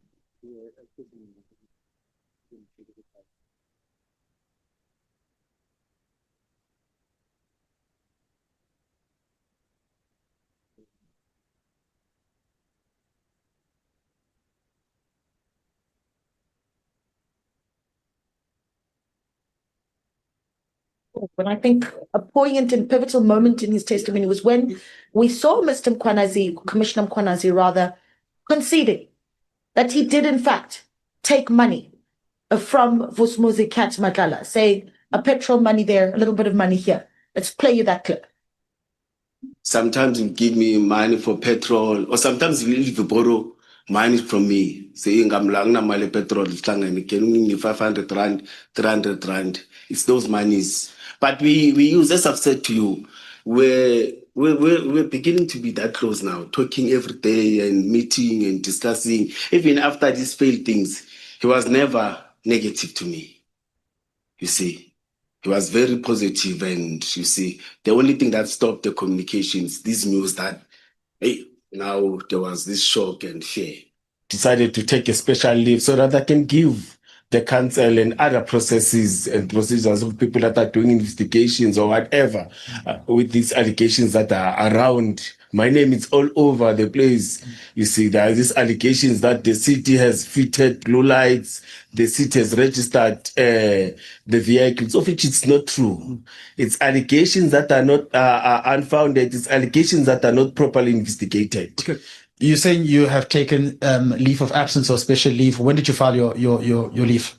It was filed on the 23rd. It was filed on Tuesday. I'm waiting for it to be approved. If it's approved now, from today I'm on leave. What's your Okay. What's your relationship with Vusumuzi Matlala? I don't have a relationship with Vusumuzi Matlala. 3 signs you are carrying energy from past life. I'm allowing you to answer. I didn't deny anything. You just said you didn't have a relationship No, with him. relations. I did. You said to me, oh sorry, you said to me, you said you don't know Vusimatlala. I said it's incorrect. You see, and it was immediately when I've said to you, they are no longer relationships, we're no longer communicating. I didn't say I don't know. You said yeah. I said I don't know. I said I repeat it. Said I don't have relationship with Vusimatlala. You see, as I've said many times in this house, you are twisting what I've said. It is me who said that. No, you're playing And I games here. remember- You're being sly. No, where does it say? You're a liar. You're being dishonest. Where does it say I don't know Vusimatlala? You just said you Where? had no relationship with him. You just said that. No, I think you understand English better than I. Don't twist. You're playing games. No, You're twisting. You're lying in No, front of this house. That's what you're doing to me. You are being dishonest. If you could lie about something like that, about knowing Kat Matlala, how should we believe anything else you've said? I've said I don't have relation. Yes, I've said that it has been 2 years now. We don't. You said you don't have a relationship. Yes, you are correct. You are correct. Not to say I don't know him. I've said many times. I'm still saying, and I can't say that to the seat because I went to the seat with him. No. You are twisting things. No, Thanks no. thanks Chef, for playing that video. You should be called to order. I'm telling you, it is utterly frustrating to see how you try and dance, even when you can see that you're wrong. I mean, we just gave you evidence, and now you're trying to blame the English language. What is the evidence saying? What is the evidence saying? No. Don't play with me. I'm being honest. I've said I don't have a I don't know if relationship. I'm and allowed, and I making- don't mean this sarcastically, but I'm glad you're not a detective. In terms of witness D, and I'll be very straight with this. When he testified at the commission as witness D, he testified that he had seen a tracksuit-clad Julius Mkhwanazi arriving at the property where an unnamed man, had died after being tubed during a law enforcement operation. Mkhwanazi then had a meeting with the EMPD officers on the scene. He said shortly afterwards they returned to where they were. Mkhwanazi said that we needed to throw the suspect's body into a mine shaft or dump it into a dam. And as he said this, he looked at me, witness D said. You said in your affidavit, paragraph 74, that you do not know witness D, and that the first time you heard about him was at the Madlanga Commission.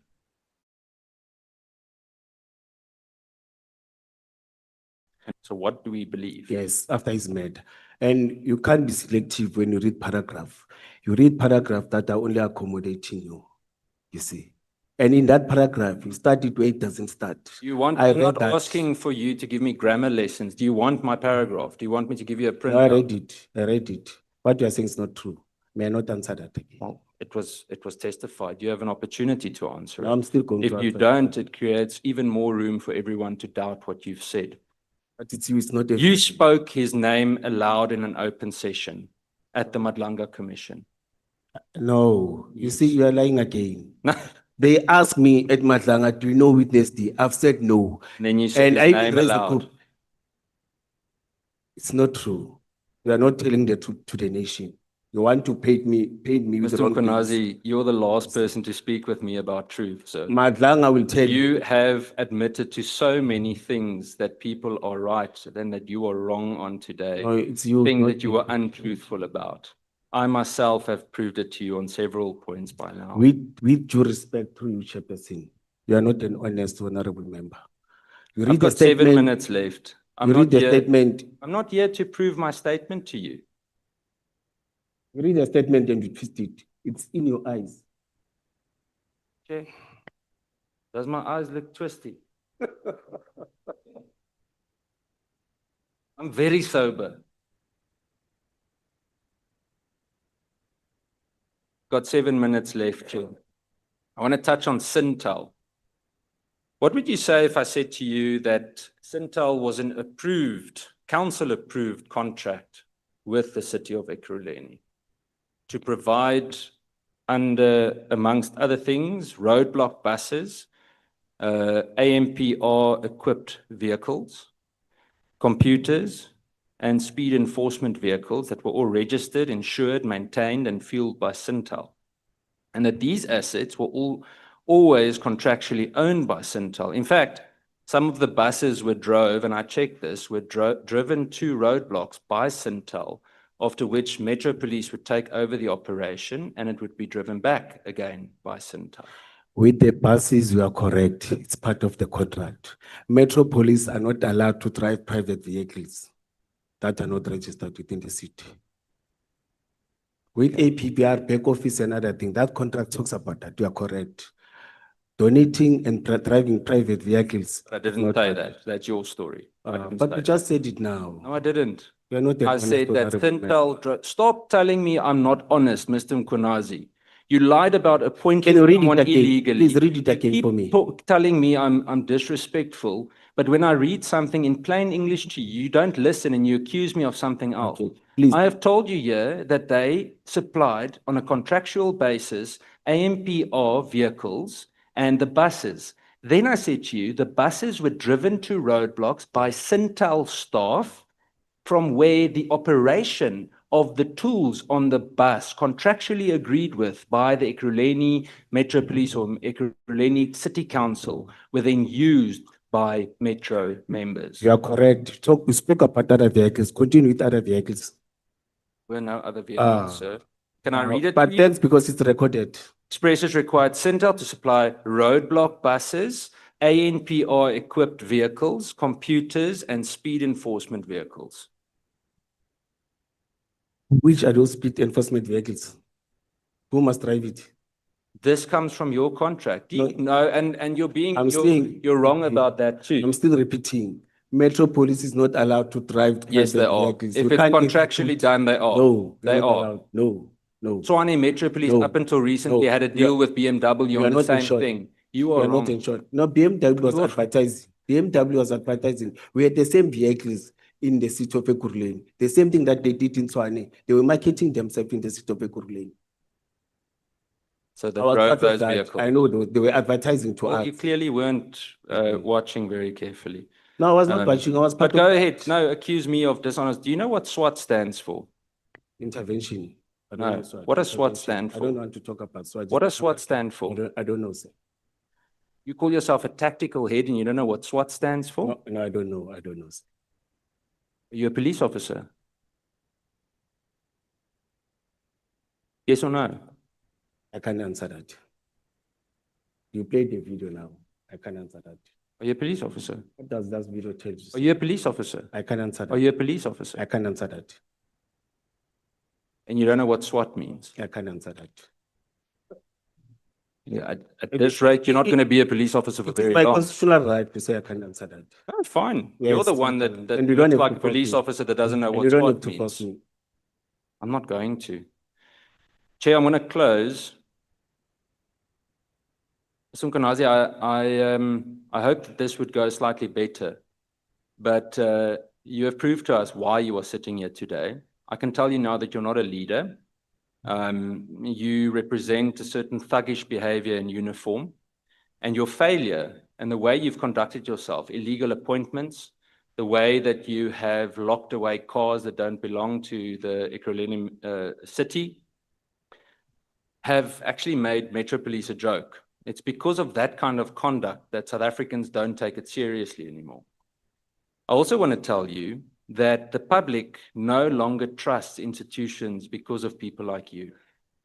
When you associate with people like Kat Mklala, you need to expect to receive your own evil medicine back.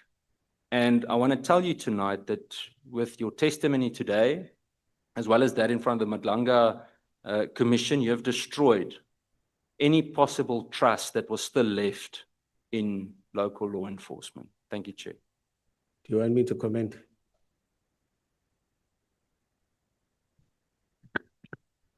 Do you want to comment? He has become a substeward addressing grievances of a certain people that want to challenge some of the things. Exactly the things that you said, they presented that thing. You see, he has distanced himself from becoming an honorable member to become a substeward of the city of Ekurhuleni. That's what I detected, Chair. Okay.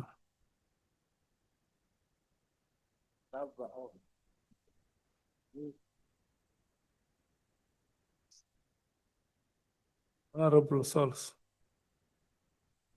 Good evening Good evening, Chair. and welcome. Thank you, sir. I want to thank you and Mr. Andilete Jan. You never said that the day was about to set. You still decided that you should come and join us here, and for that I want to applaud you. You want to say something? I just want to confirm how much time do I have, Chair? And also, thank you for your indulgence.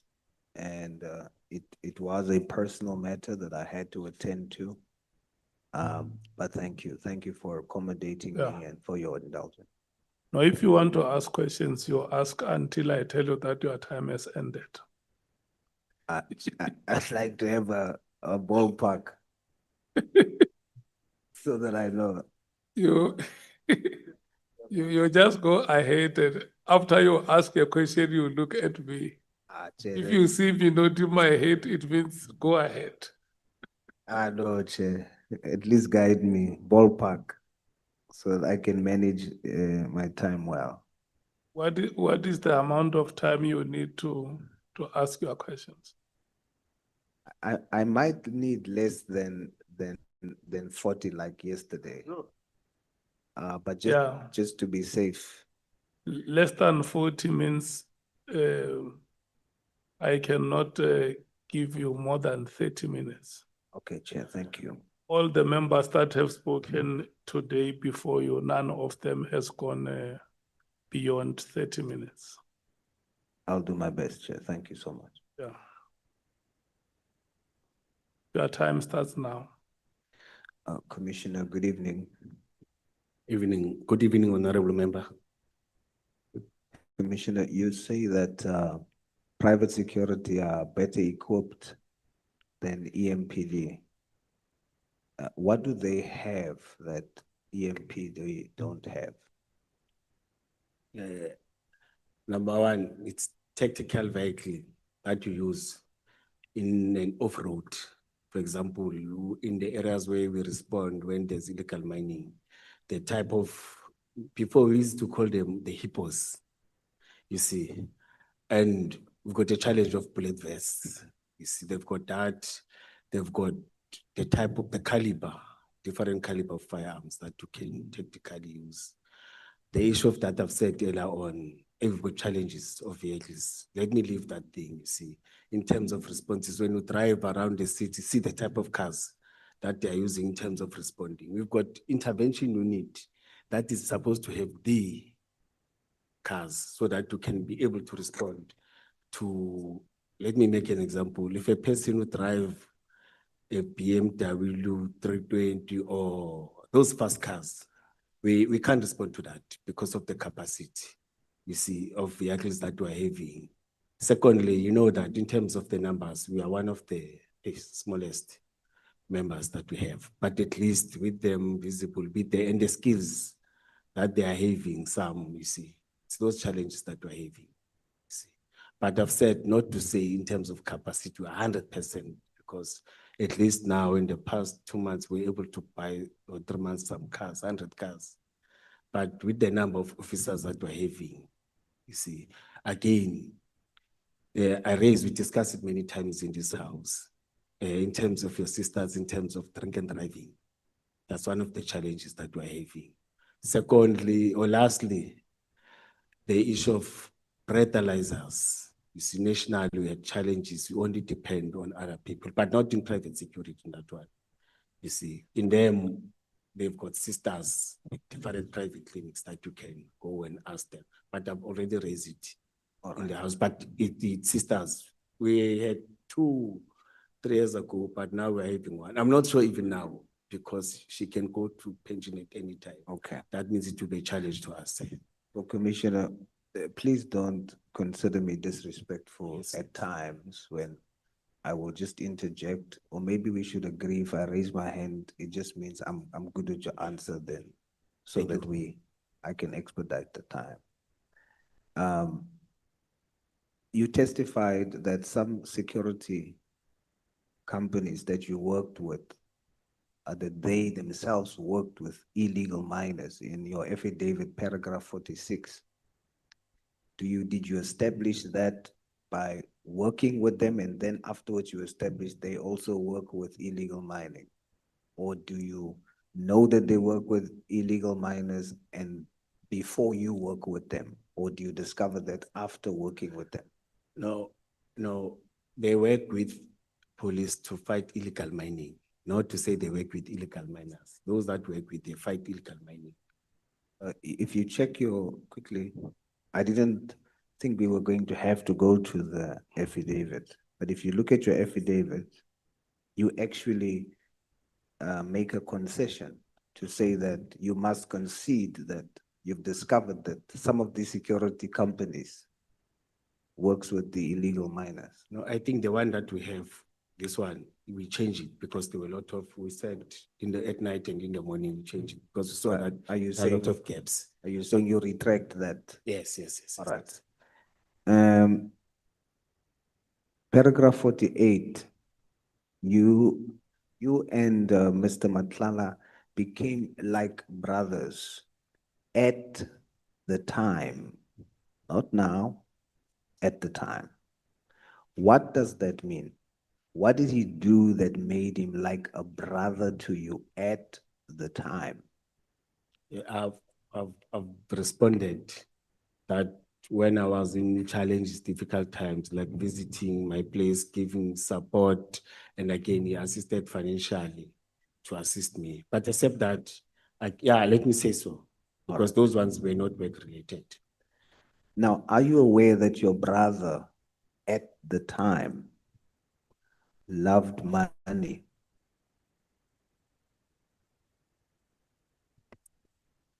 He's a businessman. Are you He saying always you want to are make aware? money. No, I was not aware, but the businessman makes money. I was not aware. Are you saying that you weren't aware, but you do understand that he loves money? Business people, they make money. They want money. It's about money it's about profit to them. Okay, but what are you saying to me in response to my question? The question of the man who you considered like your brother at the time, were you aware that he loves money? With us, it didn't demand any money from the city. You see, we know him as the owner of the company and VIP security. But personally, to say that he loved money, I was not that close to check that he demands love money. You see, but you are a businessman. When you are a businessman, it's about profit. Do you also love money like your brother at the time? No. You don't love money? No. Why do you think your brother, who like a businessman would love money, why do you think he would give away 300,000 and cars just for free? No, 300,000, they didn't give 300,000. Let me correct. No, in terms of the monetary value of what they offered. I read your affidavit. Oh, You yes, said, yes.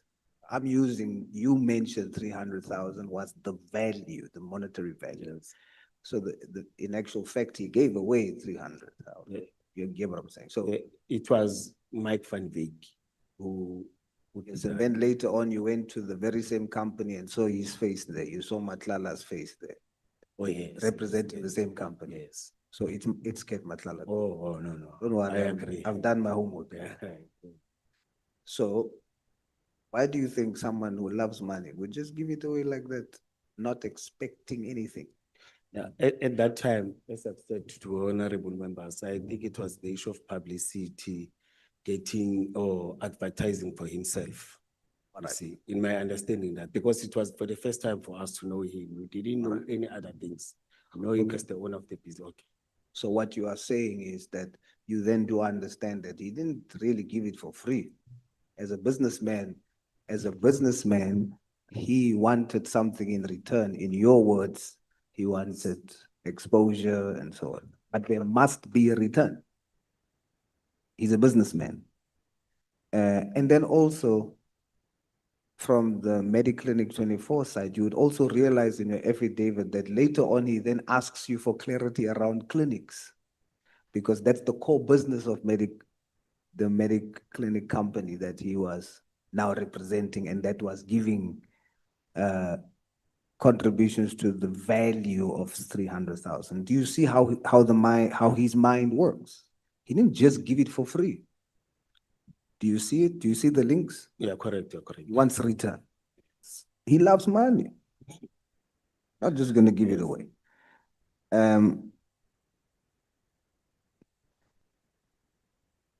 You testified earlier about one called Yaku Hanakom, who called you to the scene. What is the position of Mr. Yaku Hanakom? He was one of our informers who always give information about crimes that are taking place. So he doesn't work for EMPD? No, he never worked. He doesn't work for EMPD. Did Mr. Yaku Hanakom receive a letter that says he is part of EMPD signed by yourself? No, sir. You sure? Yes, I heard that witness is talking about that. I never. You sure? Yes, yes. Is there anyone, any member in the security companies that you worked for before who received a letter that states that they are part of EMPD signed by you? I repeat, sir, I never. Not one? Yes, that question was asked at Matlanga. So you're saying not one? No, sir. No. You are sure? Yes, I'm definitely sure. All right. So do you know a Chris Smith? No, I don't know Chris Smith. Oh, no? Do you know Etienne van der Walt? Yes, I know Etienne. You are 100% sure not even Etienne van der Walt received a letter that says he's part of EMPD signed by yourself? You're sure? Yes, witness this spoke about that at Matlanga. They asked me that. I never. He said there's a letters that are circulating that is so what I've said. No, I've never done that. Then let's move to the state of the city address. You say that that was just for marketing for a CAT VIP. What legislation do you use that allows you to use an official government event as a marketing platform for a private business in exchange for free service? So remember that time it is me who approached him. It's not him who came to us and said, I want to. It is us because we identify certain skill in the protectors that are working. Yes, I'm asking. Yes. And we used an operational plan that we always use when we are doing our operations. Commissioner, Yes. I fully understand that. I'm asking, what legislation did you use to approach him to do that at an official government event in exchange for him to use it as a marketing platform, as you testify? We didn't use any legislation. It was only an operational plan. You just did it? Yeah, through that operational plan that was signed and approved. Now, what legal authority do you use? The operational plan is legally. You can be taken into court if there are incidents or accidents that are taking place. That is why you must sign that operational plan. That is why the city must keep that operational plan so that anyone got injured and we have deployed and there's a commitment through the plan, there's a deployment. Are you saying it's lawful for you to do what you've done? Yes, because I followed the procedure. Section 217 of the Constitution says that all procurement by an organ of state must be fair, equitable, transparent, competitive, and cost-effective. By you doing that, Commissioner, you provided an unfair commercial advantage to Ket Matlala, and this bypasses the competitive bidding process, as other security companies were not given the same opportunity to market themselves at these functions. So procurement, it means that there are monies that are involved. In this thing, there were no monies that were involved. There was no money that is involved. He just volunteered when we asked him his services. No, You see, there was no procurement, there was no involvement of any financial implications. I put it to you, so that's your personal interpretation. Whereas the Prevention and Combating of Corrupt Activities Act says that gratification isn't just cash. It can be a business advantage. So it doesn't need to be cash. There's a business advantage, and as such, that's gratification. Therefore, it is against the Constitution to do what you have done. The Municipal Finance Management Act that governs how resources are handled on municipal level. I happen to be a former mayor. So this one I know very well, Section 118. This section prohibits any person from interfering with the supply chain management system and using an event for marketing. The business of Mr. Ket Matlala, that was an irregular bypass of official procurement channels. Similar to the Schedule 2 of the Municipal Systems Act, you say that you created benefit for government, but Schedule 2 speaks about improper benefit. So it's not about having provided benefit, it's about was that benefit proper? But here, I answered that question earlier on, because the people who benefited from this service, it was the city, not him. Yes, Because when I approach him, I'm saying the city. Oh, let's deal with him. You see, his return was marketing. But the State of the City address is a big government event, municipal. He received marketing.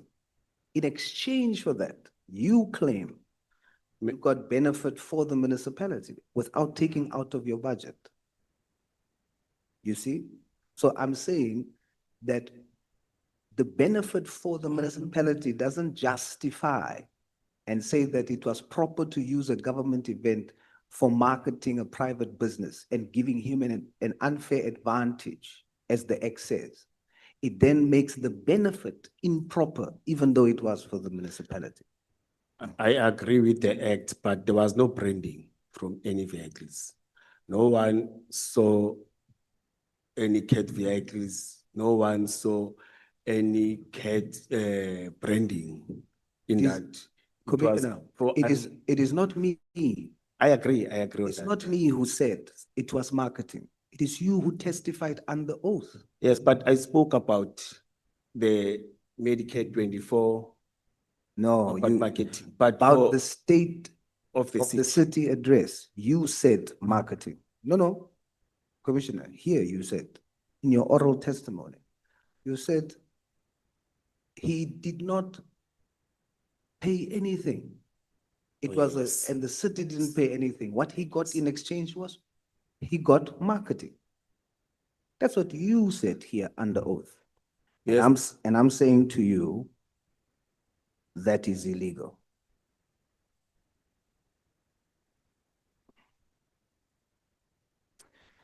Let's move on. How does the Regulations of Gatherings Act and SEP's National Instruction 4 of 2014 distinguish between public order policing and tactical operations? What's the difference between the two? Crowd, or let me say public order policing deals with crowd management.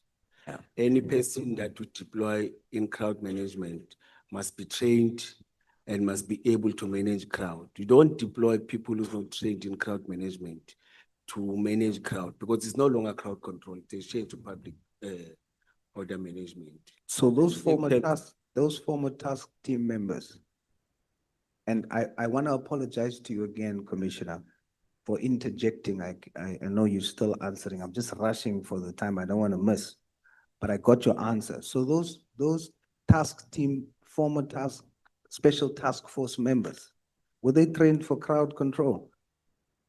They were not deployed in crowd control. When you look at the plan, they were tasked to do other duties, which is, let me read from the plan. Oh, but let me summarize because you're president. Yes. They were deployed in outer perimeters and they were already, and again, they were deployed to give backup to the then executive mayor. They were only limited to that.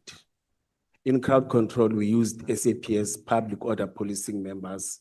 We use EMPD, public order policing members to do crowd control. It's part of the plan, it's part of the tasking. If they weren't there, that forms part of policing. No, but you task them. But it forms part of policing. It is part of policing duties that you gave them responsibility for.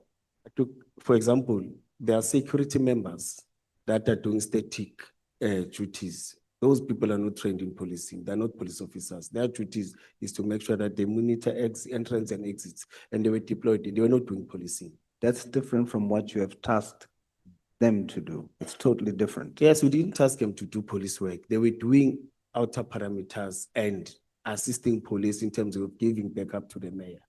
That's VIP protection. Okay. Because you want to go that way, what does your EMPD policy say about the establishment of VIP protection units, the mandate, Resolution 5? Is to provide close protection. It's just that I don't have that policy with me. I put it to you, Resolution 5 says all members that does that must be EMPD officers. Then this was a special event. No, it does on not. daily basis, where Commissioner. it doesn't talk about special event. Commissioner, there's no exception. You are interpreting Okay. policy and the act the way you want to. Okay. There's no exceptions. Okay. Your policy says they must be EMPD officers even for VIP protection units.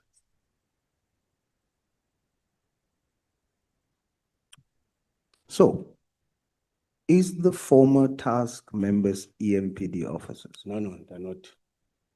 They They're were working made for- to do work that your policy says they shouldn't do. No, VIP members were driving with the mayor. They were doing their duties. Then they were giving backup and support.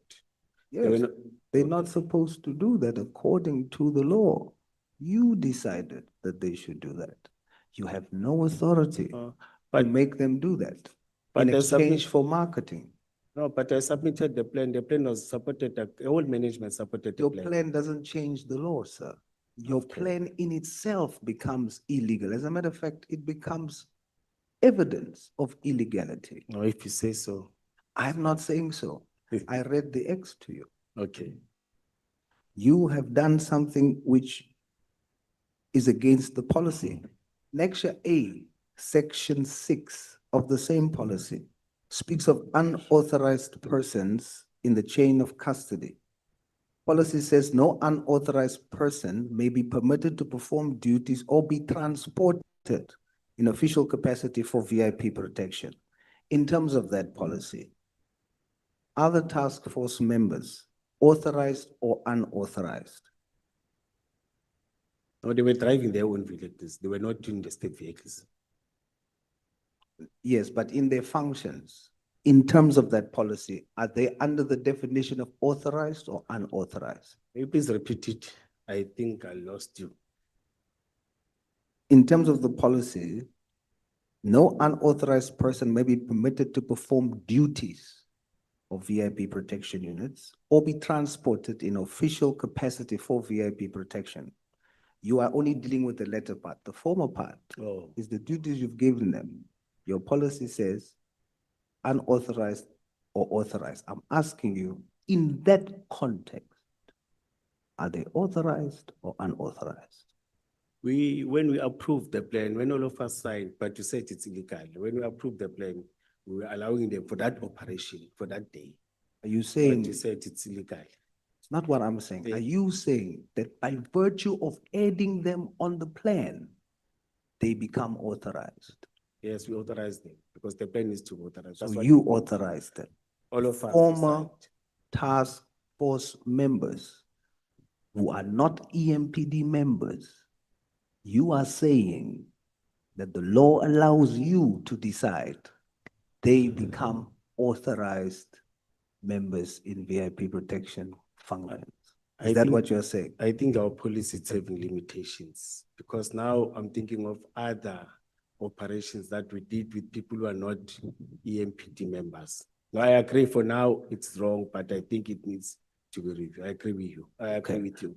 Let's make it practical. Why? I want you to see the wisdom of the law in protecting security. Who pays those former special task force members? Who pays them? It's the CAT VIP security. So CAT pays them. Yes. You don't pay them. Yes, you are correct. Who does the employee listen to? The one who pays them or the one who doesn't pay them? The one who pays them. But once you commit in a plan, you are legally bound to do operations. That's not true. Are you saying that by virtue of you writing them on your operation plan, they will no longer listen to Ket Matlala? No, he has borrowed us, or he has given us these Commissioner, members. are you He was saying? not part of the plan. He was not there. Listen carefully. It's okay. But are you saying that by virtue of the fact that you've put their names on your operation plan, they will not take an instruction from Ket Matlala on that day?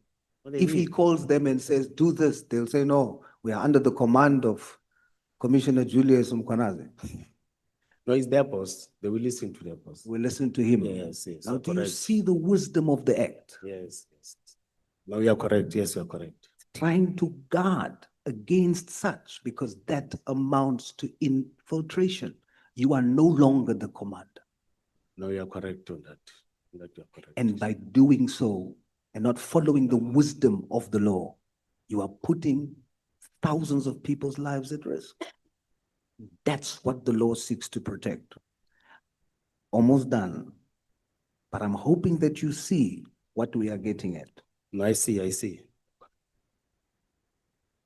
Now, you say you no longer see him, Mr. Matlala, like a friend or brother today because of what has happened.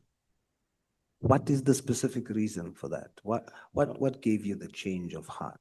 No, there was a communication breakdown for 2 years. We are no longer communicating like we used to do. What's the reason? 2022, sorry? What's the reason? Why did you have a change of No, heart? there was a communication breakdown. Why? I can't tell. Not to say we didn't fight. You see, there was no class, there was nothing. You see, but we used to call each other like after a week or, but now for the past 2-3 years, we were not communicating like we used to communicate before. Commissioner, now that you have perspective and you see the wisdom of the law, when you look back, would you say your decisions was right or wrong? No, it was wrong. I did many oversight. You know, you can't trust a person when you see him, and many honorable members, they've raised that. And I've agreed that there were many oversight that I did, thinking that I'm doing a correct work, the work is done, executed, becoming excited. But now you are saying again, in a long run, it was not going to be what you think it is. No, it was wrong. Let me repeat it to you. Commissioner, it takes a very big man to admit that he was wrong. But I want to put it to you as people who represents this country, yourself and myself. We're not doing it for ourselves. We are on national duty. We must put South Africans first. You were not just wrong. Your ex was illegal.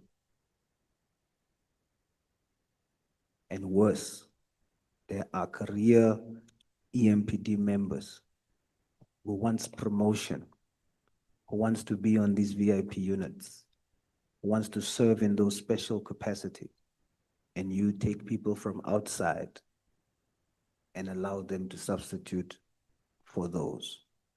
It's time, Commissioner, for us to look at our own, empower them, uplift them, and restore security on ground level. I thank you for your time. Thank you, sir. Thank you, Chair. Thank you so much, Honorable Souls and Commissioner Mkhwanazi for the responses that you have given here.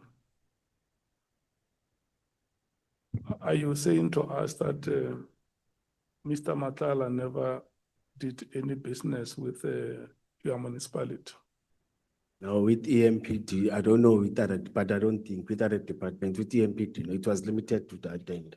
I don't have access in other areas, but I don't think so because it has been quiet and even Mike himself, no. Because their interest is not what we're providing. When did he start giving you money? It was 2022 to 2022. It was that 2 or 3 months as I've mentioned. Even if you check the statements, it talks about those 2 months. The late 2022, let me put it that late 2022, Chair. And then did he give you that money after you visited his office? No. It was all after when I was having the challenges, the bereavement or the funerals. It was about that, yes. It was long after that. Remember the last time we worked with him? Yes, not just to get the chronology of events. You went to his offices first. Yes, 2021 and early 2022. And then after you went to those offices, that was when you had the unfortunate experience of losing family members. After the state of the city. Yeah. It was offices, then there was state You went to the offices and then came the state of the city. Yes. Address. Yes. And then later the misfortune struck where you lost your relative. Yes, Chair. And then he gave you, or he assisted you with preparations to lay the remains to rest. Yes, Chair. No, it didn't. I agree. Okay. And then when you testified here, you said there was at some stage where you felt like he was a brother and a friend to you. Yes, Chair.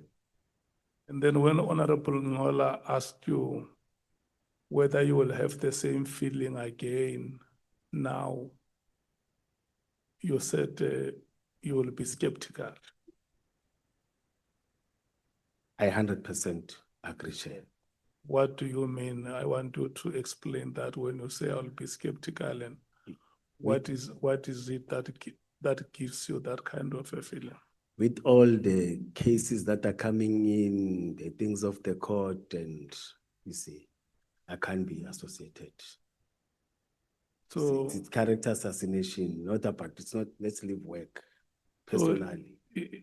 Are you confirming that it holds true that when days are dark, friends are few? No, it's not about that. It must be dark, but in a correct way. He supported me because of the bereavements and other things, not because I was going around. Yeah, I want to know, why are you walking away now?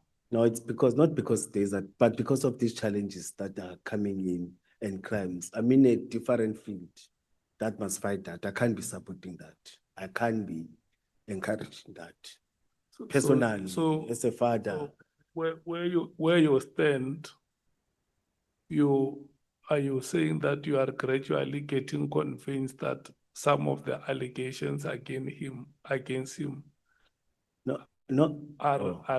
credence?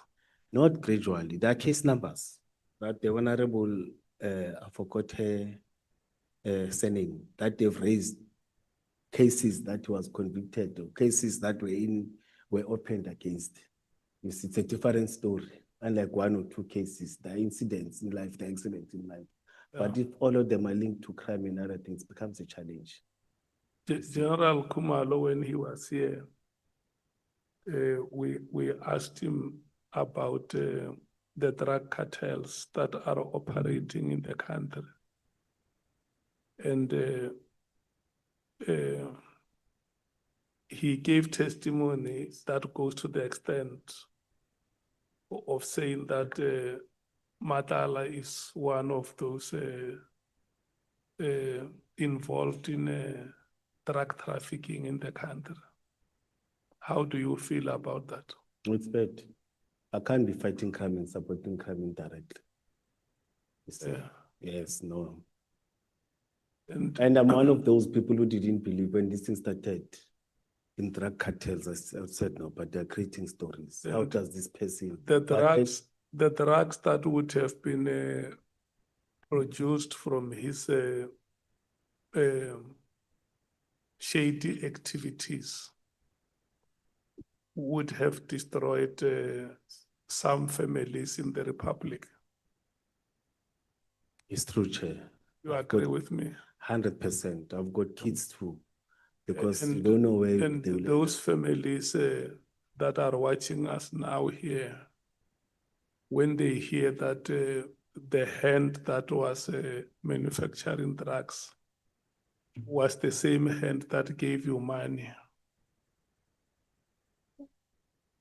how do you expect them to regard you when they come to the municipality where you work, they see you, or if you attend a funeral in your area, they see you, they say the same hand that gave Commissioner Mkhwanazi money is the same hand that destroyed very brilliant young children, soccer players. For sure, you know, Ekurhuleni is one part of the country which produced very brilliant soccer players, and they ended nowhere. You are correct, Chair. We have classical example of brilliant national assets who ended nowhere from Ekurhuleni. So I'm just talking to you to say, here is a report that is being given to the nation that, and you also agree, you are part of it. We are told by you to say, he gave me money. Yes. So I want to hear you saying it. How do you feel when information like this comes out? The hand that gave you this money. It's bad, Chair. It's not even really bad. It's worse than the word bad, Chair. Whether I did know, whether I didn't know, there are many issues that came from honorable members here that as a police officer, you need to check the background and check. And the oversight, I didn't do that.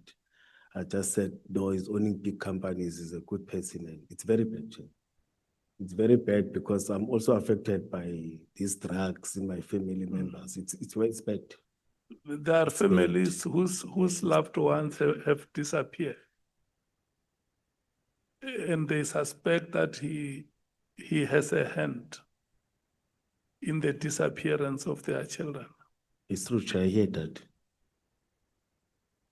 So if it is indeed true that he participated in the disappearance of some citizens, and you hear this story, and you know that this is the same man that gave me money, how do you feel? Oh, Chair, if I can retain the money, not any salary, I will do that. I feel so bad, Chair. I feel so bad. I don't want to lie to you. In fact, I felt it before when it was starting, but now it's gaining momentum and there are proofs, there are case numbers, there are what. It's bad, Chairperson, it's bad. First of, for the meantime, when it was starting, I even thought they are fighting, maybe it's about tenders. But now when the proof is coming to you on a daily basis, you feel it, I know it's bad. So as a law enforcement officer, whereby the citizens should have confidence in you that you can protect them, and when they see you, they must have a sense of justice happening to them, and they hear that this law enforcement officer who is appearing before a committee of parliament using the title of a commissioner has been receiving money from this shady character. How do you feel as a law enforcement officer? Because now the facts are out. Yes. How do you feel? I'm talking to, because honorable members have asked you questions. I can't ask you any further question. I'm now talking to you as a human being. Yes, Chair. They've asked me questions and they've shown me facts, Chair. Yeah. And that's why I'm saying I feel so bad. I regret. Yeah. I regret. I want you to speak your conscience. Yes, I'm saying I feel so bad and I regret whether I did know or I didn't know. But for the mere fact that this thing has been happening, you see, I feel so bad. Let me say so. I can't justify this, but it was bad. You see, because I'm also affected in my family with people that are doing this. Your family. Yes. Okay. I guess if you have a partner, your partner has a feeling that you love her. Or if you have children, they have a feeling that you are having a filial obligation on them. You may be having neighbors, you may be having friends, or you may even be a chairperson of a burial society in your community. When these people hear these stories about you receiving money from a shady character, how do you feel? How must they regard you? Because this is a community where you stay. This is a family where you stay, maybe with your wife every day. You want to tell her, baby, I love you. You want to say that. And then she looks at you and say, you, commissioner,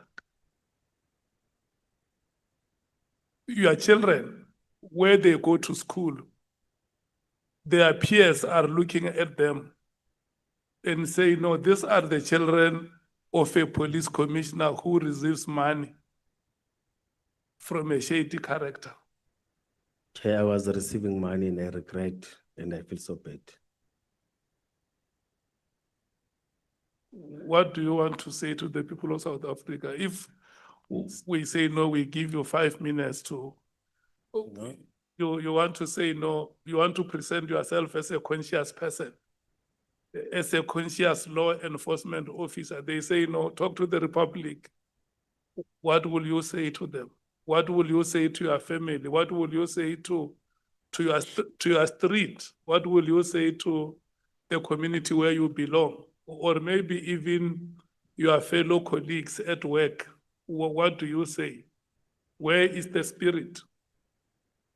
Chair, it doesn't even need 5 minutes. I regret it was wrong. You see. And as I've said, that conscious regain, you see, but I'm in this field. I choose this field. I didn't go that side because I want to fight this. You see, and I've learned that in life, you don't just associate with anyone. You see. I know that it was before, it was time of challenging, but the money comes from where, you see, and my conscience says, I must humbly apologize and feel that I'm wrong. I don't have a better way. One is wrong, you see. Okay. Advocate Kawaza. Thank you, Chair. Chair, I just have a few questions. I thought that you were on track and I would not ask any questions. They relate to the chronology, just so that they are on record. Commissioner Mkhwanazi, this is relating to your relationship with Mr. Kat Matlala. There's just 2 events that you have not placed on record in terms of timelines. So I'll just go in the order that Chair went and confirm with you. So you say that you met Mr. Kat Matlala in 2021 at his offices. That's when you met, okay.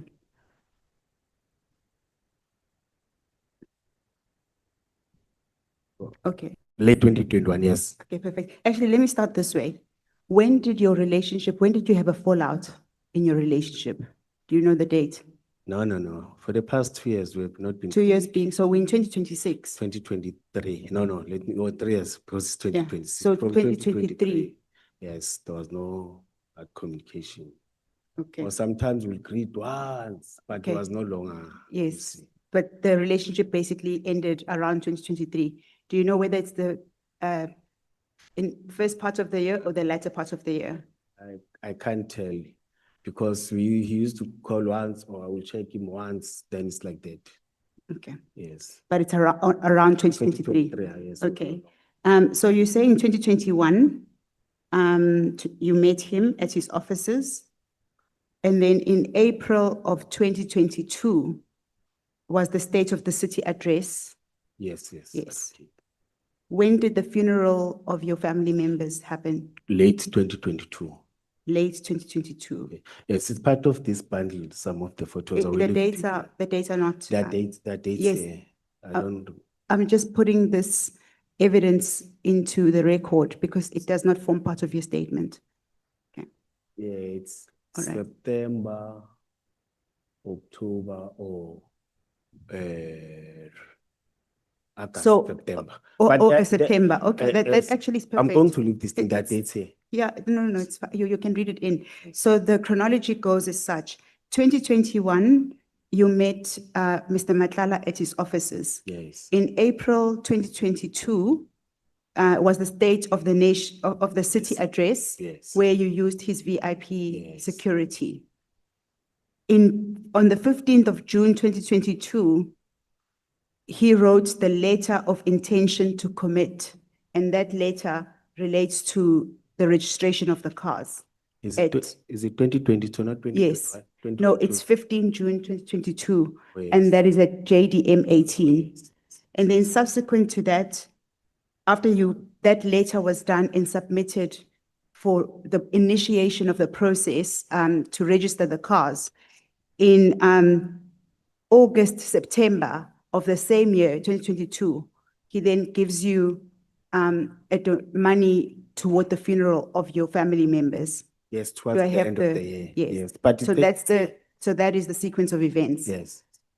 Just to close that off. So in relation to the question of whether there was a conflict of interest, he was already doing work for the city because earlier in that year, in April, he was at the State of the City address. You've agreed Yes, that it was yes. April 2022.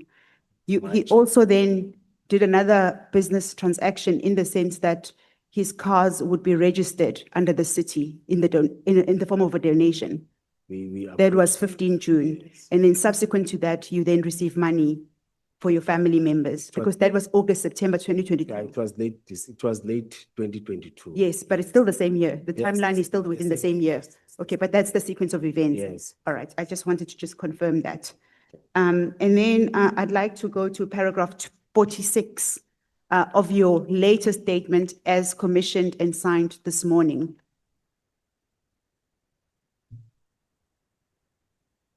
Paragraph 46, just before, like the last 3 lines, you were asked by Honorable Saul regarding your statement, and you said let me first read it in.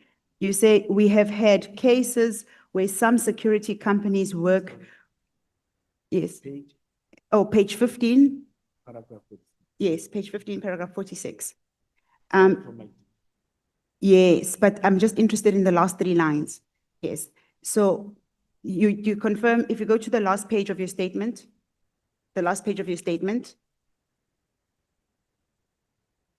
yes, it is dated 22 January 2026. Do you confirm that this is this morning statement? Okay. At paragraph 46, the last 3 pages of the latest statement, It reads, we have had cases where some security companies work with such illegal minors. To that effect, I have photograph images to confirm same. I think I must retract it because I wanted. I'm not necessarily questioning you on the statement. It's clarity. It's just to clarify for the purposes of this commission to say which one is the correct statement, because there's been a number of responses relating to various statements. So I just want to put that on record that what Honorable Salz was referring to is in the latest statement, according to your evidence now. No, I wanted to talk about witness D. That's why I repeated it on the latter. Okay, I think his question has passed. I'm just speaking about confirming that it is in the current statement. Yes, that's what he said. Okay, that's what he said, but we also confirmed that we've read it in. Yes. Okay. Yes, that's what I want to retract because I was talking about witness D, the other side. Okay, and then the last point of clarity has to do with the MOU. Under the section of the MOU, you say, you speak about that you got formal instructions from Mr. Goodman Mzolo. I'm just putting it in order, like in terms of chronology. I'm not asking the questions again. Yes, so paragraph 51 and 52 relates to the memorandum of understanding.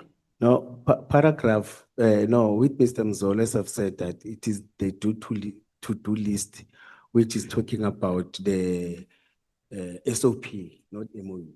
It's supposed to say SOP, Standard of Operational Procedure. Okay, Yes. but your complaint about what you were surprised about, you were then subsequently suspended for, Yes. right? And that letter is what we were reading earlier Yes. at JDM 9. It relates to issues that had to do with the MOU. It is to-do list, Standard Operational Procedure. So it was not in respect of the MOU. Yes. Okay. So that's why I've even attached it. It's writing to-do list. No, I'm talking about your suspension. No, when they suspended, they included everything out of blue lighting. Okay, then finally, the last one that I have, because I don't want to take up too much time, has to do with paragraph 64. I'm just reading it into the record because one thing that I think we omitted to do was to deal with the timelines. And also, just to complete off some of the evidence. Paragraph 64 talks about Sintel, the company that had also donated cars to the city. Specifically at paragraph 65, upon your return from suspension, you say, upon discovering this, I made a decision to discontinue the use of these vehicles by our EMPD officers. The proper procedures had not been followed. The officers were not covered by insurance, and the vehicles were being utilized without the city and proxy's knowledge or authorization. So I just have just two short questions of clarity. Okay, yeah. In respect to that. Yes. What were the specific issues with insurance? Because we don't deal with them in the affidavit. Yes. You can't drive a private vehicle as an officer. If you get injured, you can't execute duties of policing, driving a private vehicle. Because if you get injured or something happened, accident or incident, they're not covered in terms of that. So the cars that are donated, that you were talking about, SCAT was in the process of donating the cars for them to be registered. Are those not private vehicles? But immediately when they're registered. So there was an issue with registration. They were not registered. Yes. Okay. And what was the lack of authorization? So you have a letter from, you said, you testified that the only person within the city at the time who was dealing with registrations is Mr. Steyn. Even now, yes. Yes. So you say that Mr. Steyn had not authorized the registration of those cars. He doesn't know anything. He doesn't know anything about them. Okay. But also I must mention that the matter, the council is investigating the matter. because I forwarded it to council. So it's under investigation and there's yet to be a report. Okay, I just wanted to close off those final questions from your testimony. Thank you, Mr. Mkhwanazi. Thank you, Advocate. Thank you very much, Chair. I think I have come to the end of my part.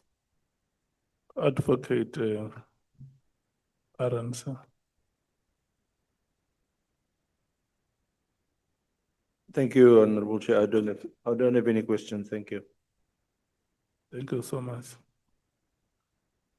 Honorable members, we have come to the end of the proceedings. Honorable Skosana.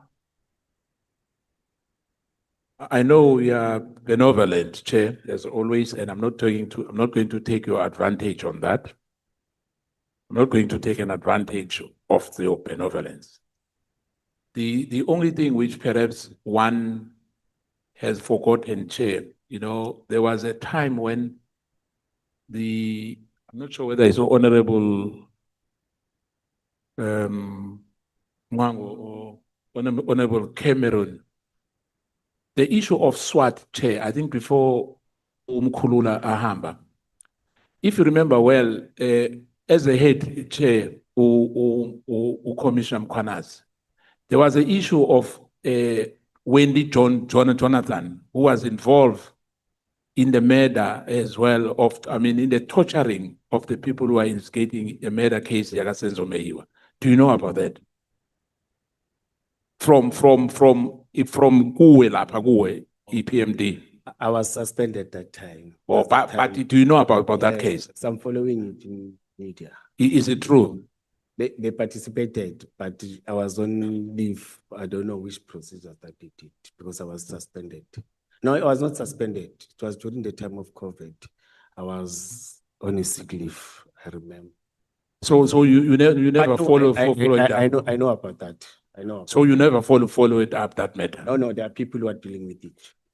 There are people who are dealing with it. Those commanders, those seniors that were part of that, they're always in contact with the courts and going to courts and with those members.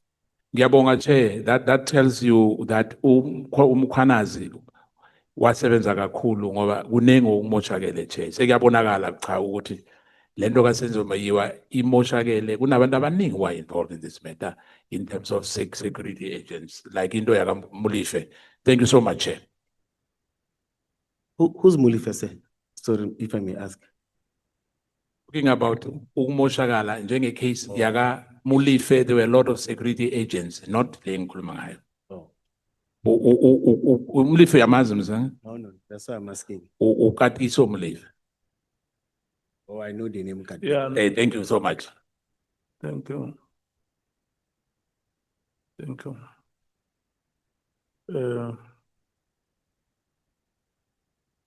We were supposed to be lasting for 2 days. And we have finished tonight. So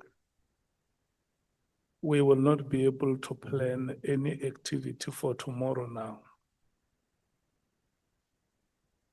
Yeah.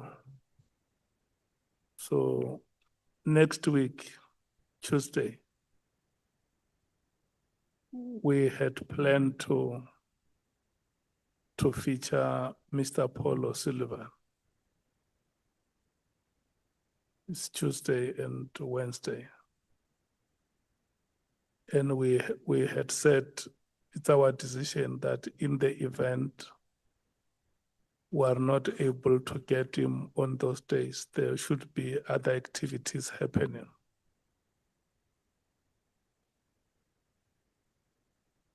Am I correct, Mr. Tejana? That's correct, Chairperson.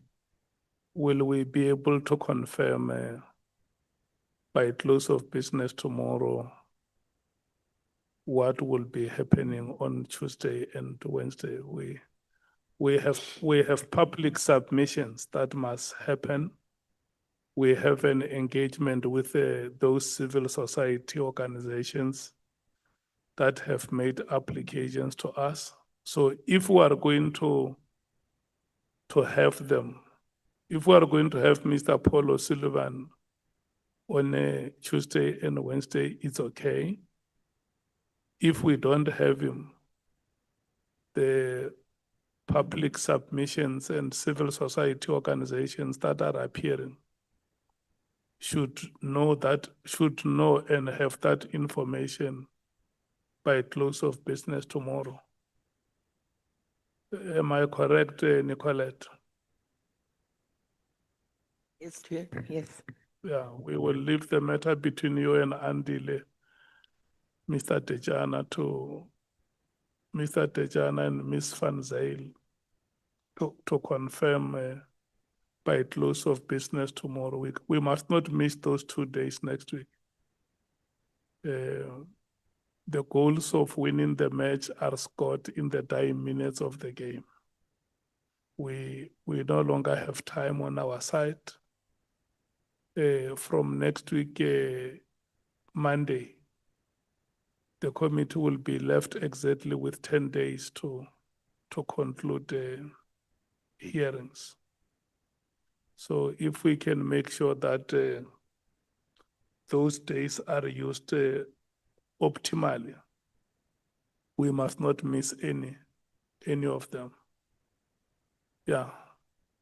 Honorable members, we have come to the end of today's proceedings. I want to take this opportunity and thank you, Commissioner Mkhwanazi, for having made time to do consultations with our legal team and your subsequent appearance before this committee here.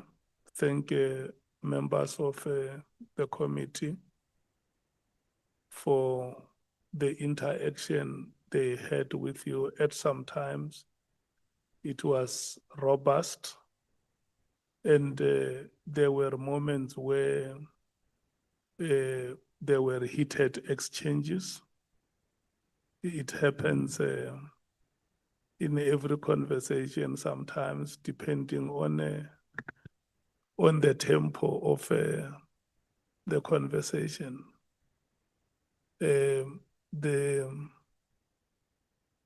The staff of Parliament, we can't stop thanking you. I have been told that in most cases, we remember the player who scores the goal, but we often forget the player who makes that decisive pass. As we sit here, members of the Ad Hoc Committee, there is a staff of Parliament that works behind the scene. When we arrive here, the venue is prepared, the venue is clean. Documents have been prepared for us. So we must thank everybody, security of members, well arranged, and time to time, security officers are on their toes to ensure that everything runs very smoothly. The communication section is here with its setup, making sure that South Africans are able to follow the proceedings. They take pictures, they post on social media, on Parliament media platforms. We must thank all of you for the sterling work that you are doing,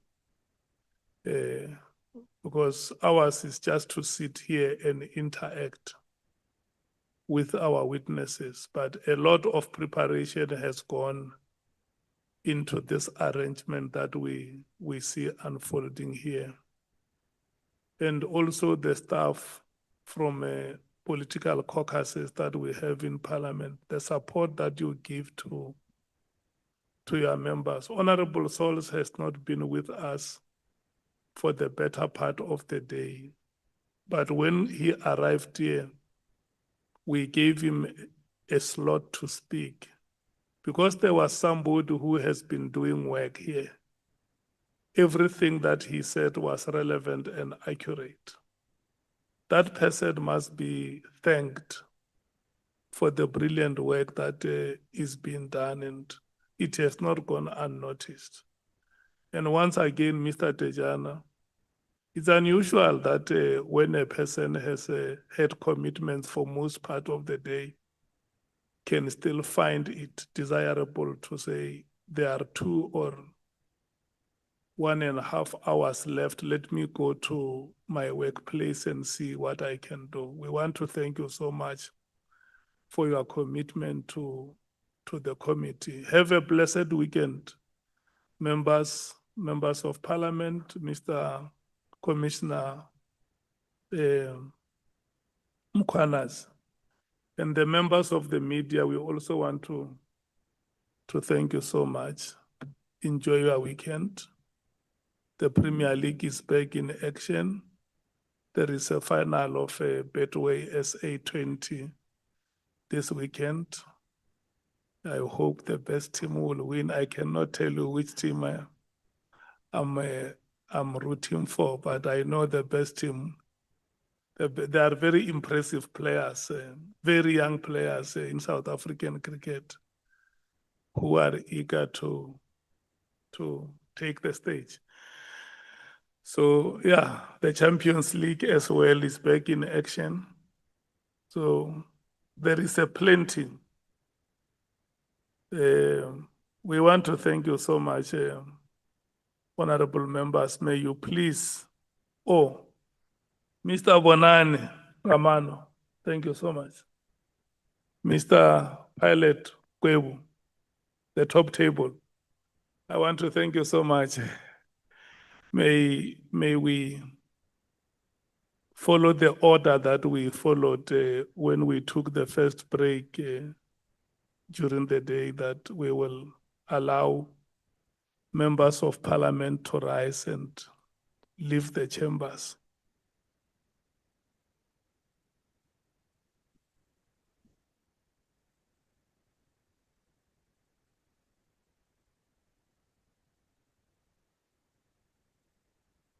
And the legal team can follow them.